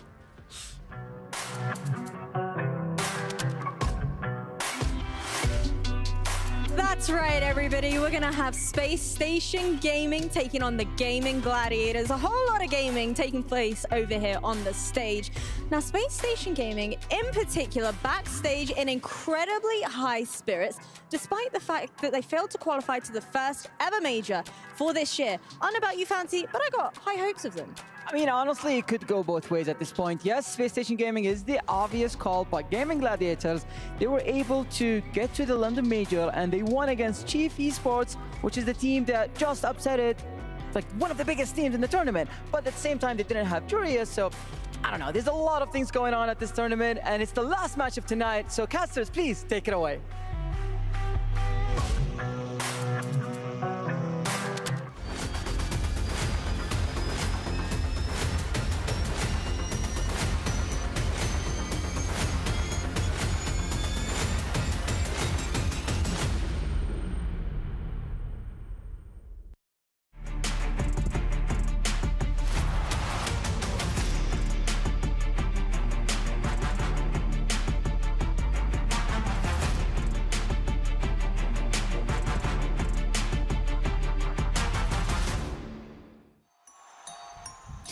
Well, Gaming Gladiators, have you been watching? Because just now we have seen one of the upsets of all time in the Rocket League. Can they repeat the trick against Space Station? Well, I'm, already going to say this is a tall task. I mean, coming into today, we thought this was one of the clearest cut groups in terms of who would be winning the opening matches. But if I were to ask you at the start of today, who are the better team between Space Station and Gentlemates, who would you say? I would have said Gentlemates. Gentlemates. So we've already established unequivocally Space Station are worse than Gentlemates, who just lost to Chiefs, so they're clearly garbage. And also Gladiators beat Chiefs last time they played them 3-0. They didn't have Jorias, but they 3-0'd them. Is Jorias really that good to make a 3-0 swing turn into it? I don't know. I mean, all I'm thinking here is that stars are pointing at a Gladiators win here. Just group of upsets. Why not? But yeah, truth be told, jokes aside, this is a monumental task. Space Station are a world-class team, and we're going to need to see one of the best performances out of Gladiators. In fact, maybe even their best. Space Station, a team that have been improving as the season has gone on, making the last major, and you can see why the passes they put together. But the main reason they are so good is the man currently collecting boost, LJ, who'll be hoping to defend against Virtuoso in a second. As I speak, Gladiators are being on a decent amount of pressure. But yeah, LJ is certainly the difference when it comes to Space Station winning and losing the series. And here he is. Well, that was nearly 1-0 as Vert just dunked Space Station and sent the ball flying into the post. LJ is one of those players, just like we saw from Jan earlier on today, who really pops up against the competition he's supposed to beat and already nearly gets into the score sheet. But nice save again. 2 great saves from Gladiators inside the first minute. Here he is, LJ, and he's got boost as well. This is danger already for Gladiators. You cannot give him this much time. That's what happens. Hawks are on the same wavelength as usual. 1-0 SSG. Yeah, phenomenal stuff as Virtuoso gets completely cleared out of the way. Called nice and early there on that play as well, so there is no delay between the demo and the shot. And already it's going to be a 1-0 lead for Space Station, but don't jump to conclusions too quickly here, because this is exactly how the Gentlemates Chief series started. If we've learned anything today, based on that one series alone, is that these matches can be closer than you think. Very true. Gladiators, who had their entire season come down to one series against their nearest opposition over in APAC, and they won that series 4-0. If they'd have lost it, they wouldn't have gone to the second major, and they wouldn't be going to Worlds. So they certainly are a team that are capable of holding their nerve. They've also got plenty of experience as well. Maxu's been around the RSS block for a while, and Tho and Virtuoso have been part of the EU scene before moving on forever. So plenty of talent, plenty of experience, plenty of skill there, and they have had some decent chances early doors. Yeah, not bad looking from Gladiators when they can get the ball forward. Their problem is going to be dealing with this guy, LJ. They've got to challenge him early. They've got to challenge him as a team. So you've got to assume that he's going to beat one player every time he goes up in the air. And if you don't get that second challenge in quickly enough after the first player gets outplayed, he's going to outplay the second player as well. It's all about getting those challenges nicely synchronized to shut down a player like LJ. Gladiators trying to play at full pace, trying to shut down Space Station Gaming whenever they go for these tricky touches. And LJ, as you say, Johnny, does get past the first player. The second one was on hand, just to bop it into the center. Fell to Chicago in the end. And LJ, he's just always there, ever present for Space Station Gaming, desperate for that ball at all times.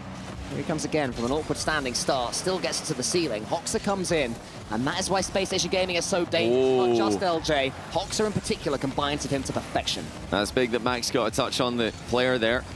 Tho had an opportunity. It looked like the near post was covered by a defender, but still, chances being created by Gladiators. But yeah, even though Max got outplayed there, he still managed to get a touch on to Hoxer, who couldn't double tap because of said touch.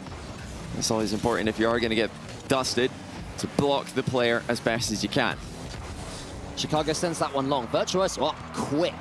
That pre-jump that we saw earlier on, almost effective again. Not quite on that occasion, but I like that from Virtuoso. I like the bravery. A man once known as a demo merchant is now capable of much more than that, more in his box of tricks.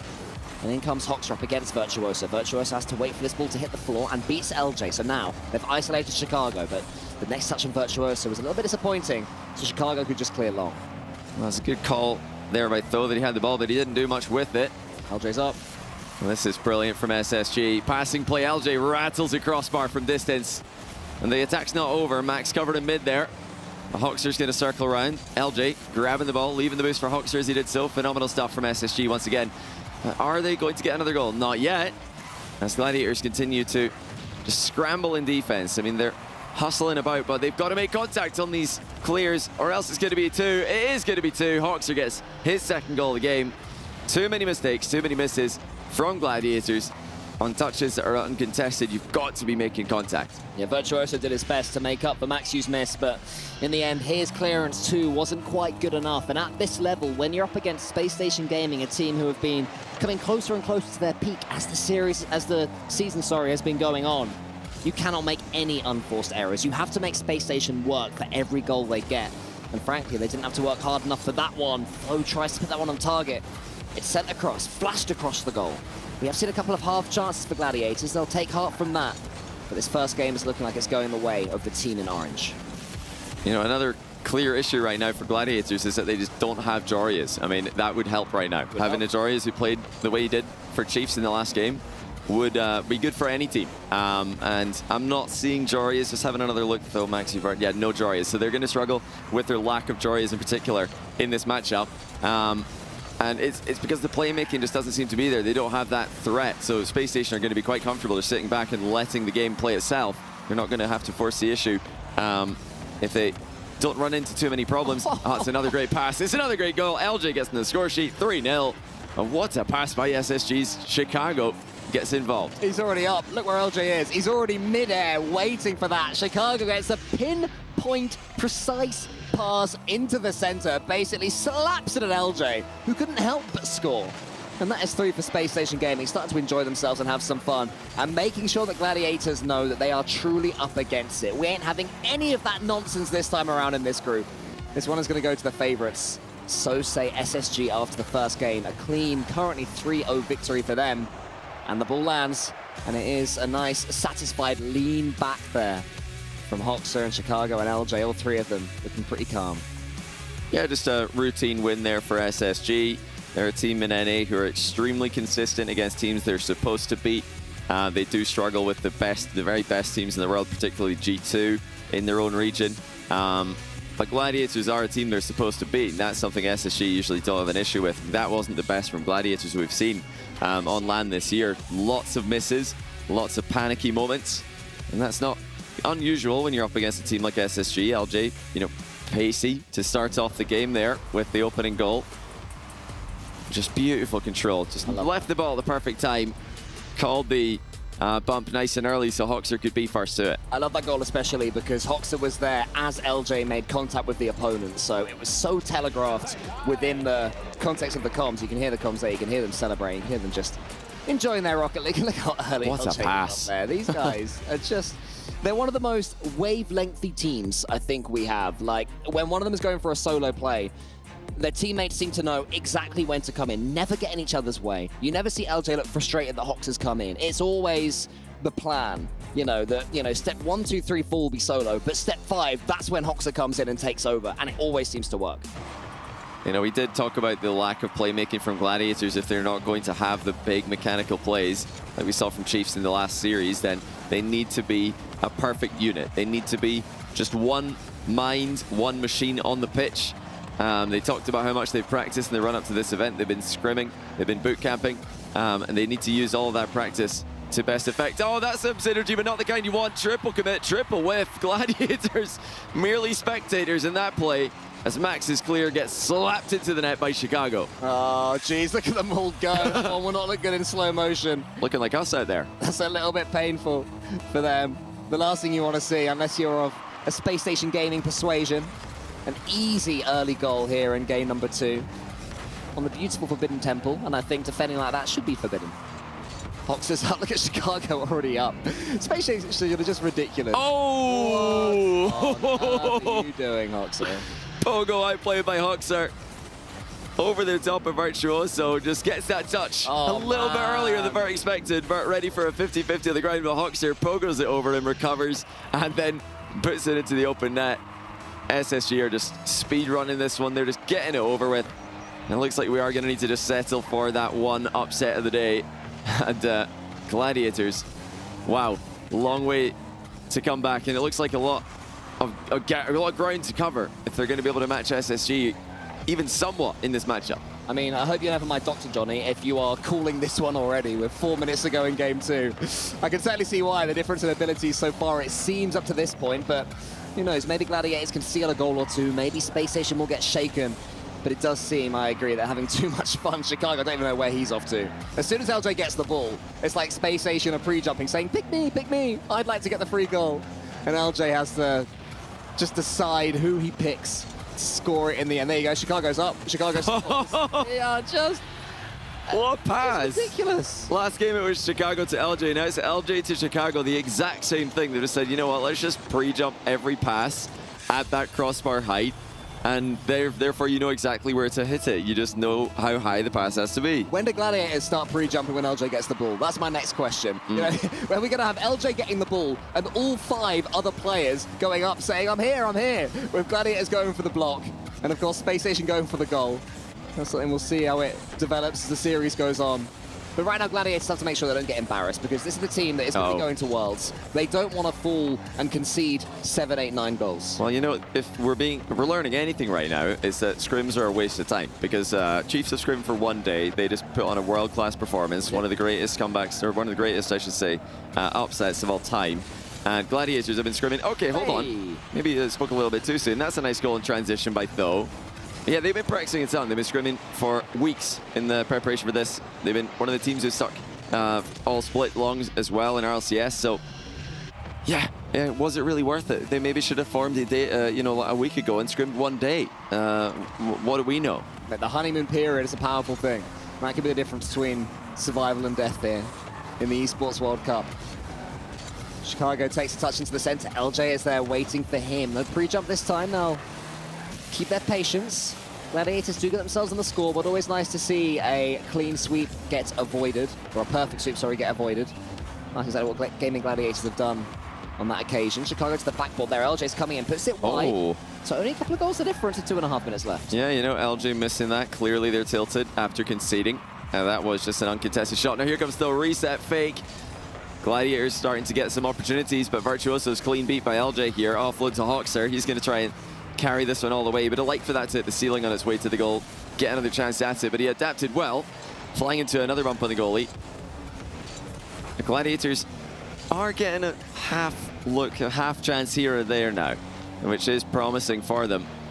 Is it too little too late though? 2 minutes to go, 2 goals to get. Oh, that's another good opportunity. Max almost at the end of it. Oh, that's promising signs for Gladiators again. Yeah, Space Station have certainly cooled down, which is exactly what Gladiators needed. And to be crediting to Gladiators, they are making the most of that up to this point. They have to win this one. Virtuoso clears long. Tho is just hoovering about down the other end. Wants to get a bump right now. LJ still manages to come out of that one cleanly. 1:40, time just beginning to tick away. Gladiators hoping to get themselves at least a second goal between now and the end of this second game.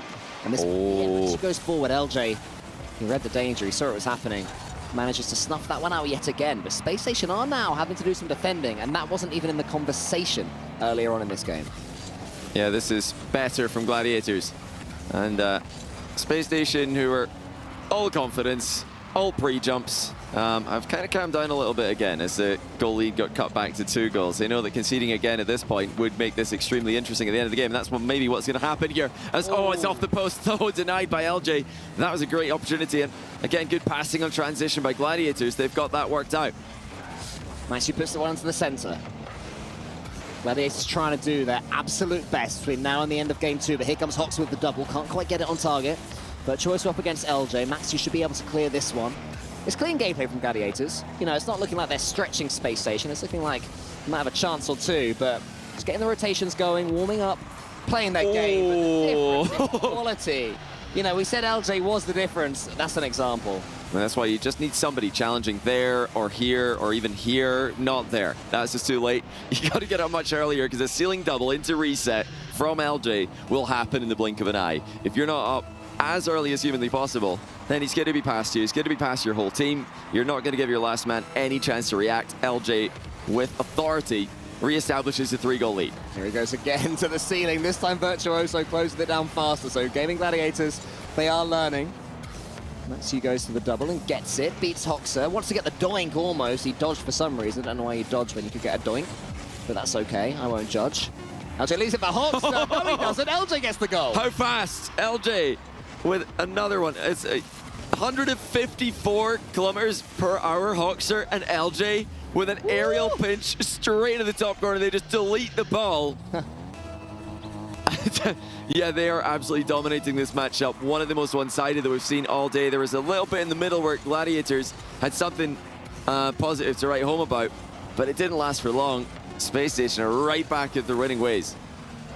Sad Junior looking very smug there. Smug Junior, just indeed. Watching his team, Smug Junior. Smug Senior, perhaps now. It's been a while. He'll have to drop the sad as well at this rate. His team are too impressive to be upset.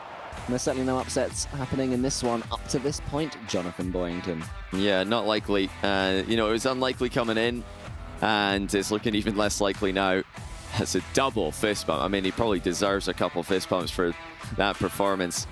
LJ, one of the best offensive players in the world, one of the hardest players to stop in the world. You know, he's up there with players like Zen, like Kaliers, like Jan, like we saw earlier.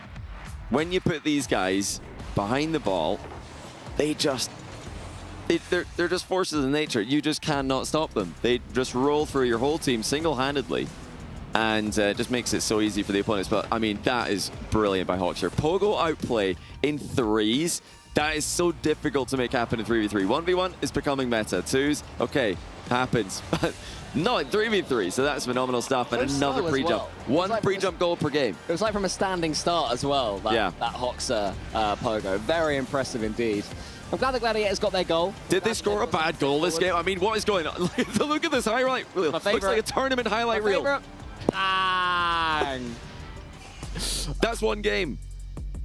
I think that Space Station are becoming perhaps my favorite team to watch, because even if they lose, they sure go out in style. I mean, the way we're seeing them play right now, they're not just putting on a show because they, 100% they'll believe they'll win this series. They play like this against everyone else. They're going for pre-jumps. They're going for, these sort of mid-air fakes where a teammate follows up, an edgeable bump. Oh, and yeah, just forfeit, honestly. Just get this one over with. Like, yeah, do that, yeah. The Space Station are good enough to beat Gladiators on a good day, but this is not a good day for them, as the ball just goes in, bounces in pretty much from the halfway line. Okay, thank goodness we've got a pause. There might have been something going on here, because yeah, that should never be happening. Gladiators conceding like that. More than a bad day, perhaps, in order for that to happen. It looks like they may have technical, but we'll get that sorted as soon as we can. And then we'll get right back to Space Station winning this series, I imagine. We'll see. Maybe the technical difficulty will be the big difference between all of it. I mean, it is frustrating. You want to perform as well as you possibly can. You want to make the best account of yourself. So if anything isn't perfect, then Gladiators certainly have every right to slow things down. Well, I just realized something that might be making it even more difficult for Gladiators is they know who they're up against if they lose this. There is a prize money jump between last place in a group and third in a group. They know that waiting for them in the lower bracket round one of this group is Gentlemates. Like, they probably expected it to be Chiefs. I think they're happy it's not Chiefs, based on what they saw earlier. They were praying Gentlemates. Well, that's what they have to be telling themselves. They have to be telling themselves, Gentlemates, they look awful. Let's have them. So I'm sure we're going to have a series tomorrow, an interesting one. Gentlemates up against it. Elimination early in a tournament for the first time this year. Facing elimination, I should say. But that could be, looming over Gladiators here. They don't have that matchup to fall back on tomorrow. They might be looking at this as a must-win almost in order to stay in the game and stay in the group. They must be thinking, how on earth have we been put in this group that have got a major winner in Gentlemates? It's got Space Station Gaming, one of the, I'd say, most improved teams throughout the season, and then the best team in the world in Chiefs. Like, where do you turn? There's no easy wins for them. It's tough. I mean, when the third best team in the group is Space Station, you might be in a group with that. You've got LJ putting in 154 mile per hour pinch of Hoxer. Where do you possibly turn? It seems like there's a bit of a microphone issue. I think Max just wanted to show everybody his really cool earring, actually. I might get an earring myself. What's going on? No, but you're right. There is a mic issue. We're going to try and get that sorted. Gladiators. You ignore me getting an earring, Johnny. I didn't want to acknowledge it. I see. But if you want to see Cole get an earring, do let him know on social media. I'm not sure it would go with your personality, personally. Sure. Maybe one of those ones that just snips on. You don't have to fully commit to it. Oh, I see. Yeah, clip-on. Clip-on ring. I'll get myself some clip-on earrings. That might be a safer bet there. I can hang out. I feel like Furia, the coolest team, would sort of invite me to hang out with them if I got some clip-on earrings. You think so? I'd be like, hey guys, should we go and I don't know, get some short. What's people who wear earrings do together? What would they invite you to do? Food? They play table tennis, I presume. Like normal people things, I suppose. Okay, right. I don't know, whatever anyone does that doesn't wear Sounds pretty good, actually. I might have to get an earring. Let's do it, man. If CJ can get a mullet, I can get an earring, okay? No, he's Australian, though. They can do that. They can mullets, mustaches, funny accents. Very cool hats. Cork hats. Oh, yeah, the cork hats, yeah. Yeah. Of course. Crocodiles. So this series will continue when the players are all ready. I feel like there's not really a lot for us to discuss in this series beyond, wow, Space Station Gaming are hecking awesome.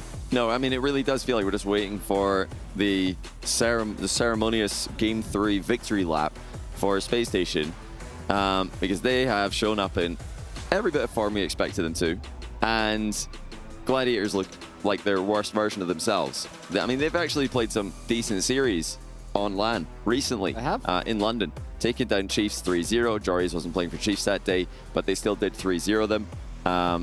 But now, up against SSG, they're just not able to perform.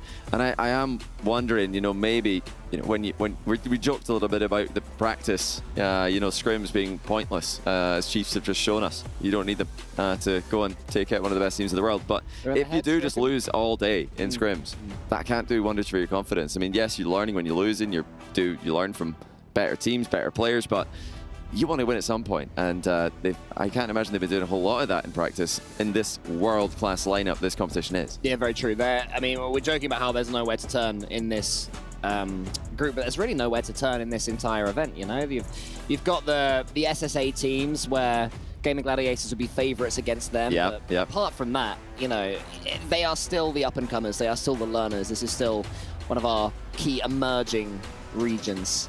And well, you know, coming into this event, if Jorias didn't join Chiefs, I think Gladiators were looking like the third best team in the group ahead of Chiefs. They did beat them last time they played, but that's obviously flipped now. So yeah, tough situation they're in. They're probably looking at some of the other teams thinking, yeah, I wouldn't mind playing against SSA teams, or APAC brothers would be another good option for them. But you're stuck with SSG and SSG who are playing really, really well. Playing really, really well, and looking about as comfortable as you can possibly look on a stage. And then it cuts to Virtuoso, who is deep in thought, trying to figure this one out. I mean, I think this is a case. It's not even a case of damage limitation for Gaming Gladiators. It is a case of, let's prove that we belong on this stage. Let's show how good we can be. You know, if our usual levels are 100% of ourselves, currently they're playing 60% of themselves. And that, to me, I believe would be the key disappointment, and why they are, of course, taking all the time that they are due in this technical pause, because you don't want to be performing less than yourself. We were discussing this, it was you, me, and Leaf, when we were talking about the match earlier on, which was a big upset, or would have been a huge upset of the second SSA team. And Leaf was sort of saying, oh, they should be smiling and enjoying it. And I'd be saying, I would be if I think I'm playing as well as I can play. Yeah, if yeah, I feel that's like right. I'm underperforming to my level, that's when I'd be getting tilted, getting frustrated, and having a bad experience here. Yeah, that's most likely why their heads have been down. They know that they can do better than this. They know that they. He wants VAR. I mean, yes, they're losing. Good luck, mate. They're losing to SSG, of course, but they're at times beating themselves as well, and you know that's not a favorable matchup at all when they're taking themselves out of the game, missing the ball uncontested. They've just got to take their time a little bit more and try to realize when SSG are not in fact aggressing, because SSG are not a team who just try and push you all the way back into your end. They do rotate a bit deeper, so occasionally you are just going to get a free ball in defense, or some free time on the ball, and Gladiators have rushed a lot of those touches, just giving it away, and you know, made poor touches in defense that have led to goals or passes against them.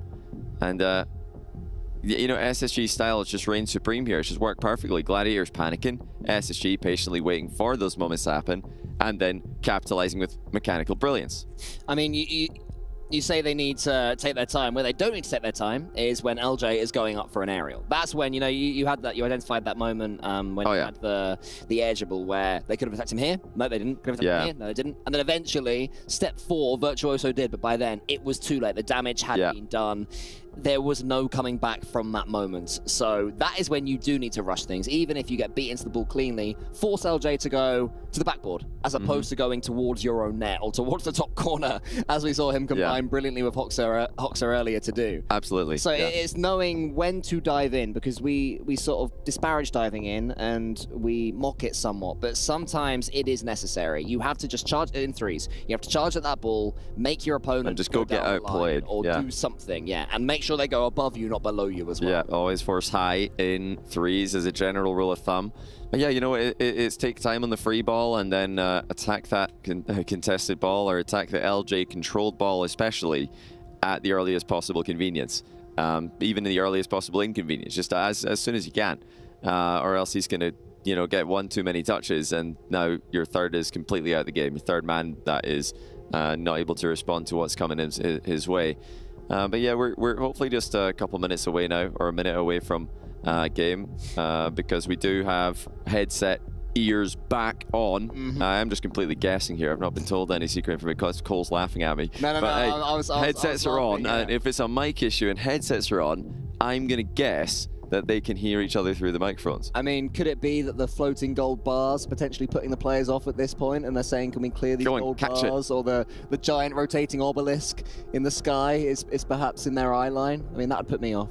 Imagine that, you're playing Rocket League, right? You're having a great time, And then suddenly you look up and there's a giant rotating obelisk in the sky. That doesn't make sense. We have a tech pause. Physically, you're like, I think, yeah, something's going on here that I can't quite explain with my own limited education.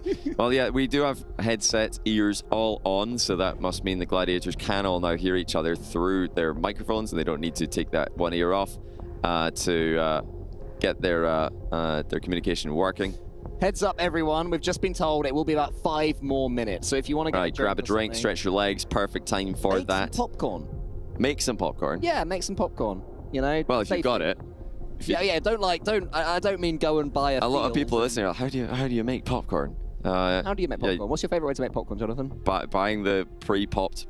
Pre-pop, not in the microwave. Buying the unpopped corn and then popping it. Oh yeah. So in the pan. Yeah. You put it in a pan. Yeah, pan. Wow, we have. You microwave it. Heston Blumenthal over here. Yeah, let's take a look at the club championship. In the meantime, stop talking about popcorn, and we'll be right back with the game after this. Introducing the Club Championship. Here's how it works. Each club will have the opportunity to field its rosters across multiple titles. The clubs finishing in the top 8 across each of the 21 titles will receive points based on their placement. For a chance to qualify for the Club Championship, a club needs to place in the top 8 in at least 2 competitions. For a chance to win, a club must finish first in at least 1 competition. Once the tournament has concluded, the top 16 clubs will take a share of the $20 million prize pool, with the first place team claiming the title of the first ever Esports World Cup Club Champion, as well as receiving a staggering $7 million in prize money. Lots of money up for grabs in the Club Championship. Gaming Gladiators are actually 4th place right now in that. They'll be looking to hold on to that. They want Vitality, G2 in particular, and BDS as well, to lose as early as possible in this competition, because Gaming Gladiators are going to be struggling to pick up more points in this one if things keep going as they currently are. Team BDS currently a win off that second top 8 placement that they need to be eligible to make it here in the Club Championship as well. So Team BDS HQ will certainly be looking at Monkey Moon and the lads going, come on guys, make sure you don't mess this one up. We know there can be upsets in this event. I think that it's impressive how well Falcons have done. Almost double Team Liquid's points across every esport we've had up to this point. It's incredibly impressive. Yeah, they've already won the Club Championship, but like, tons of money on the line here for the orgs who are competing here. Let's take a look at the tournament prize pool for the Rocket League tournament. So this is what the players and the orgs in the Rocket League tournament are competing for. First place, 200,000, making it so far. Well, that will be the 2nd highest prize pool announced for this calendar year. A massive amount of money for these players competing, and a $5,000 jump from last place in the group to 3rd. That's what Gaming Gladiators coming into today thought they were going to be setting up the competition for.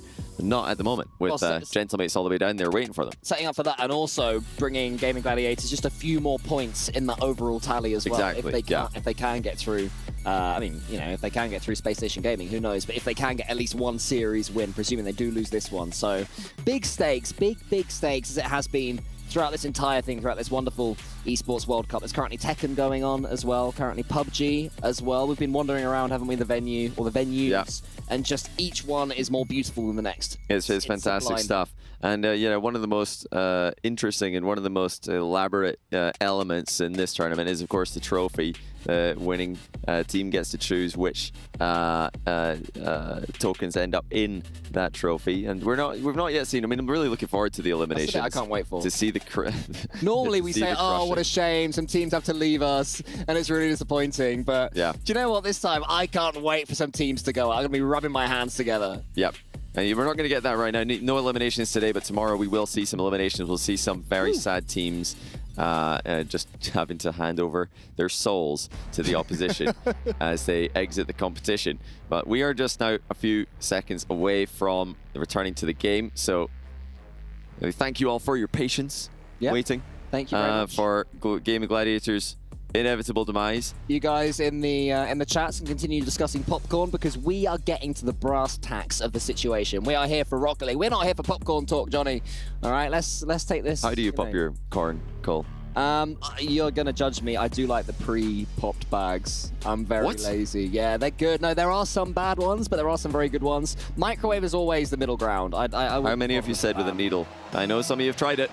All right, here we go with game number 3. We are clean reset here. The goal was removed as there was, of course, no comms for Gladiators on that goal. They could not hear each other. And now, oh, how about this? Fresh off the restart, we've got a chance. Not quite, but Gladiators with a great chance there to actually take their first lead of the series. That would have been the dream from Gaming Gladiators to get things going with a bang. They'll have to keep on trying, though. Have scored, of course, in this series. They got one on Forbidden Temple in game 2. Almost doubled up their tally so far, but Hoxer gets it over the top of Tho. Tho gets around that ball, wants to get the flip reset. They're trying Gaming Gladiators, just can't quite wriggle their cars around the ball enough. No, that's already going to be another opportunity. Oh, it's in for Chicago.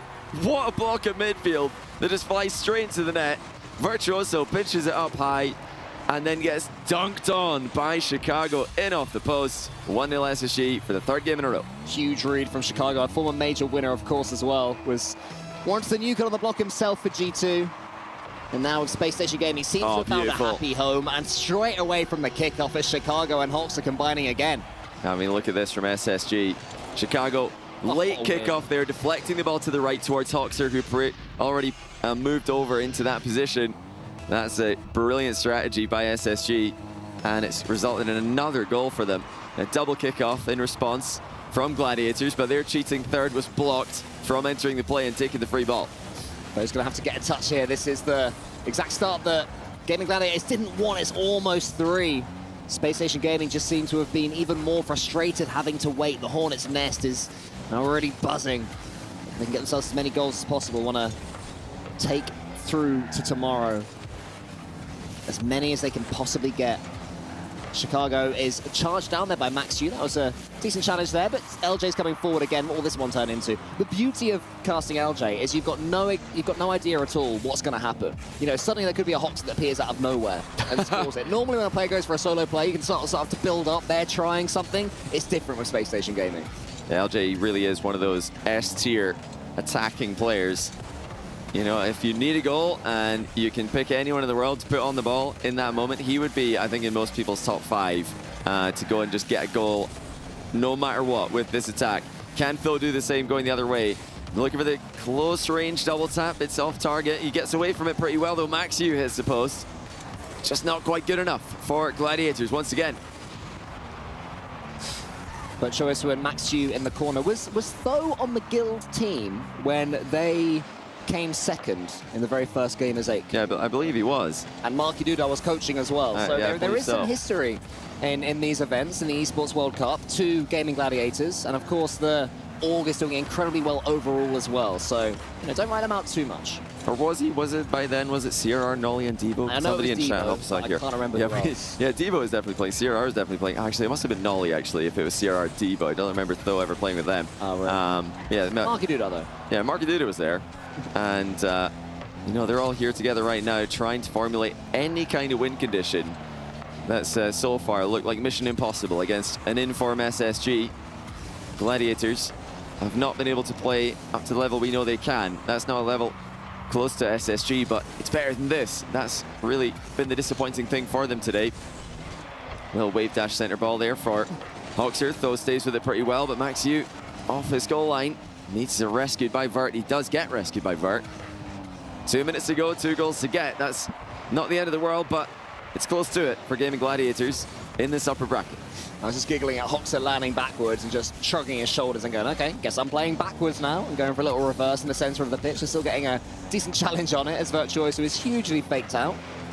Doesn't eventually receive the ball with a nice pass from Tho. Virtuoso goes long again. Gaming Gladiators would just adore one more goal to take forwards to tomorrow. LJ backflips. Hoxer's there into the center. Chicago out wide. Now it's Hoxer's turn.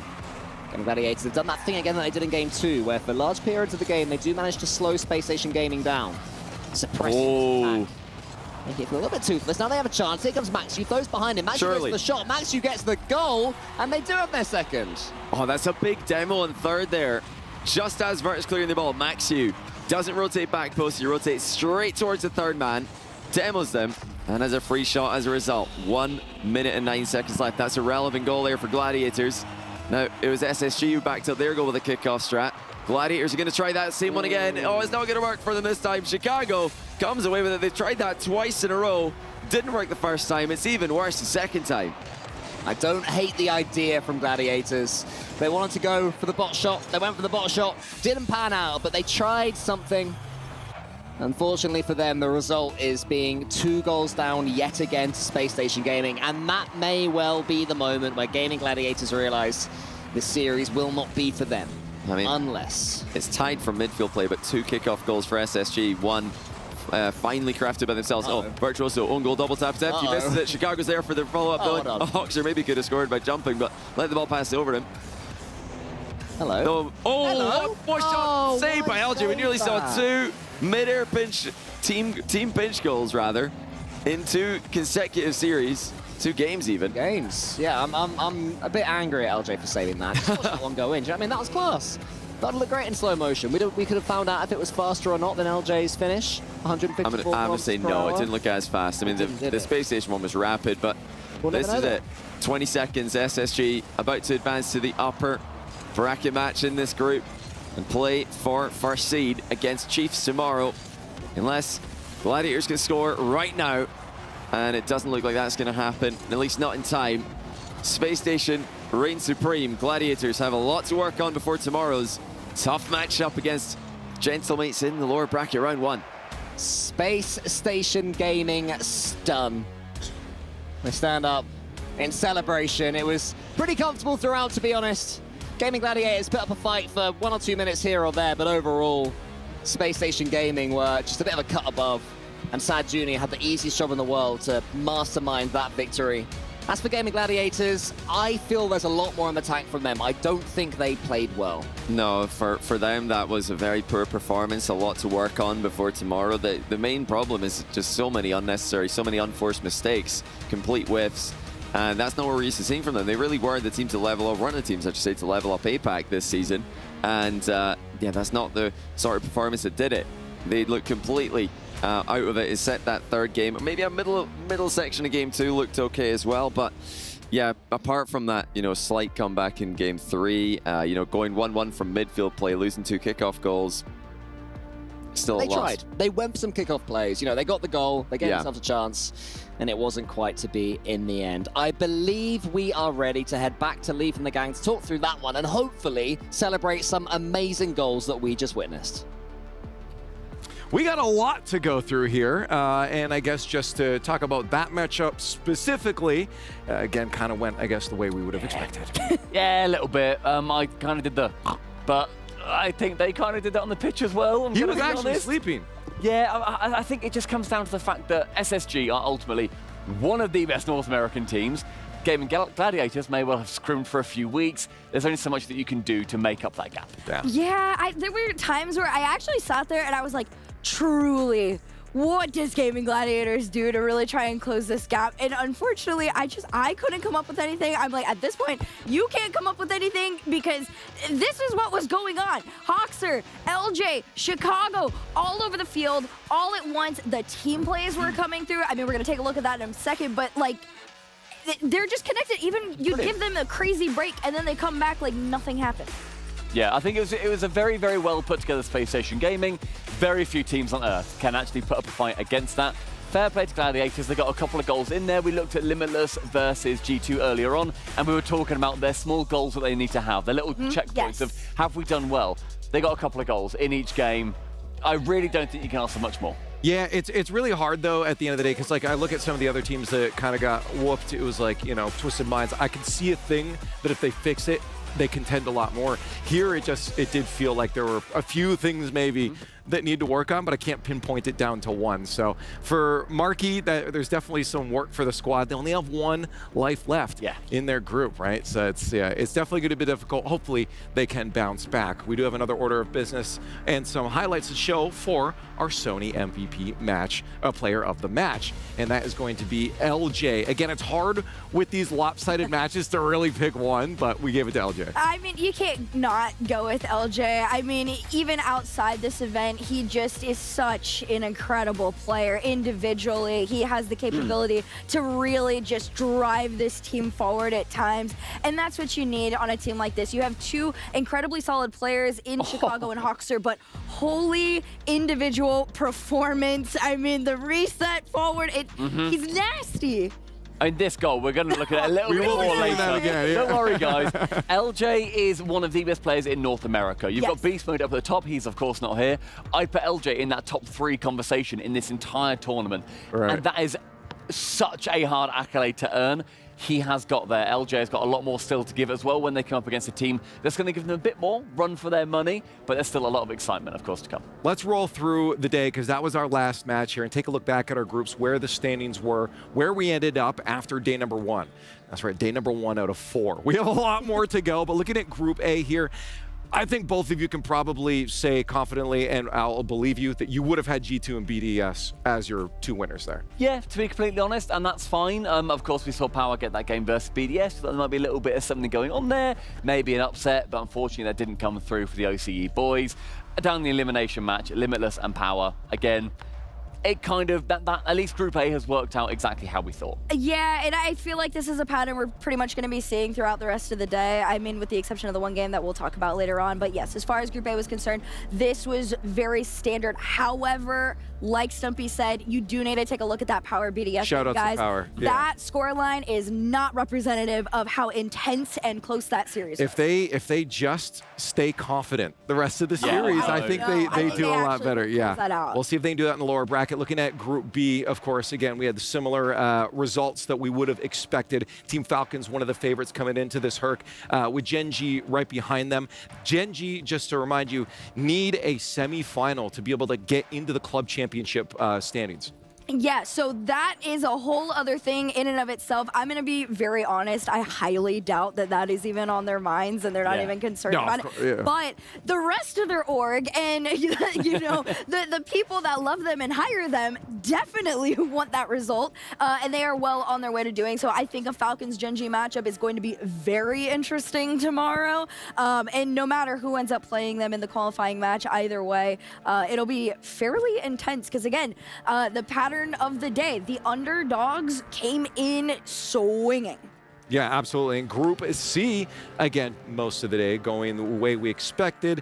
We might see a little bit of a difference in the next one here. But for Fury and Team Vitality, that's what we want. If we're putting our brackets ahead of time down, we want those guys in. Yeah, for sure. And again, you've got Nkosi Ballers, a brand new team that we have seen on the international stage. Only one player has competed at Worlds before, and that was the last time we were at Fort Worth. It's been a couple of years. Twisted Minds down there did a decent job versus Vitality.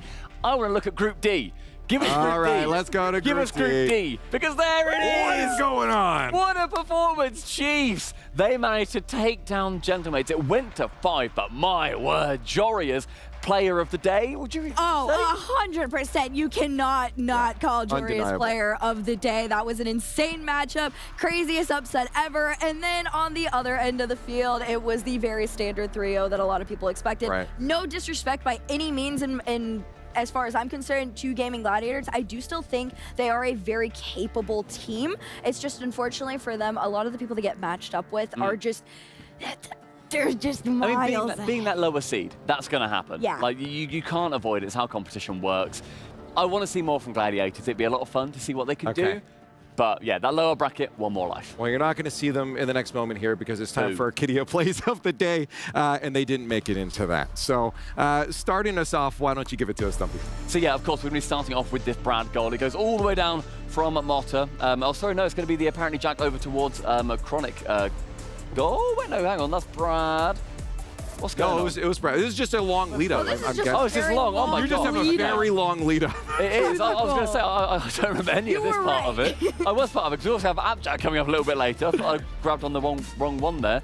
Brad, he's loving life just sitting in That's his play. I don't think that was a play, guys. I don't think that was Brad's play. But you know what? This was a top play from Abjack. Brad did do better than that. I want to make sure that Brad did do better than that, we promise.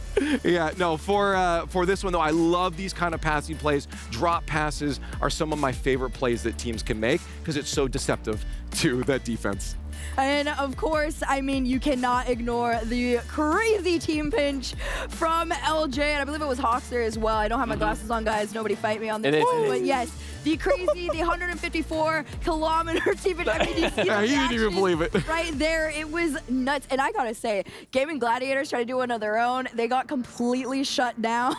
So the fact that that one made it into the play, I just, It's just interesting because like I thought teams would start going for those more. We saw it almost back with like Cloud9 started doing those things, but no teams have really latched on significantly to the team pitches. I feel like nowadays it's more just like if it happens, it happens. Yeah, but I mean, I like that we're seeing it happen more. I think North America does it a lot more often too. For whatever reason, we see it a lot more over there. The thing is, I don't think anyone can top what Brad did.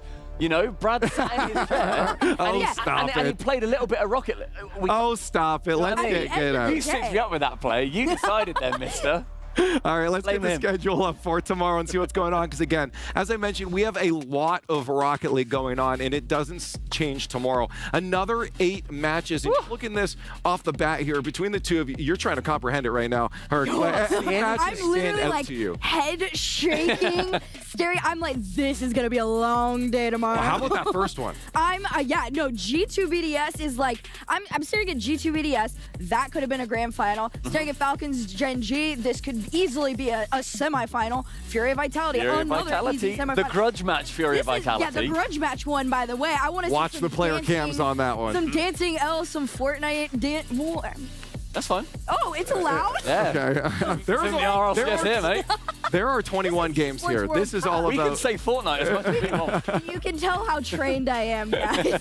But I actually am almost more interested in that match 4, Chiefs versus SSG. If Chiefs can take down Gentlemates, they can take down SSG. For sure. I think the only person really standing in their way on that is LJ. If LJ peaks today, it's going to be him versus, hopefully, a peaking Jorius. Jorius couldn't get past a lot of his demons when we saw him come to North America. He got to top 8, and then he stopped. The entire team just couldn't work past into a semi-final. This is a lot sooner than that. They have thrived in Swiss. Chiefs could do it, you know. I do think there is a chance when you have a roster like that literally, they played together for one day, guys. All right, there's 0 tape on them. Everything you're doing is a guess at this point. That is the easiest way to throw off a top team because they are so used to playing what they know, playing who they know, and nobody knows the Chiefs right now. They don't know what this looks like. That first game, that's all everybody has to go off of. So, like you said, SSG, they got their work cut out for them. They do have a night, though, to look it over. Well, we're done for the day. No need to stay here any longer, but I do want to get some final thoughts from you two before we head off of the stage here. I mean, we have seen just a phenomenal day of Rocket League. We've seen, I think, a lot of the normal expected results that we would normally go for, and we've also seen Chiefs. they bring Jorius in. They become world-class. There is a lot more to come tomorrow. I think a lot closer series tomorrow as well. Oh, yeah. Tomorrow's going to be a long day. Expect nothing but close games all the way across the board, even from the underdogs. It's going to be insane. I'm super stoked for it. I know everybody else is. Naps are in order, no matter where you are in the world watching this. I know everybody is tired right now, so we're not going to keep you that much longer. Oh, thank you, Stumpy and Herc. I've been Leaf. I'll be your host for the rest of the week as well, and it's been a blast hanging out with all of you. Again, so much more Rocket League to come your way, and I really hope you can join us for the rest of us. Why don't you get on socials as well and just send us what your favorite moment of the day was. Probably the Chiefs upset, if I'm going to guess anything. But that's it for today. We're going to send it off, and we'll see you tomorrow for some more EWC Rocket League.